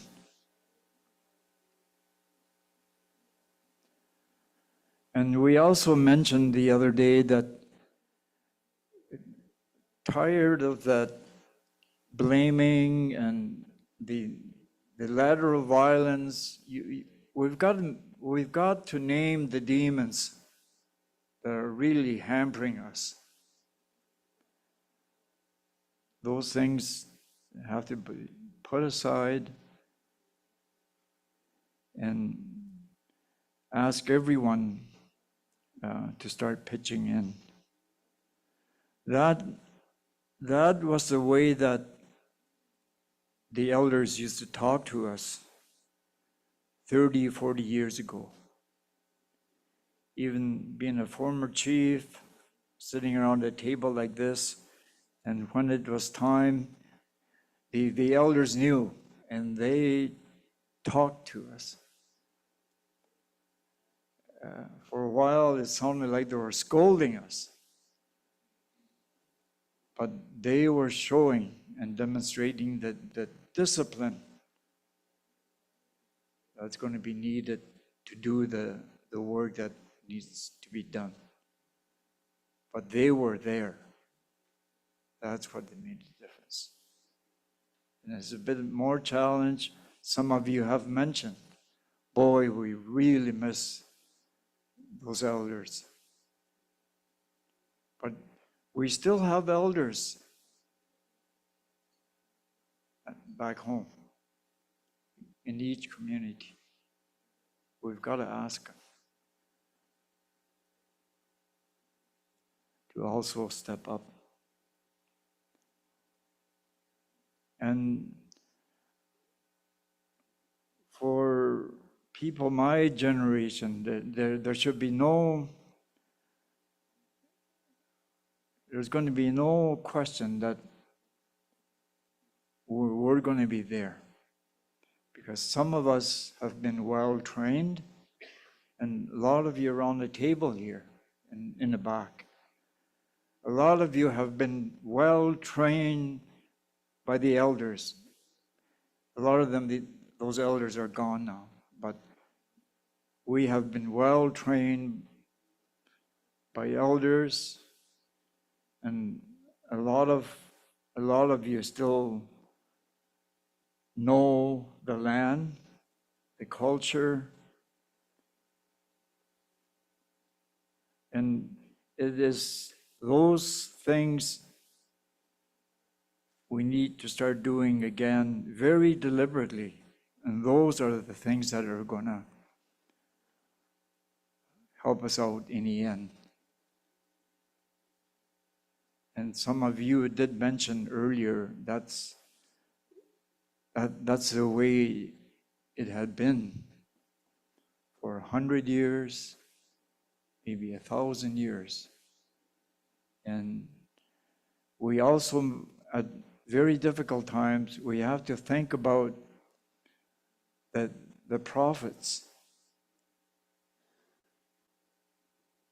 that took care of our spirits, especially when your spirit is low, that was the job of the prophets that we have had. We've got to remind each other. We need to do more that type of work, storytelling. That's what helped out a lot of us, a lot of my friends that I worked with over the years, and we owe that to the young people, because the young people are really searching and they're hurting. And when the young people, our young people in the community are hurting, boy, we're the first ones to feel it. And the grandmothers and the mothers really feel it. There is always had been, that the hard work, and sometimes even I miss the happy times. I've been to many assemblies, Dene assemblies, and we did have happy times. I kind of miss that, but the change in our world has been very rapid. And just to end, I came home when I was 23 years old. At that time, the people, the elders, my aunties, my uncles, they were very patient with me. At 23 years old, it took 6 months. I relearned the Dene language, and from there, they started taking me out on the land. And it was that kind of love and caring. And they probably prayed a lot for me, for what I was going through.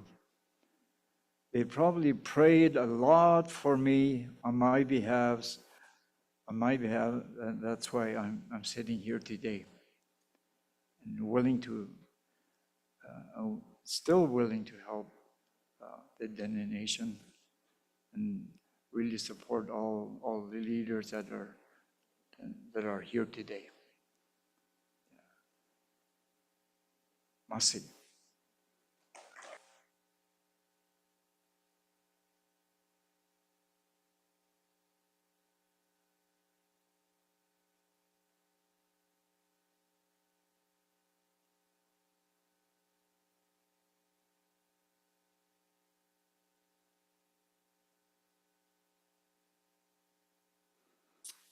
Any more comments from the elders? Go ahead, please. State your name and then just for recording. Mercy. Yes, my name is Mike Natsisa. I'm elders from Wati.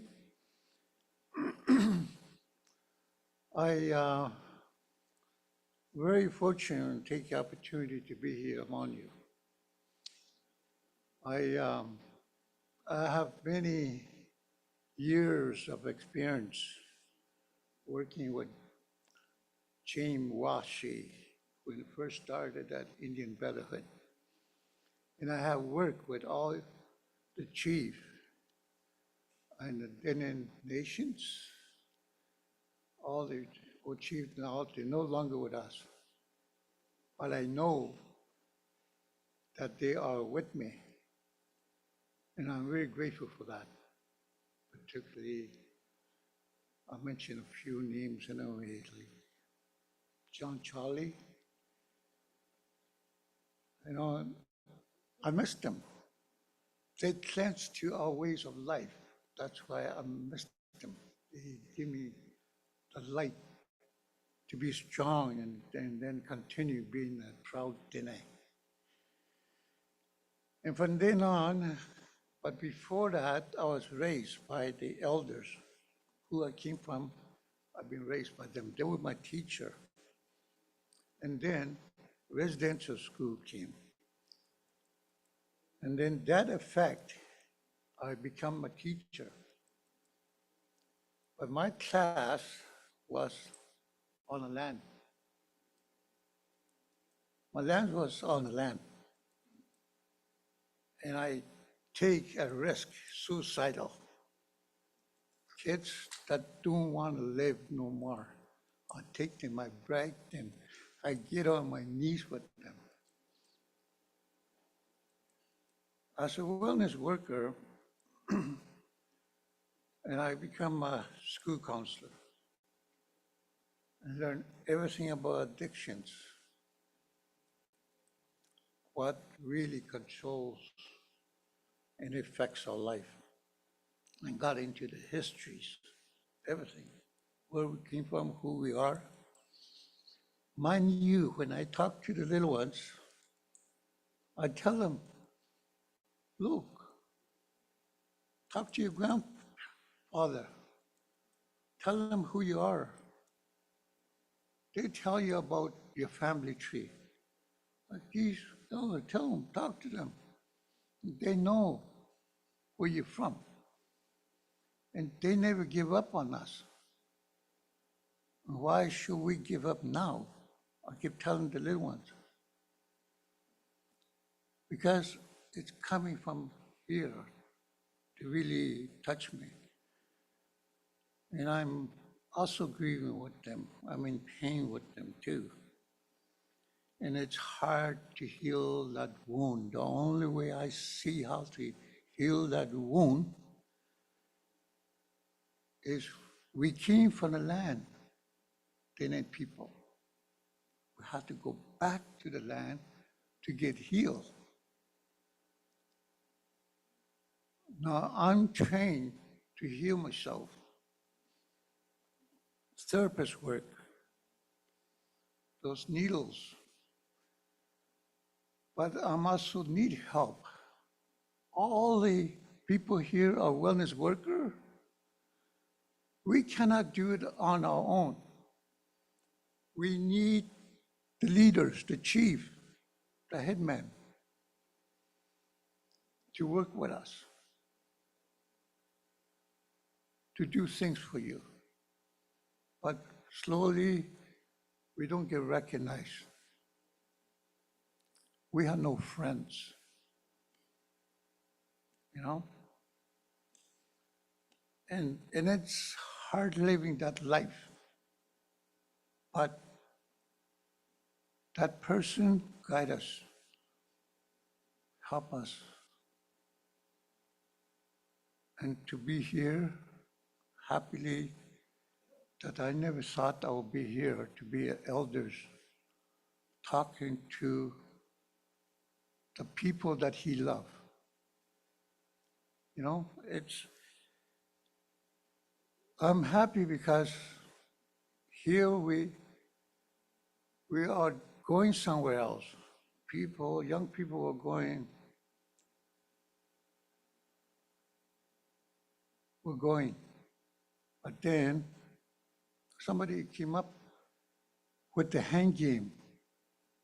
In hand game, we forbid all people that influence in alcohol to enter that game. That's a start. We need more recreations. And I hear that here when I listen in. Even me, I learn a lot from you. And mind you, I will pass that message to the community and to the people that I share this journey with. You know, sometimes I didn't do all this for myself. Yes, I did it for myself, I did it for the people, and I did it for the community. I learned everything about addictions, histories. And here I am, really, really honored that wishing that you support all the wellness worker because they committed themselves to you, to the land. And with that, I'm just very grateful for Dene Nations to have me as elders to speak. And Masi Cho, Masita Masi. Thank you.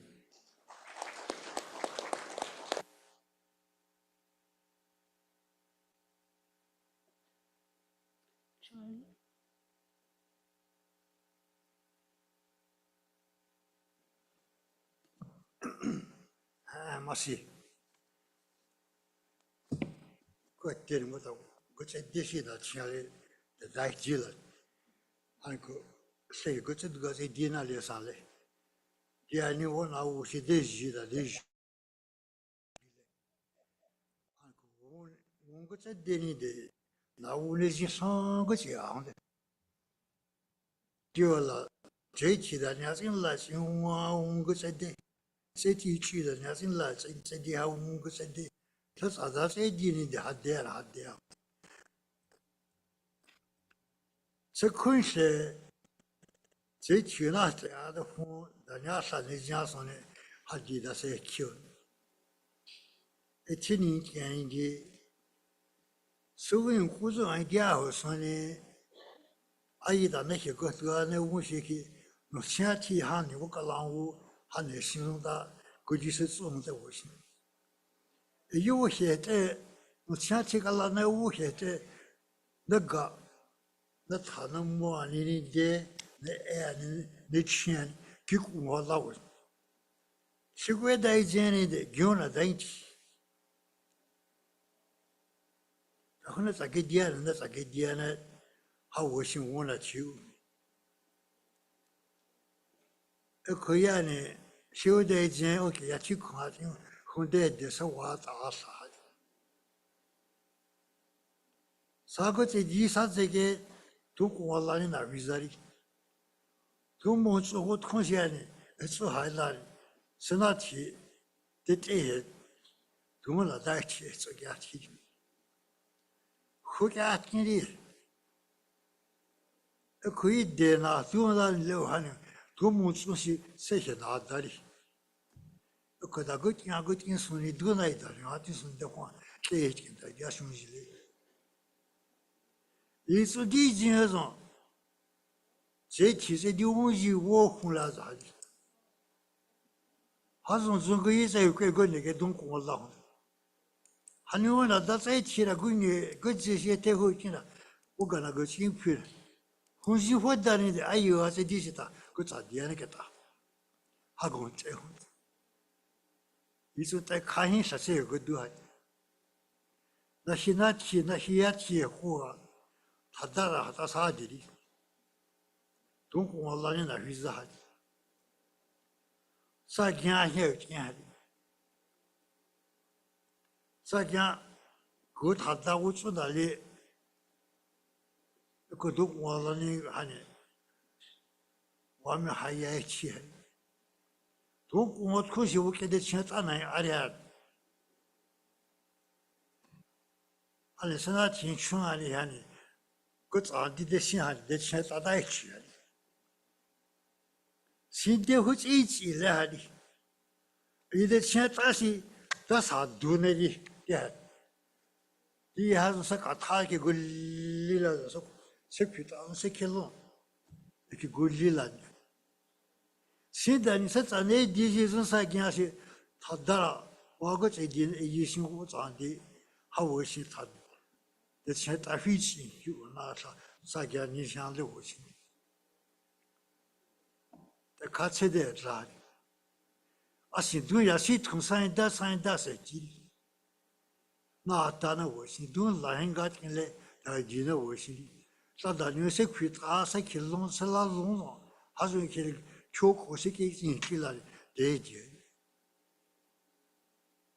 一旦开始，他当然哎呀，你这地嘞，第一件个是，但你国家件是现在，还你都你给那打，还讲他有个老红个，那打在一起，还是我总是关系。no sin ko sin mo la zungu yi se ko ne ke don ko la son la ko te ki do ni ki ko ya wala hani shi ga sun se di ra ne no shi wo se ke da ga ma wo se ke ni de ko ta na ti le ko ta dia i ya shi na ki ko na de ni de wa sa ma wa sa ha go chi so ai shi se ne ke那看那我看些我总在地方，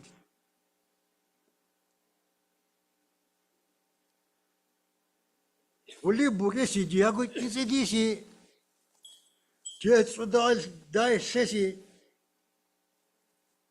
还有我给他写的，我在我打，他三个老姑他的，也就是学来的么的，你知道呢？我也安那。他讲这行我那在地方，那开始喊你中国或那个那或那喊你那在地方，OK，而且他刚刚在第三这个人，我从在地方，他讲这一个老人家会有哈，我那在地里的哈，我们在地里。那还是讲人们我到了，我那个了，啊，看到我看，有东西还第三的，是空么？我开始第二个讲你的，一种是这个后果呢，还第三的，啊，所以呢，很多很大的开后去，我们从来是，可是个他个看我。难起火可能，我在应该丢的。一种第一件种，而且生活的是第二个地方的，第一件事我在那，各个东西啥的，空个开空下的，提醒为来的，不但阿姨的在上了在地上呢，过去过去，一吃下呢，一吃下呢，也得好。大个原因的太多太真认真，还话说，那个现在中在阿拉他都阿拉那个给胡说，话都几十年的嘞，那个给非常这个人那是那个那是个人还给的，也是阿达可能，阿是的是那个的，我那个跳空送牛，还是为啥子？我的信了，其他个花的还给你，其他人一共上我那的我那些也是给他，我到哪的，以前是去我看以前是给他，得给那一次得哭了，那是搞掉了，啊那的，这个开心工的，取心工的，还你送的，他同我送这些是，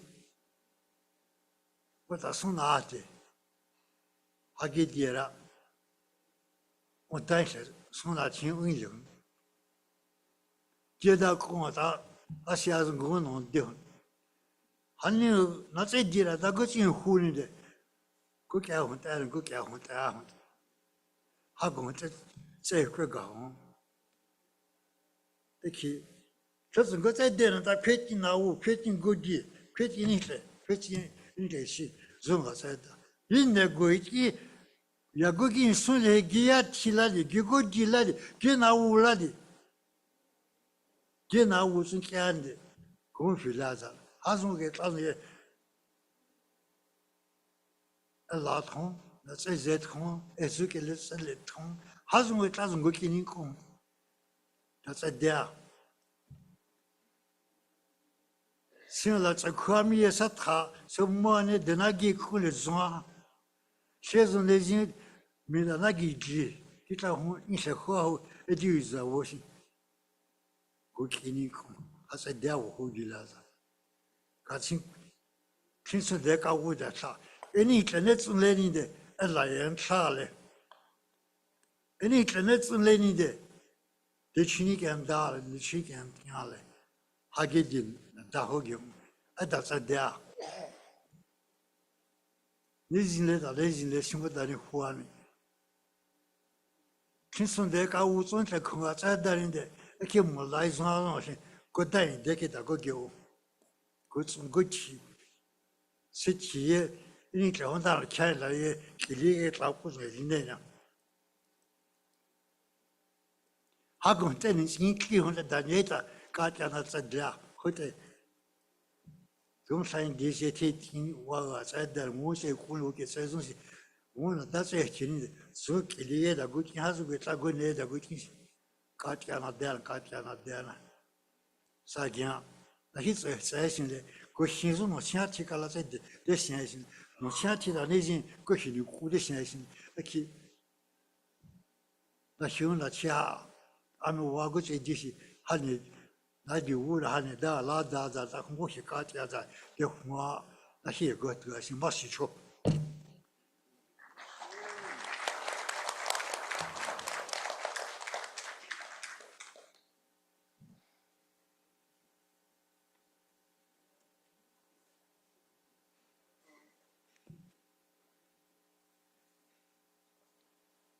Marcy, I think we've heard from all the elders. Marcy.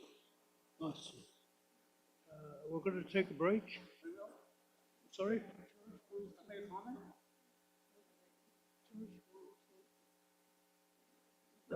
Okay, let's go here first and then we'll go to church. Oh, elder. Good afternoon. We have been listening on the table. That's the same concern I had for ever since I stepped forward to a chief 18 years ago and been trying to heal my people. But yet you cannot go heal people. It's up to the individual to step forward. My concern is about our young people, grandchildren, children, grandchildren. What is there for them tomorrow? And I see today that the global warming and the technologies taking over our young people's lives, and it's not our nowadays at all. We don't know how to live that life. It's coming too fast, all confused. And all I'm trying to do was if we're going to live and they're going to live in our life, they need education to be able to fit into the system. And I've been doing a lot of workshops before COVID for about 4 times a year. It was 6 or 10 days, it's 40 days a year. But there's just a lady show up. Boys never step in the room for this workshop.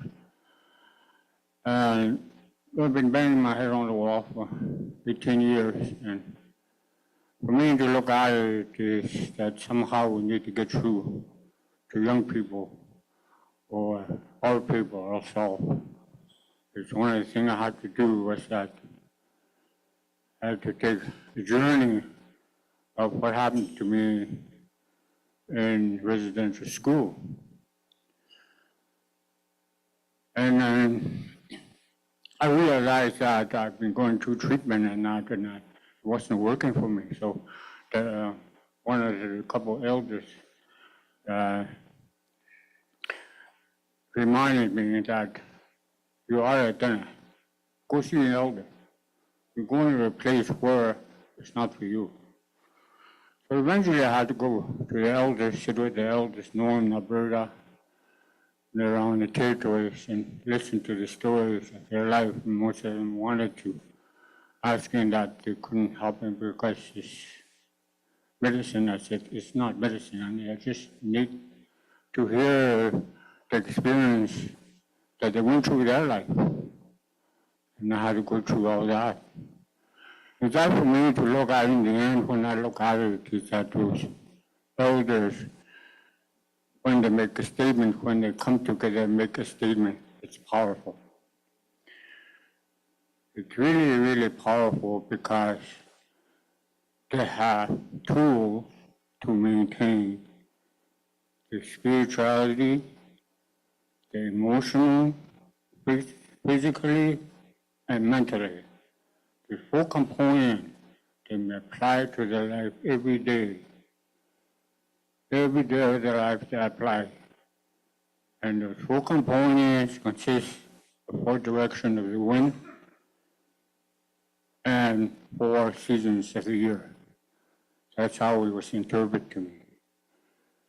And for me to look at it in a way is that was what been camped around in my life in residential school. So for me to look at it, the tools were back in residential school. I didn't take them. That's why I had problems. So I had to go back to the elders, revisit the elders and everything, and begging for those tools back. So that's how I got through it. So eventually for me to look at it is, it's a big thing, this task force, turning the whole thing around, it's a big, big, big issue. So if we're gonna do it, we're gonna have to do a lot of work, a lot of healing to be able, because it sure is a lot of young people I see is walking like zombies, this mentally disorder, you might call it. That's how bad it is. So eventually, that's one of the comments that I just wanted to comment on that. And so, thanks for listening.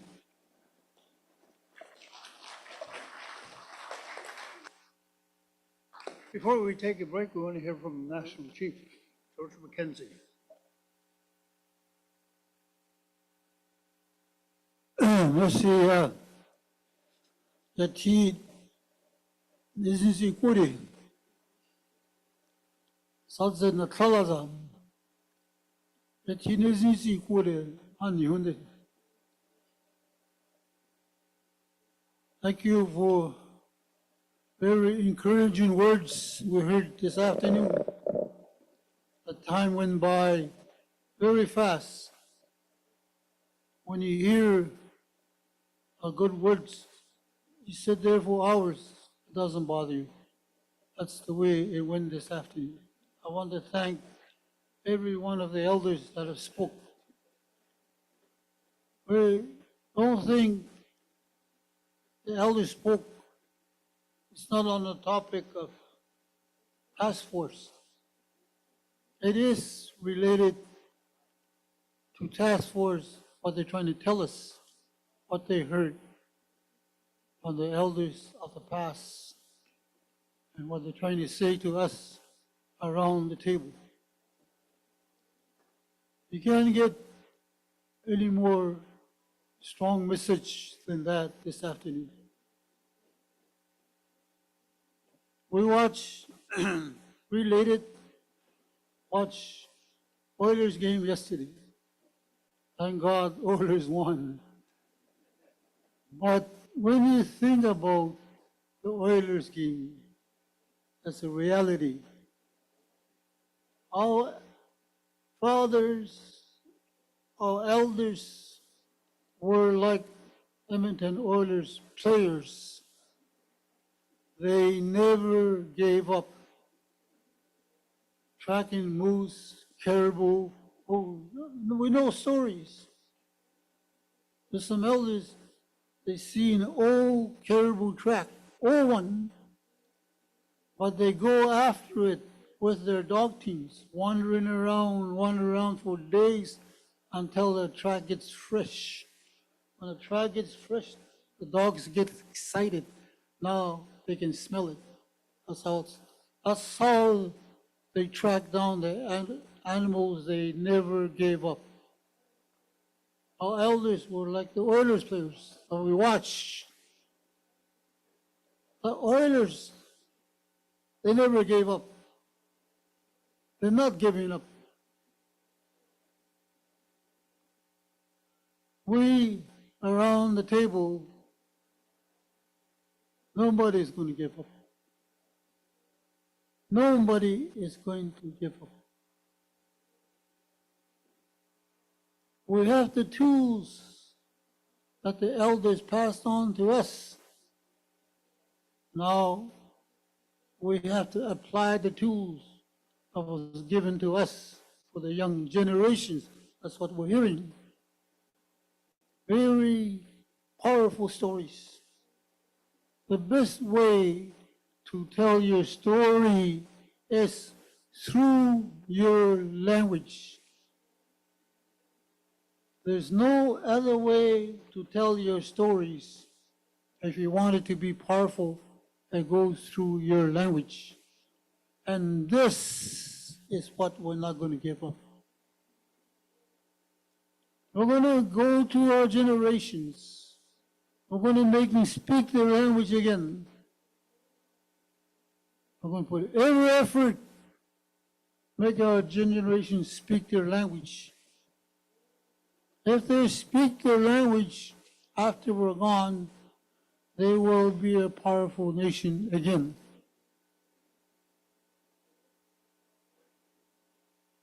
Everybody who had a father,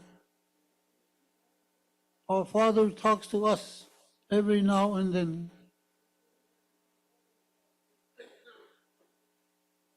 One big celebration, small family, we're together. And my dad said, we talked in front of you. We did things in front of you. You know the stories that we told you. After we're gone, you guys will take over, like I heard, retrain you.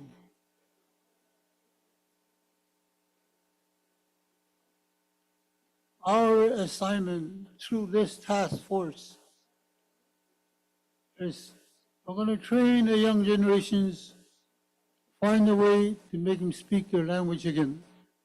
We're not giving up. We're going to be like the Oilers. We're not going to give up.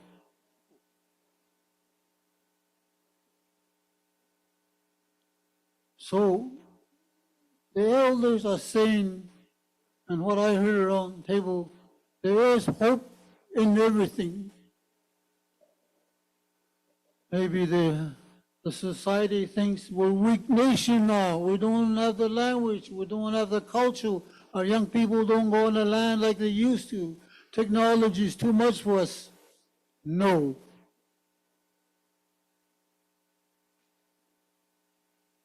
We're not giving up on our young people.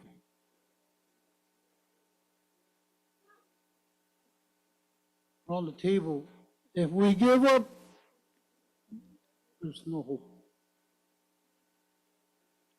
We as a nation, we have to support each other 100%. no backing away. I did it in my open comments. What other situation is more pressing as threatening our nation today? It's the substance abuse.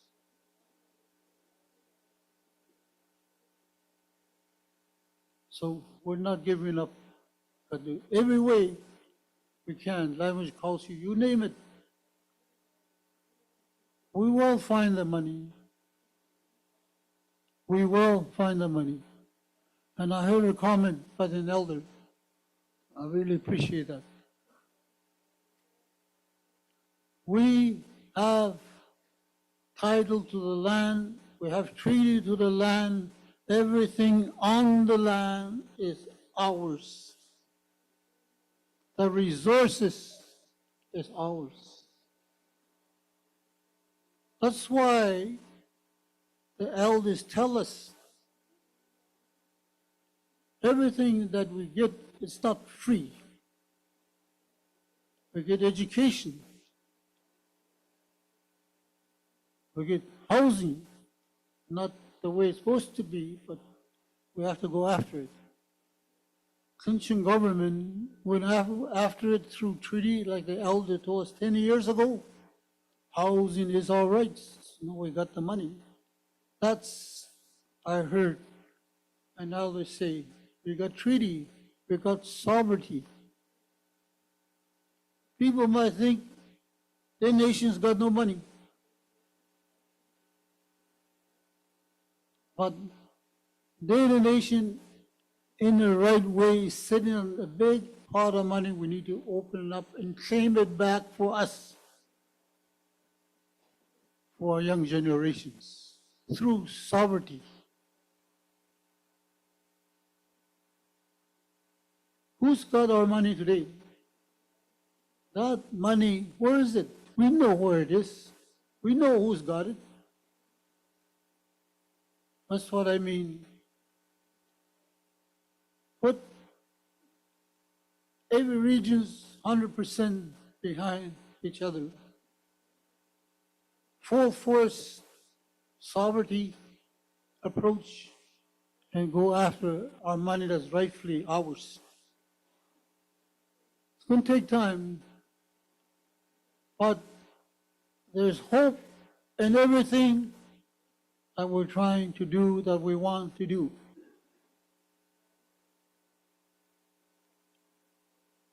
I don't think anybody around the table that's elected wants to give up. It's no way we're giving up. The reason I'm saying this right now, I was going to save it for my closing comments, but I just love what I heard this afternoon from the elders. I just loved it. It hit my heart. Brings back years of memories, what we heard from the elders, that they talk. You know. I heard one time a young man said he didn't know the word education. When we were young, we only spoke our language, no English. So the tourists came to town, and we were playing, came to us, talking to us, which is a little kid, young guys, maybe 12. And he said, "You guys have any education?" We didn't know what he was talking about, no idea. And then another time, another young guy was working, and the white worker asked him, "Do you have any education?" And the guy, he didn't know what the word education meant, but he was smart. He said, "Maybe I'm not educated, but I can sure get married." I'll never forget that, when the young guy told me that. So we come a long ways. We come a long ways, and we're going further. So I just wanted to share that. I was going to save it for my closing, but I like the way the elder talked so much. Very well, please. And merci, Joe. Merci. Thank you, the elders. We're going to take a little break, and then we're going to have a presentation from a couple of lawyers about banishment. Somebody had mentioned banishment, so maybe we can get a couple of Indigenous lawyers from Manitoba. Technology being available, we'll have that presentation coming up. Let's take 15 minutes and go Oilers go. Can somebody start a wave over there? Go Oilers go. Yeah, yay!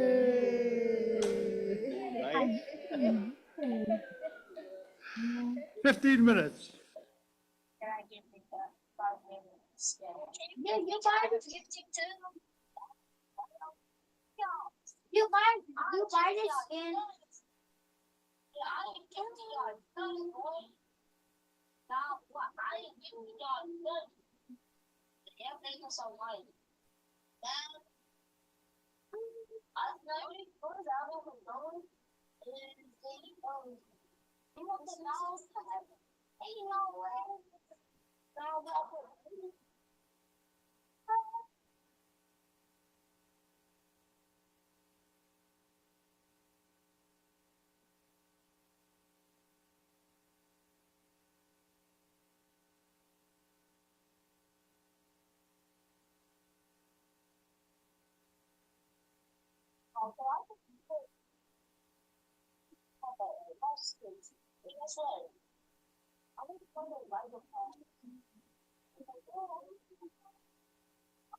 Best of my understandably shaky recollection. First time I died.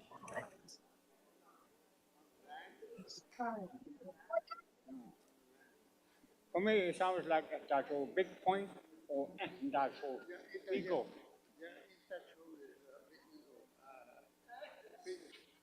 Yeah. Yeah.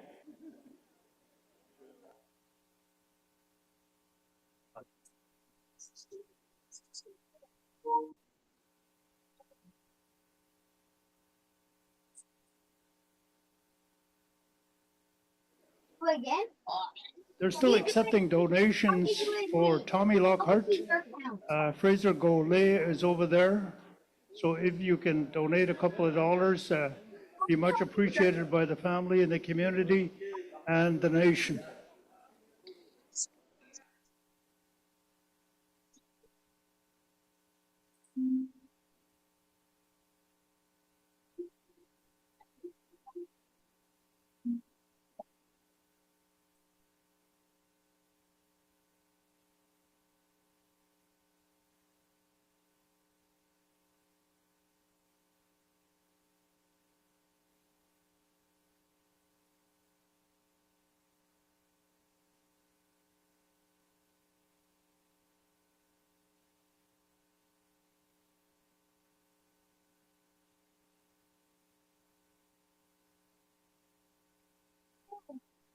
You buy this?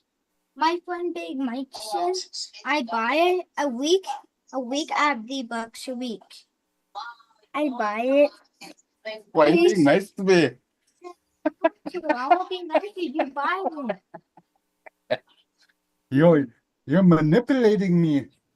Buy it. You're manipulating me. Buy it. I can't right now. We got money. No, I don't. I'm broke. I'm broke, Big Mike. Told them. I don't want money. They won't pay. Hey, no push I it. can't. I'm busy. I'm working. I can't. I'm busy. I'm working right now. Look, see me? Oh, wait, picture it. Picture that. Wow, that's so cool. Happy. I'm in a meeting. Yeah, I'm in a meeting. I'm talking to somebody and I'm in a meeting. Go play your games. Sorry. Stop it. Listen to me. Please, Dad, I want you to buy it. I want people toys. Don't let me, Dad. Why?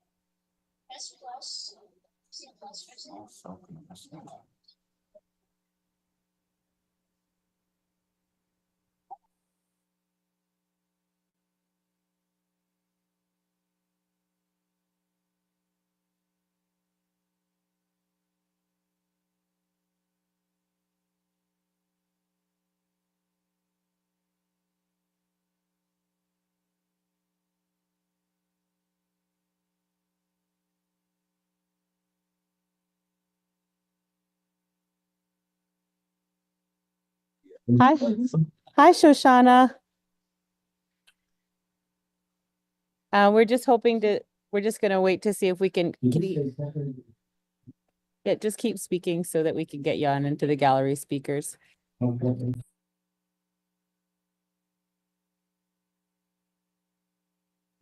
I got muted, sorry. Test, test, test, test. Oh, there's my brother. Hi, can you hear me? Test, test, test. Test, Leanne, test. I think is we're our trying. voice bouncing around an entire conference room in Yellowknife? There you guys are. Nice to see you both. Nice to hear from you. Oh, there you are. Well, you're on mute. Yeah, it's weird because we have room audio, and so the main tables will be using microphones. I'm over on a side technical table, and so John is our technician and he'll be supporting us today. And I'm so glad that you both are here with us. Yeah, we made it work. We're excited. And we'll just say a quick hello to the audience out there in Dene. Merci for joining us. This is Sage Paul. Sasha. Paul, I'm sorry, Sage Paul is the famous fashion designer. Not that famous. We have Sasha Paul, who And is we're a not that famous. Shoshana Paul, both are many lawyers that come from Saskatchewan, Manitoba, and that's where they're practicing. And I just wanted to take a moment to test the system. I still don't see or hear everyone. I see you up on the big screen, but we don't have you up in the gallery. So, John, if you're listening, can we have a test in the gallery, please? Carter, can you tell John that we need to hear them in the gallery? Can we hear them in the gallery? Did you want us just to speak until? Yeah, until, Test, can test, we test. hear them in the gallery? Test, I- test. Yeah, I'm happy to speak until I'm told to stop speaking. Is it the case they can hear us in the big room? I hope so. We're interrupting their break. Don't worry about, they're at another side of the room. Okay. To ensure that, Test, test, test, test. Mhm. So how's Edmonton? How's the weather over there? I don't know, I'm in Yellowknife. Yeah, I'm you're in in Edmonton. Oh, oh yeah, Sasha, you're in Edmonton. Yeah, I didn't know when this was happening, so I was on a plane. And as I'll tell everyone, our chief, Alfred de Wassere, will bring his greetings, and I'll say it on his behalf, because I saw him, because I'm meeting with them later tonight in Edmonton, so Fantastic. it's double Dene in one day. Here we go. How's the weather up in Yellowknife? You're in Yellowknife, right? I think it's a balmy, what is it today?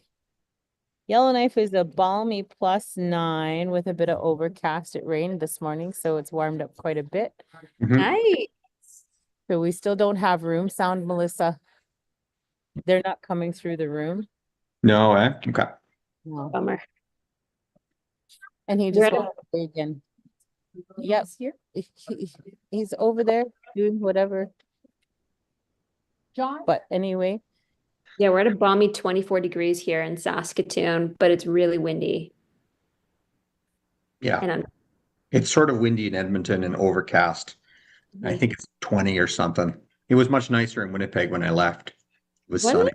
Yeah. Oh, Sunny, Winnipeg. warm. What I like to hear. Hmm. Again, I'm really hopeful that all of the Dene Nation will hear the weather report. Yeah. Trying to come up with polite conversation. Yes. We can talk about the Winnipeg Jets next. Yeah, let's do a wave for the Winnipeg Jets. That was so awesome. Yeah. It's funny, I've been meeting a lot more Oiler fans. As, they always seem to raise their eyebrows when they see me wearing my Winnipeg Jets stuff.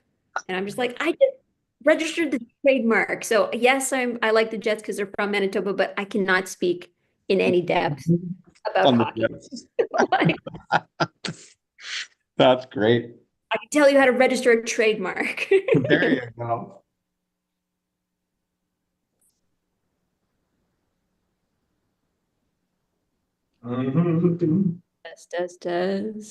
Test. Do. Well, it looks like a nice hotel room. Yeah. It is gorgeous. It's absolutely, Yeah. It's all good. I'm surprised you're not at the Enoch Casino though. Yeah. They wanted to stay here, so here I am. Not. And so are you at the West Edmonton Mall? Yeah. Yeah, right There's a on. hotel in there. I didn't. had Yeah. When I got off the plane, I'm like, take me to the Fantasyland Hotel. And I'm like, I don't know where it is. I just booked it. And they're like, it's at the mall. I'm like, I know where the mall is. well, there's some really great indigenous shops on the top floor. right? Of the mall? Oh, cool. So on the first floor of the mall, right close to the big boat, Mhm. on the same side as the I think there's a like a hat store lids. Next to there is an indigenous store. Oh, really? Okay. Yeah. I I'll think have to it's check it out. Cree Nation. Oh, Nice. cool. That's great. Do you guys come to Edmonton a lot? Or Calgary? Or I live in Edmonton. oh, and okay. Our team does travel quite a bit, so I'm always eager and looking for opportunities to visit and travel and Mhm. participate. Fair enough. Have you been able to go to Toronto to see Sage's fashion week that she hosts? I haven't. I watch it online because I have so many friendships that are into Indigenous fashion, and there's so many artists from the Northwest Territories now who are beginning to participate in this global Indigenous fashion revival, which is so beautiful and interesting to watch, and very exciting for our up and coming artists and creators. Yeah, 1000%. And Sage has been doing some really good work with coordinating artists with these kind of big corporations like Simon's and getting their product out. Like that is pretty cool. Great. Way we can do it. He can do it. He can jack me in with a line. So I'm just gonna go over to the technical table and see if I can get a direct line in because we have some technical issues. And so just give me 2 minutes, please, and I'm gonna put myself on. Oh, here we go. We working? Test. Are we working? Yes, you are. Oh, wonderful. Right on. See, you guys are technologically like advanced up there. This is incredible. Well, welcome. We're gonna get John to turn the cameras on to the gallery. And our leaders will be returning to the table as they just went and got a fresh coffee. So sincerely appreciate all of your patience. Oh yeah, no problem.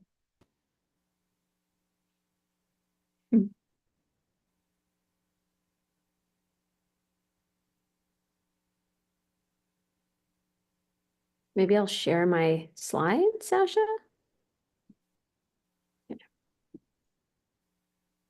Let's see.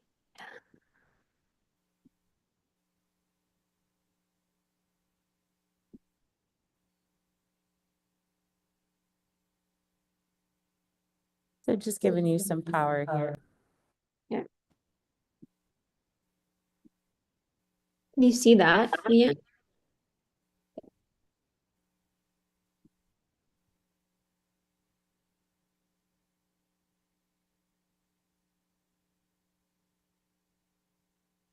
You want to minimize it for now, show, and then we'll bring it up when the time comes?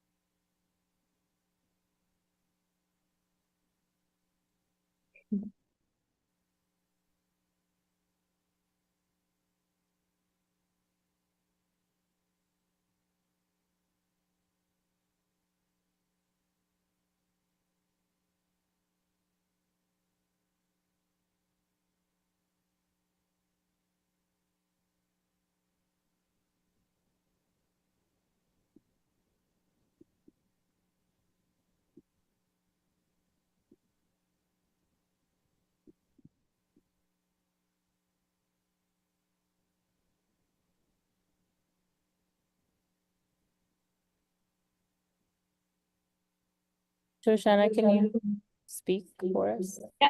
Test, test. Test, test. Test, test, test. Can you hear us? All good? We can hear you. Okay.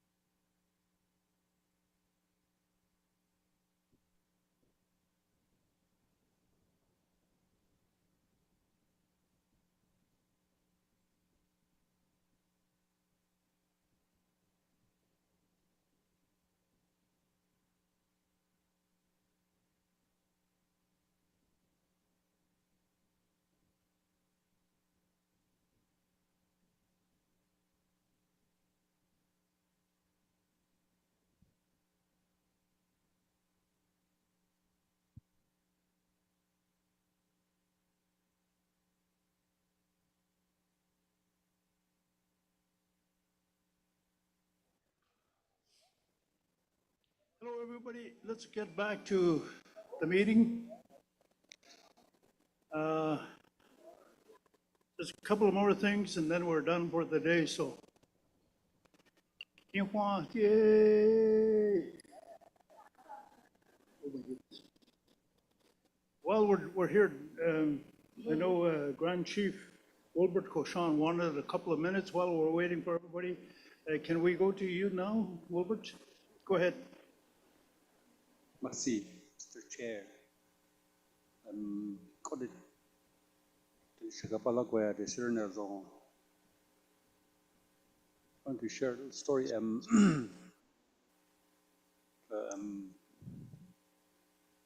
Elders that are across from me. My elders are in their 90s and tell good stories. There's no disrespect to you. You're just young elders. It's still good to listen to you, and you still know a lot of stories from the past, from our past leaders. I'm not very far from that too, so. But I always remember the old chiefs. Some of us kept the chiefs in line. Aaron Baker is the one that was really strict in meetings and always kept the chiefs in line. And I always respected him since I was a young kid. Same as Johnny, Charlie, and other chiefs that were really straightforward. No bullshit. They just did what they had to do for the people. Like the chief, they do have a lot of power. If they know, if they can practice it, but they're always delegating it. Gotta have respect for them. And one thing I wanted to bring up was, since we're under the same charter of right, our chiefs to be protected like how Prime Minister is protected. So maybe something to look into, because that's what it's coming down to right now. Backlash from drug dealers and stuff like that. And no, not happening, but it's going to happen because chiefs have families. So it's just something to think about, and really start thinking about that. We really have to protect our leaders, our chiefs, and Prime Minister has that much security, so much police protecting him. We're under the same charter, we're under the chiefs are the same as the Prime Minister, and we should think about it that way. So I just wanted to share that, and then there was just a little story that a little 5-year-old boy was, teacher asked what you wanted, what you wish to be. This is for all of you.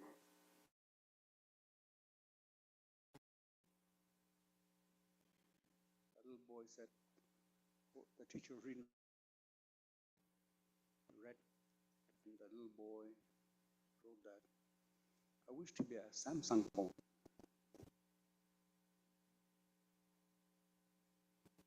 Because my parents loved the Samsung phone more than me. And whenever they want attention, they go to their phone first. And if they want me to ask them for something, they go to their phone first. There's no communication, so sometimes we put blame on something, and really, even myself, I'm doing it to my grandchildren. There's no real communication. There's no real eye contact. Just give them a phone and trying to move them away. So why do you think young people are into drugs or think about that since the cell phone came in? So I really started thinking about it and really opened my eyes when that little boy, 5-year-old, said that, and then the teachers start crying, and then the father said, well, whose kid is that? It's our son, he said. And they both start crying. So sometimes we put blame on stuff, and electronics are raising our children. And so it's really true that we really have to look at that too. A lot of young people didn't pay attention to them, they raised themselves. Now we have to try to get them away from that, and electronics are really into their brain. So why do you think they're not listening? So to tell the truth, that's why I wanted to share that little message and that little story. A 5-year-old can tell you that they wanted to be a Samsung phone because the parents loved the Samsung more than him. It really makes sense. And even myself, I'm kind of sad about it because when my grandchildren come to me and want to play with me, and I'm watching the phone or the TV. So just something to think about, but it's all of us, and really have to pay attention to our children, our grandchildren. So I just wanted to throw it out there to make us think about how we can get them back maybe on the land, but even on the land, the kids are right into it. So, but we're doing our best to get them out there. Kobo, we're still very into our culture, and our kids they know well, but technology, wherever you travel, they have that little mini dish, so they have it all the time. Wherever they go, it's have internet, Wi-Fi, whatever. So those are the things that we have to start looking at if we really want to heal ourselves, and heal and get our children back. And I think a lot of our children got lost all that time. So we have to take some blame for that, and we can't blame. We have to stop blaming others, the government or anybody, and it's all ourselves too. Is to tell the truth. Just before I was out in the land, and I went to the cave where they have special water. For 2 days ago, 100 miles past Kobo, and you go way down and then you go way in the ground, about 200 feet. And there's special water there, and hard to get there. Well, certain people can go in there, and some people can't go in there. They get scared to go right back out. But that water heals cancer, and the mud have done that before. So we have special places like that can heal our people. Like the elders always say to go back to the land to heal ourselves and our children. But we have special places like that. And I was there like other day, and now I'm here sitting around with you guys. And I always listen to our elder story, and my elder is Raymond's dad, and he's 94 now, I think. But he's still active in a lot of things, and really good to see. That's what keeps them going. Same as my dad, 92 now, I think. But they still go out, skidooing, stuff like that. They're active, they keep their body moving, so they're really healthy that way. And their mind is still good. So I just wanted to share that little bit story with you. Merci.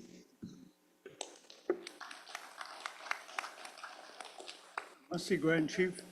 Now we're going to go to the people on Zoom, and Shoshona Paul and Sasha Paul, the Dene lawyers from Manitoba. Their presentation is on banishment, something that has been expressed as an interest in this leadership meeting. So the floor is yours, or the air is yours. Awesome. Thank you. So you can hear us all good? Awesome. And you can hear me as well? All right, double thumbs up. That's great. Sorry, Shoshana.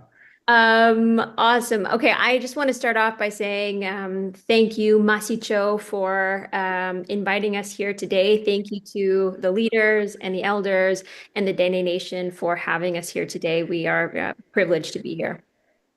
And we regret not being able to be there in person. You'd mentioned that we're from Manitoba, and that's true. I'm from Manitoba. Our First Nation, English River, is in northern Saskatchewan, where Shoshana is.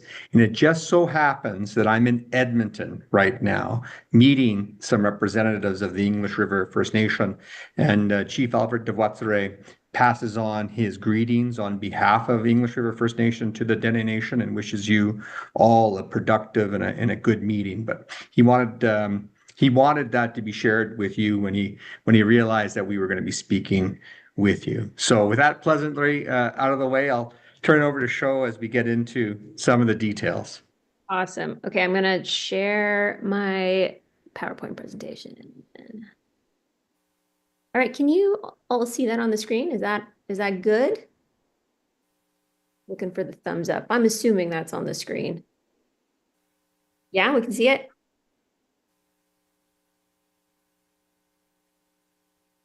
Okay. Yeah, it's on the screen where you could see it. Okay, good. All right, so maybe we'll just do a quick introduction, Sasha, and I can start. So my name is Shoshana Paul. I'm a member of English River First Nation, and I am also a lawyer that has been practicing primarily with First Nation governments here in the South for the past 10, 11 years. So a lot of time has passed since leaving law school and learning the ropes. And now I'm sort of at this kind of really neat juncture where I've kind of developed a practice in terms of working with First Nation communities primarily in developing laws that are of relevance to them and to their community. Sasha? And thank you for that. I'm Sasha Paul. I'm Shoshana Paul's brother. I'm a lawyer at the same law firm, a law firm called Thompson, Dorfman, Sweatman. I've been practicing for over 20 years in litigation Aboriginal law. I happen to be a member of the bar in the Northwest Territories in Nunavut and Yukon and Saskatchewan and Manitoba. So I've collected calls to the bar like some people collect candy. So I've been in this area for a number of years for any number of people, individual First Nations people, First Nations themselves, resource companies. I've seen all of these things from every conceivable angle over my 20 years, but as is always the case, I continue to learn. And so we count ourselves as very fortunate to share with you what we know, and we are open to comments and questions, and we're open to being wrong too. So that's us. Sho, did you want to start off? Sure. So the presentation that we have today is possible legal responses to public health and safety issues on First Nation lands. So this will look at a few legal responses to issues that are of primary concern to First Nation communities. And some of those concerns that have been brought to us over the years has been dealing squarely with substance misuse. So issues of drugs and alcohol on First Nation lands. And I'll just preface this conversation by saying, this is based on our experience primarily working with communities here in the South. And so a lot of the Prairie First Nations that I've worked with at the very least are often sort of navigating the Indian Act, inherent rights, and that's the primary kind of legal context in which I'm coming from. You folks in the Northwest Territories come from a different sort of legal context with self-government agreements, inherent rights, and possible Indian Act overlap as well in there. But you've got sort of those self-government agreements, which really does set you apart from our experiences here down south. Sasha? I think one of the things we want to highlight is even though the experience in the South might be a difference, I think the struggle is the same. And what we've seen over our years are First Nation leaders really struggling with how to deal with substance abuse, drug trafficking in communities, in a way that's really difficult to get a handle on. So while some of the legal principles might not be entirely apt for people in the North, I think what we're asking you to draw from it is showing how nations in the South have struggled with this issue and the issues that they've run into trying to address the problems of substance misuse in their communities. All right, so that's the kind of high level point of today's discussion around legal responses to public health and safety issues on First Nations lands. I will also say that while legal responses are important to consider, I am a big advocate of considering them in context to other areas, such as working with your health centers to ensure that programs and services dedicated to addressing the underlying causes of addictions is also very important and critical to have a more holistic approach.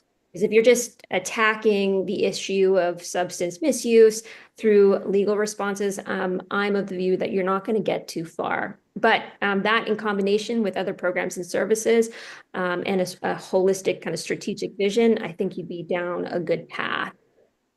Anything you want to add there, Sasha? I think it's really important to note that the law and a legal response to substance misuse is the start of things. It's not the end of things. There can be sometimes in some First Nations just a hope to say this law will solve everything. And really, in our experience, it takes individual effort. Again, drug treatment programs, counseling, addictions programs, employee assistance programs, all sorts of support networks to make sure that the objectives of the community are met. And so what we're really cautious on in advising communities and nations is that the law is important, but it's not the be-all end-all. It takes effort, actual human effort, to solve human problems. And we can only do so much in the law before this issue really is about the efforts of people to help people who are in need. Yes. So in this context, we're honing in on the legal response piece and grounding it in our experiences here on the South. And so in that context, I've been working within the confines of the bylaw making powers under the Indian Act.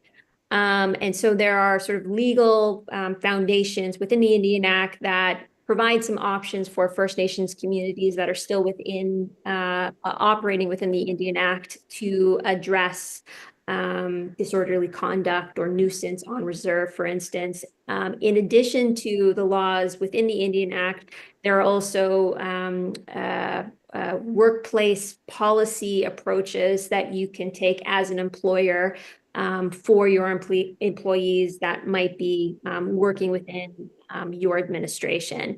So the legal responses generally can target your citizens and your employees, and we'll kind of break that down as we go through. Sasha, anything to add?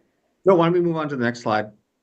So let's start with sort of legal responses targeting your citizens. So it's possible to look at the kind of various sources of laws that you folks have to limit or prohibit certain actions of your citizens or members within your communities.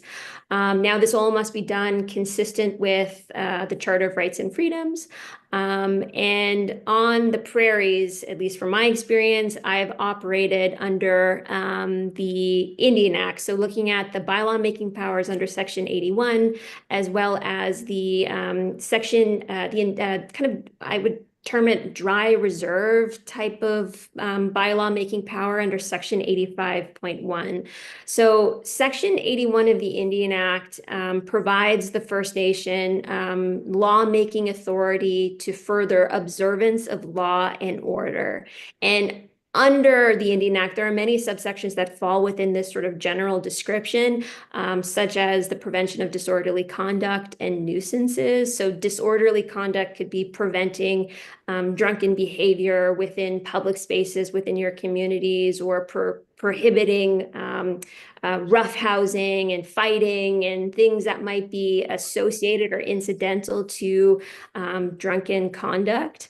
And nuisances could be, littering or creating dump sites, things of that nature. In addition, the removal and punishment of persons trespassing on the reserve or frequenting the reserve for prohibited purposes. To me, this in part kind of leans into the discussion of banishment, since this provides that kind of removal piece of people from the reserve if they are hitting certain legal requirements. Now, under Section 81, the penalties are prescribed within the Indian Act, and in the Indian Act context, if someone breaks these particular laws, then a fine can be imposed on that person of up to $1,000, or jail of up to 30 days, or both. Sasha? If I can pause there, and again, I appreciate that the Northwest Territories is different.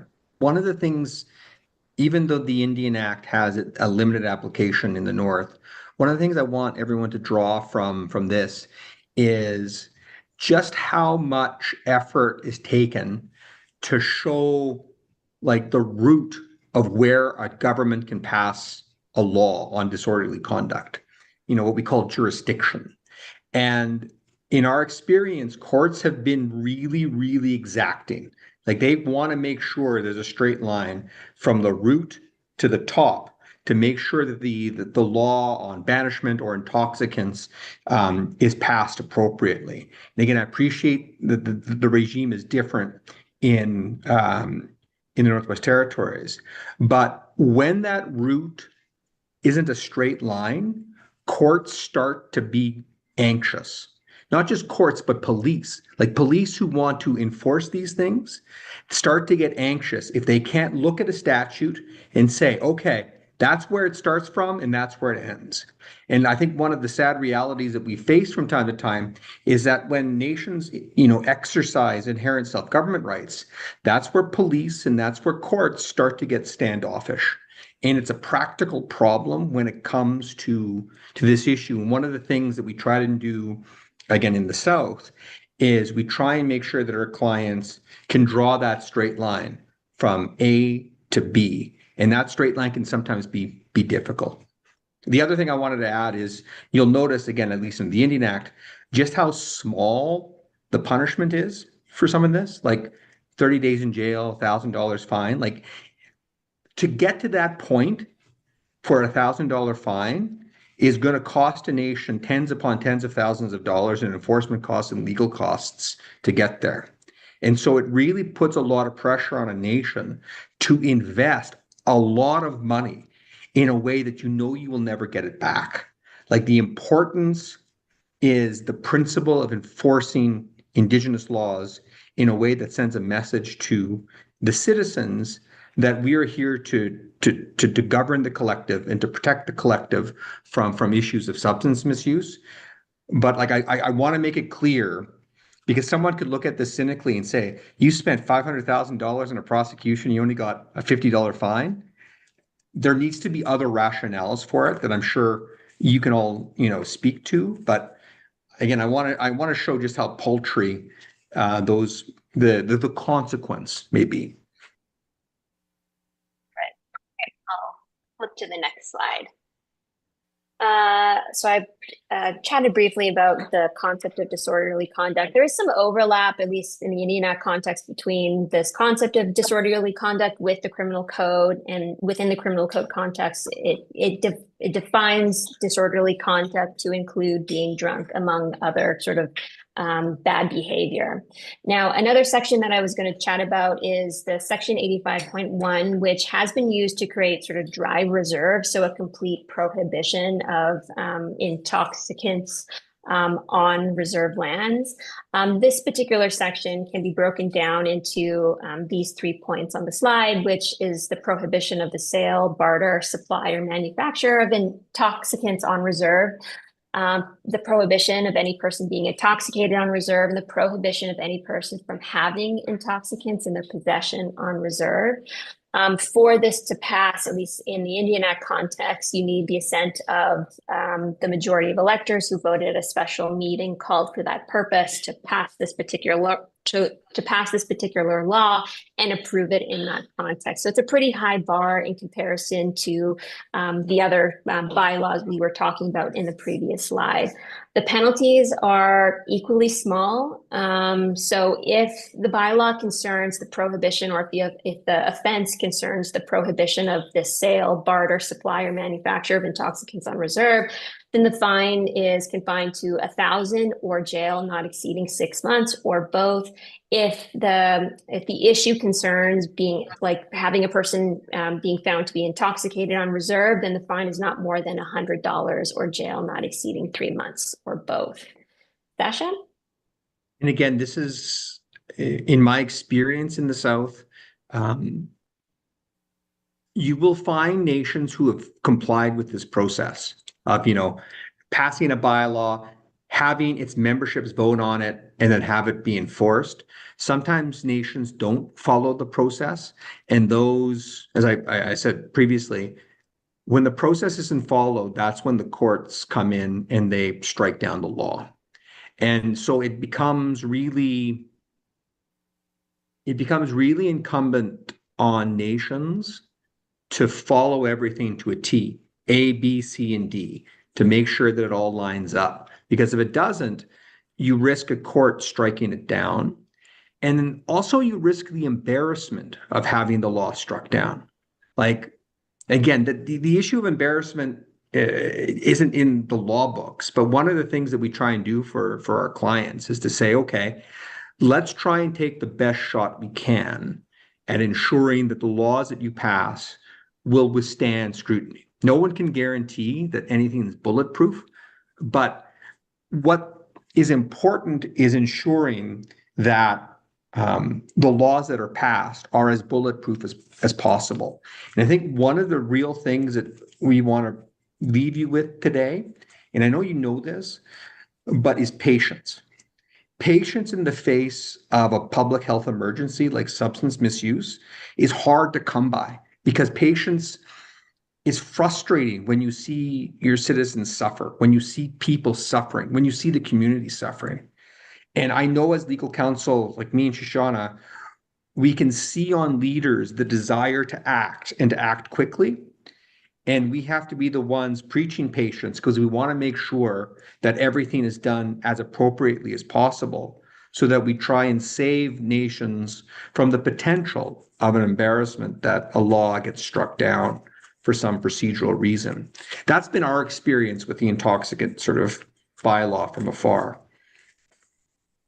All right, so I know this has been heavy on the Indian Act context, but I think to sort of build on Sasha's earlier comment, at least for you folks in the Northwest Territories, getting a sense of sort of the sources of law at your disposal, which would include if you are under a self-government agreement, your inherent rights, or if you do have the Indian Act still at play, just kind of getting a sense of like the legal tools available to you to then sort of consider what are the sort of sources of law that we can then create laws from. And you might have more flexibility and creativity in your individual context. So this next slide is on the banishment piece, and I know I understand participants are keen to hear about this. So Sasha, did you want to start this one off? Yeah, banishment is something that you see in the case law. And when you see it in the case law, you see a nation trying to remove somebody, and you see that individual, Sasha Paul, fighting that in federal court, saying that there was some procedural problem. And one of the things that I think you really take from the banishment case law is just how little the issue of substance misuse plays a role in it. What we see in the banishment case law is courts being really exacting on procedural fairness. Like I've told you before about jurisdiction, like does A lead to B? When it comes to banishment, courts are really exacting about saying, can you do this? And did you do it fairly? And fairly is something that, as you'll see on the slide, has certain things like adequate notice, an opportunity to respond, before a decision is made. And when I said earlier, you need patience, patience is a big part of procedural fairness. Because again, what I've seen in the case law and what I've seen sort of generally in my experience is that a nation has a concern about a person, Sacha Paul. They know Sacha Paul to be a bad actor. And everyone knows this generally. And things get in the pressure cooker tighter and tighter, and people get more and more anxious. And then suddenly a band council resolution comes along, kicking me out, banishing me from the community. And when we get called in as legal counsel to sort of advise on this, what we inevitably have to tell our clients is you're at serious risk that this BCR isn't done appropriately. And that's because there wasn't the necessary patience in trying to get the right steps before you can do that. Like when it comes to adequate notice, like one of the things we try and do is we try and say, okay, here is a list of all of our concerns about Sacha Paul, as detailed as possible. Why we are considering, not banishing you yet, but considering the issue of banishment.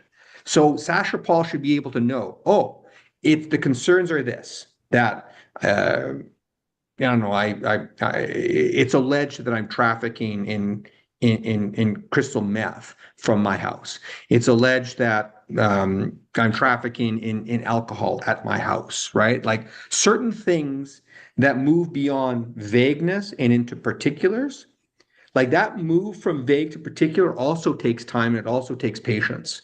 Because one of the things that we need to do when this case leaves the community and goes to federal court or goes to a court is that that judge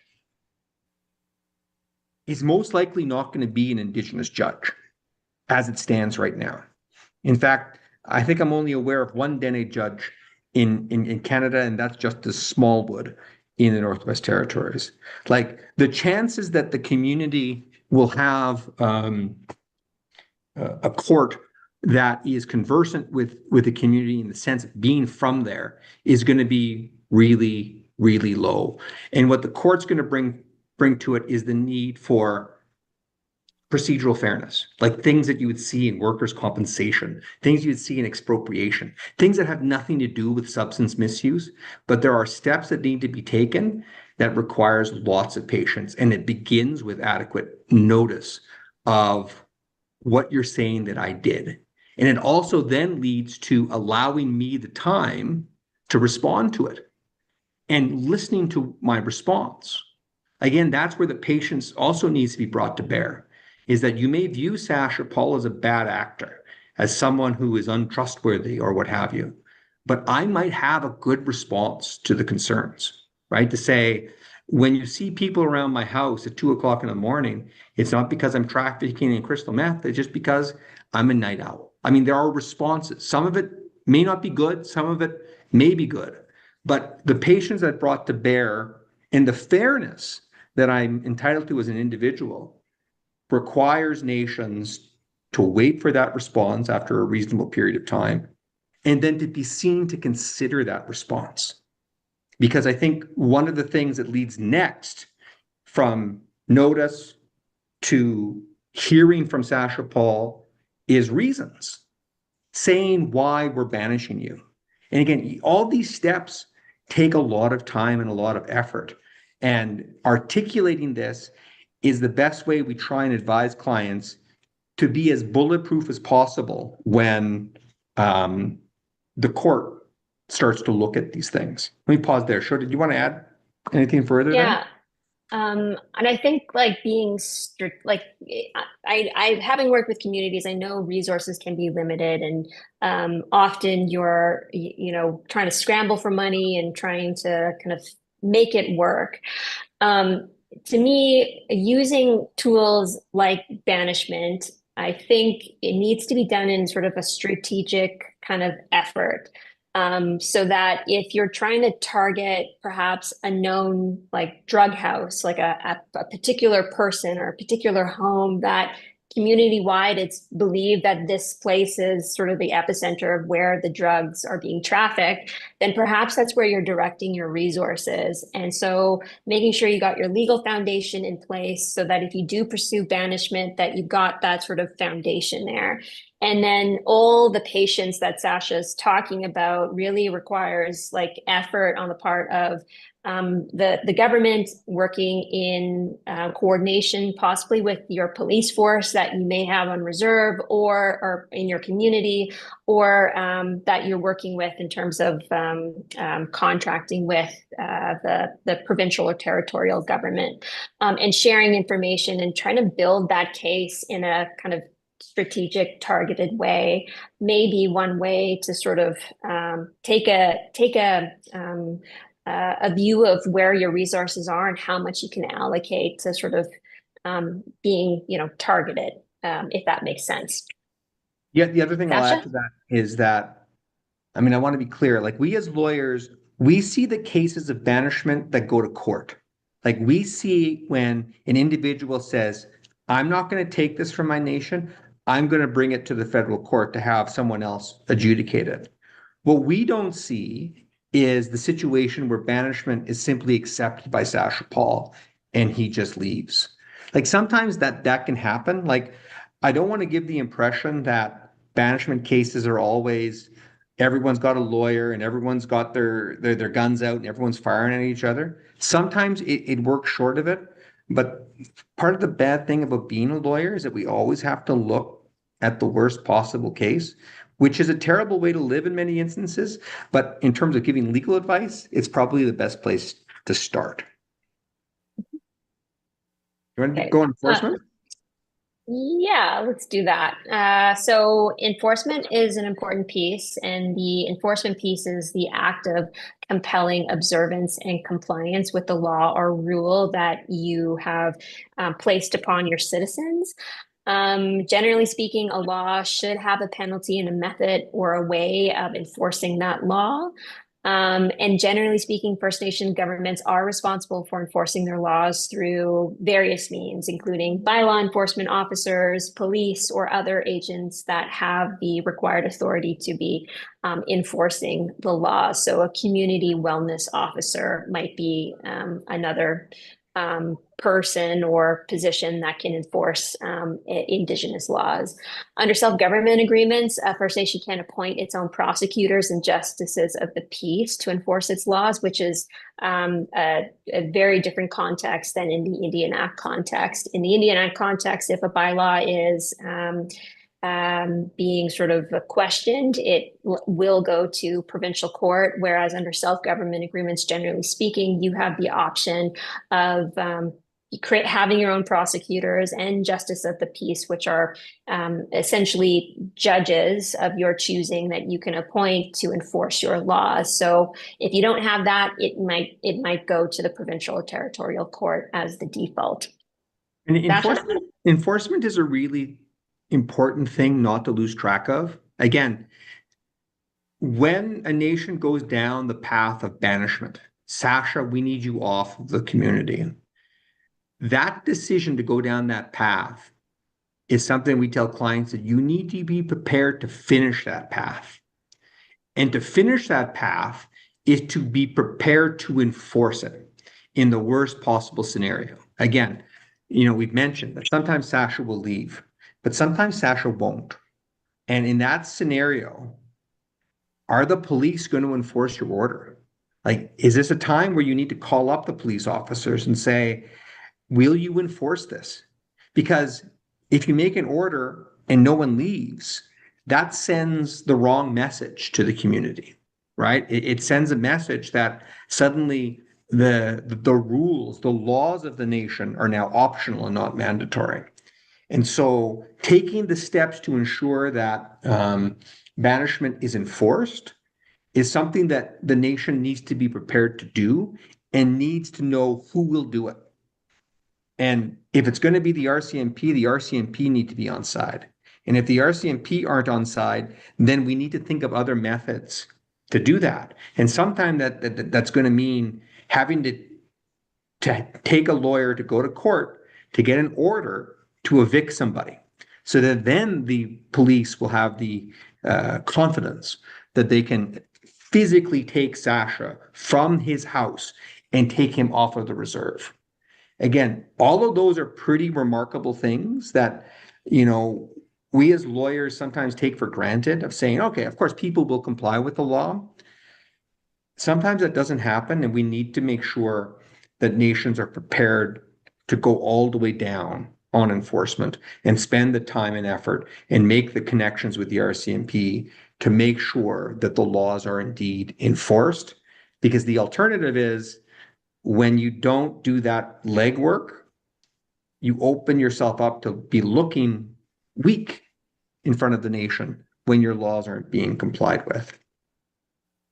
Yep. And part of our experience has been the relationship building piece between the First Nation community and the local RCMP detachment, or the sort of police force that they've been using over the years or working with over the years, and making sure that there's positive communication going both ways, and communicating the laws of your nation to the RCMP to make sure that they're aware of the law, goes a long way in terms of, you know, helping to educate the RCMP that yes, you got laws, and they ought to be helping you enforce those laws as well. So I'll leave that there. Anything else before I move on to the employee piece, Sasha? No, I think we have 2 more slides and then questions. We might as well. Yeah, then questions. Yeah, okay. And so in addition to sort of the legal mechanisms in context to sort of the Indian Act, or for you folks to look at your sort of legal sources that you're drawing from, you are also employers, I assume, because you probably have people working within your governments to help sort of make your government run. And in our experience, we've working with First Nation communities. They often want to make it look like their nation is doing something proactively about, you know, prohibiting intoxicants on reserve. And the first place they usually go to is their workforce. So there's some options in this context. So one of the easiest ways to, as an employer, that's a government, is to look at your workplace policies and be very clear on your expectations of your employees, that they have to be fit for duty, and defining what that means. So not arriving intoxicated at work would be sort of an obvious one to include. And if they're found to be intoxicated at work, that, you know, you as the employer may take disciplinary action up to and including termination.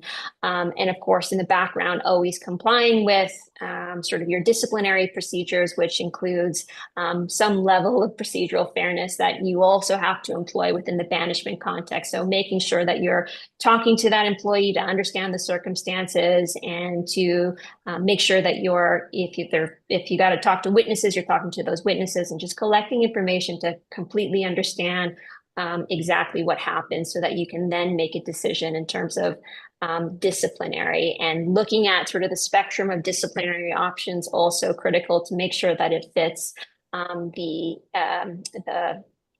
issue or problem that you're dealing with. And again, in terms of firing someone, you need to have a very good reason for letting someone know, and it often is considered a response of last resort. So again, the sort of disciplinary tools that you have available to you go from just providing a verbal warning all the way up to terminating someone, and really looking at terminating someone as the kind of last resort response. In addition to that, your workplace policies have to be compliant with human rights.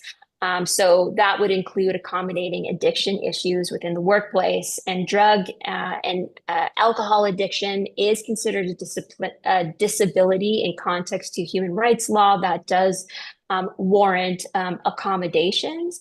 So this is an important sort of obligation to consider as an employer that might be dealing with an employee who has a substance use disorder.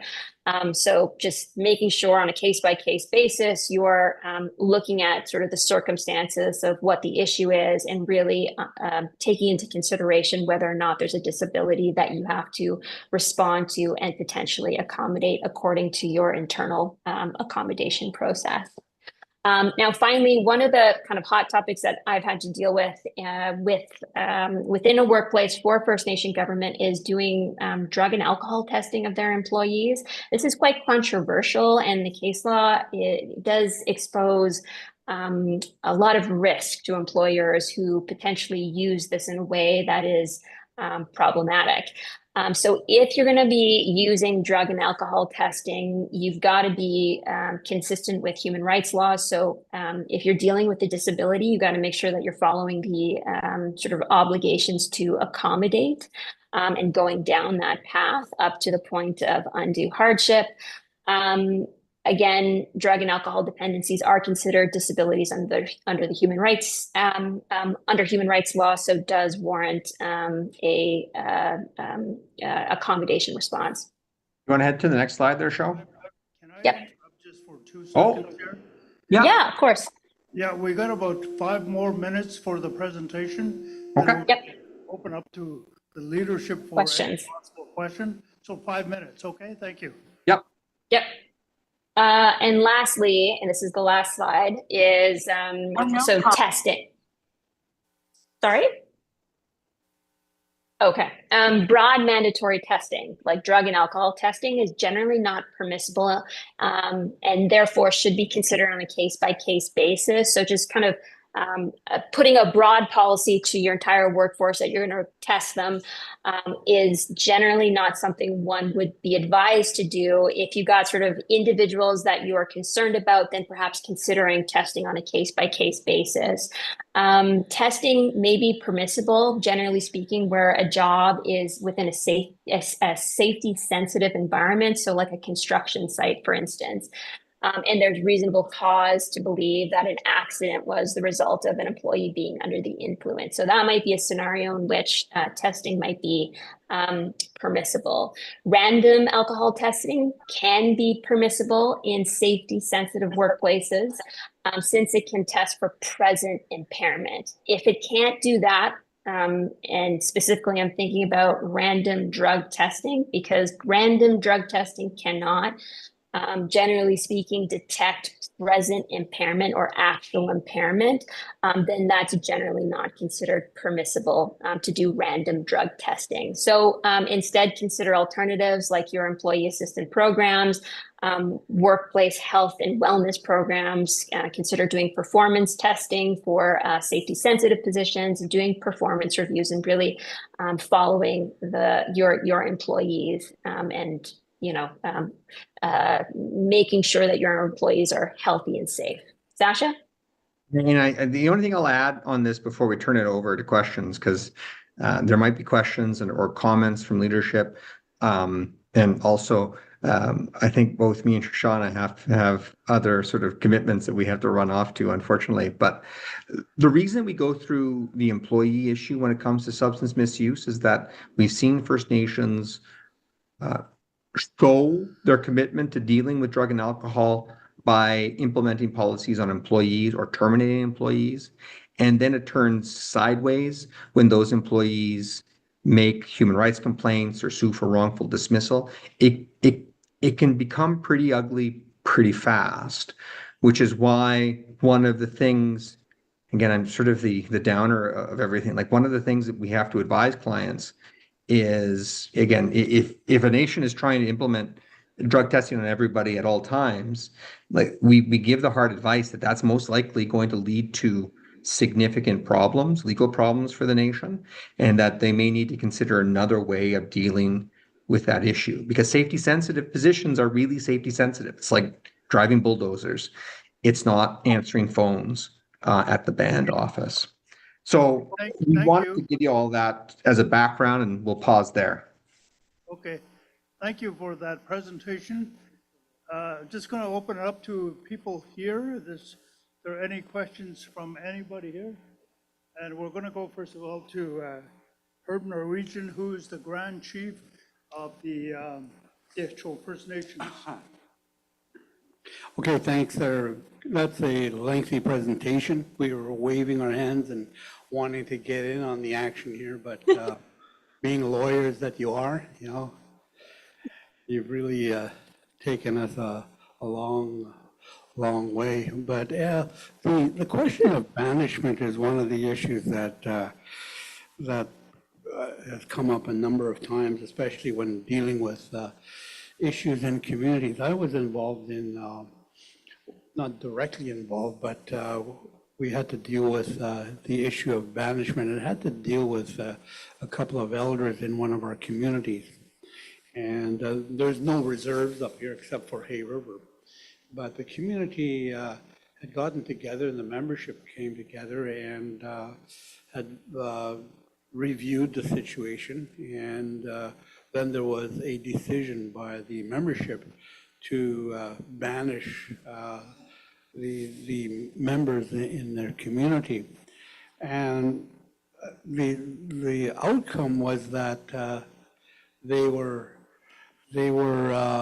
told that they have to leave, but then there was no enforcement. The community didn't have any enforcement, and as a result of that, the individuals weren't going to move. They were just going to stay there, and they said, well, try to move us.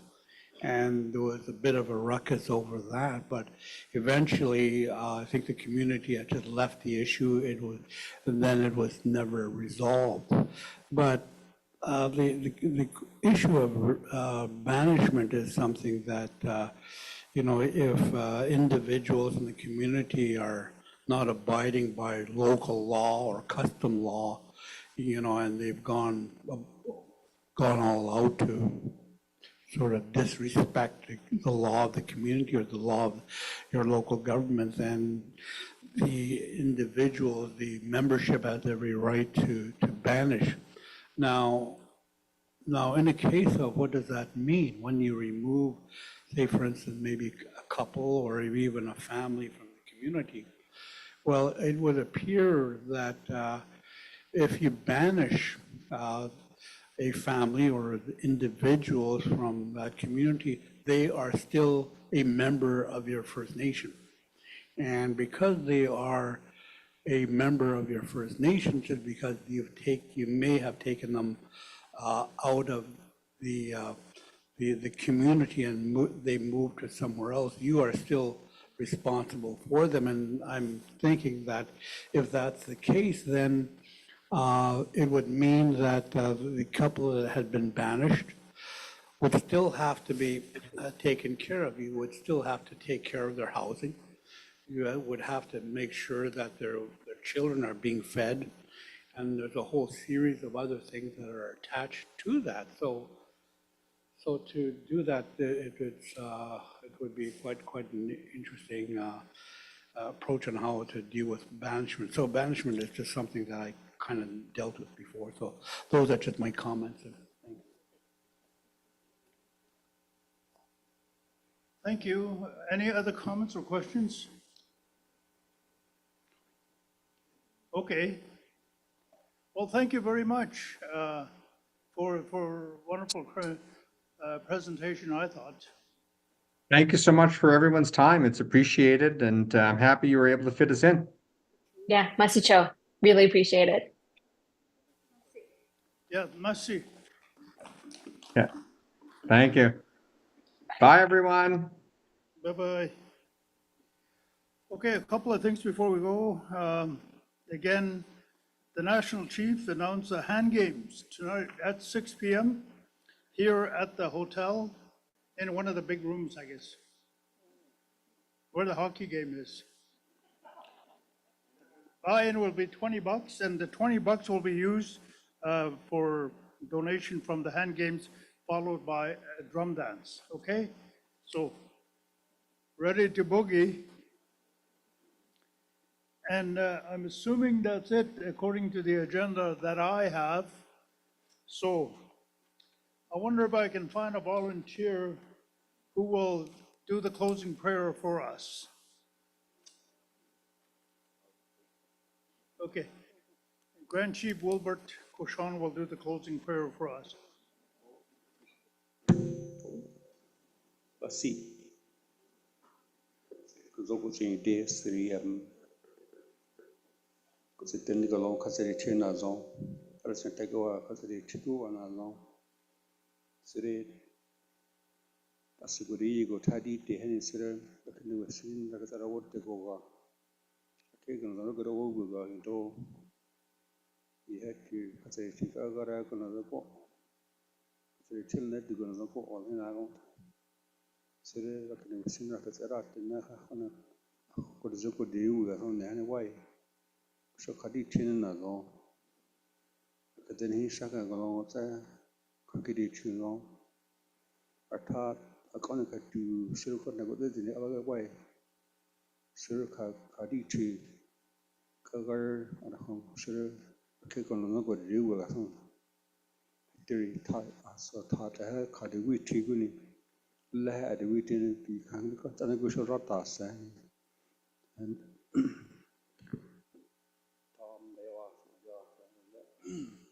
say the Lord's Prayer all together, be powerful when we say it all together. Even if you're not Catholic, just say it with us. So we'll start with the Lord's Prayer. Our Father, who art in heaven, hallowed be thy name. Thy kingdom come, thy will be done, on earth as it is in heaven. Give us this day our daily bread, and forgive us our trespasses, as we forgive those who trespass against us. And lead us not into temptation, but deliver us from evil. Amen. And Tom, Ayawa, Pizida, Maxi.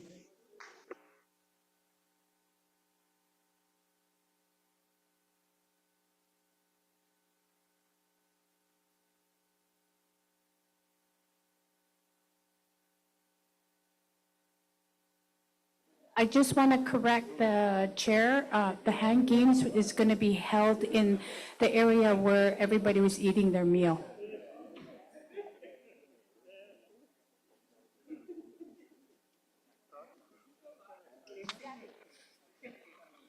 The keys.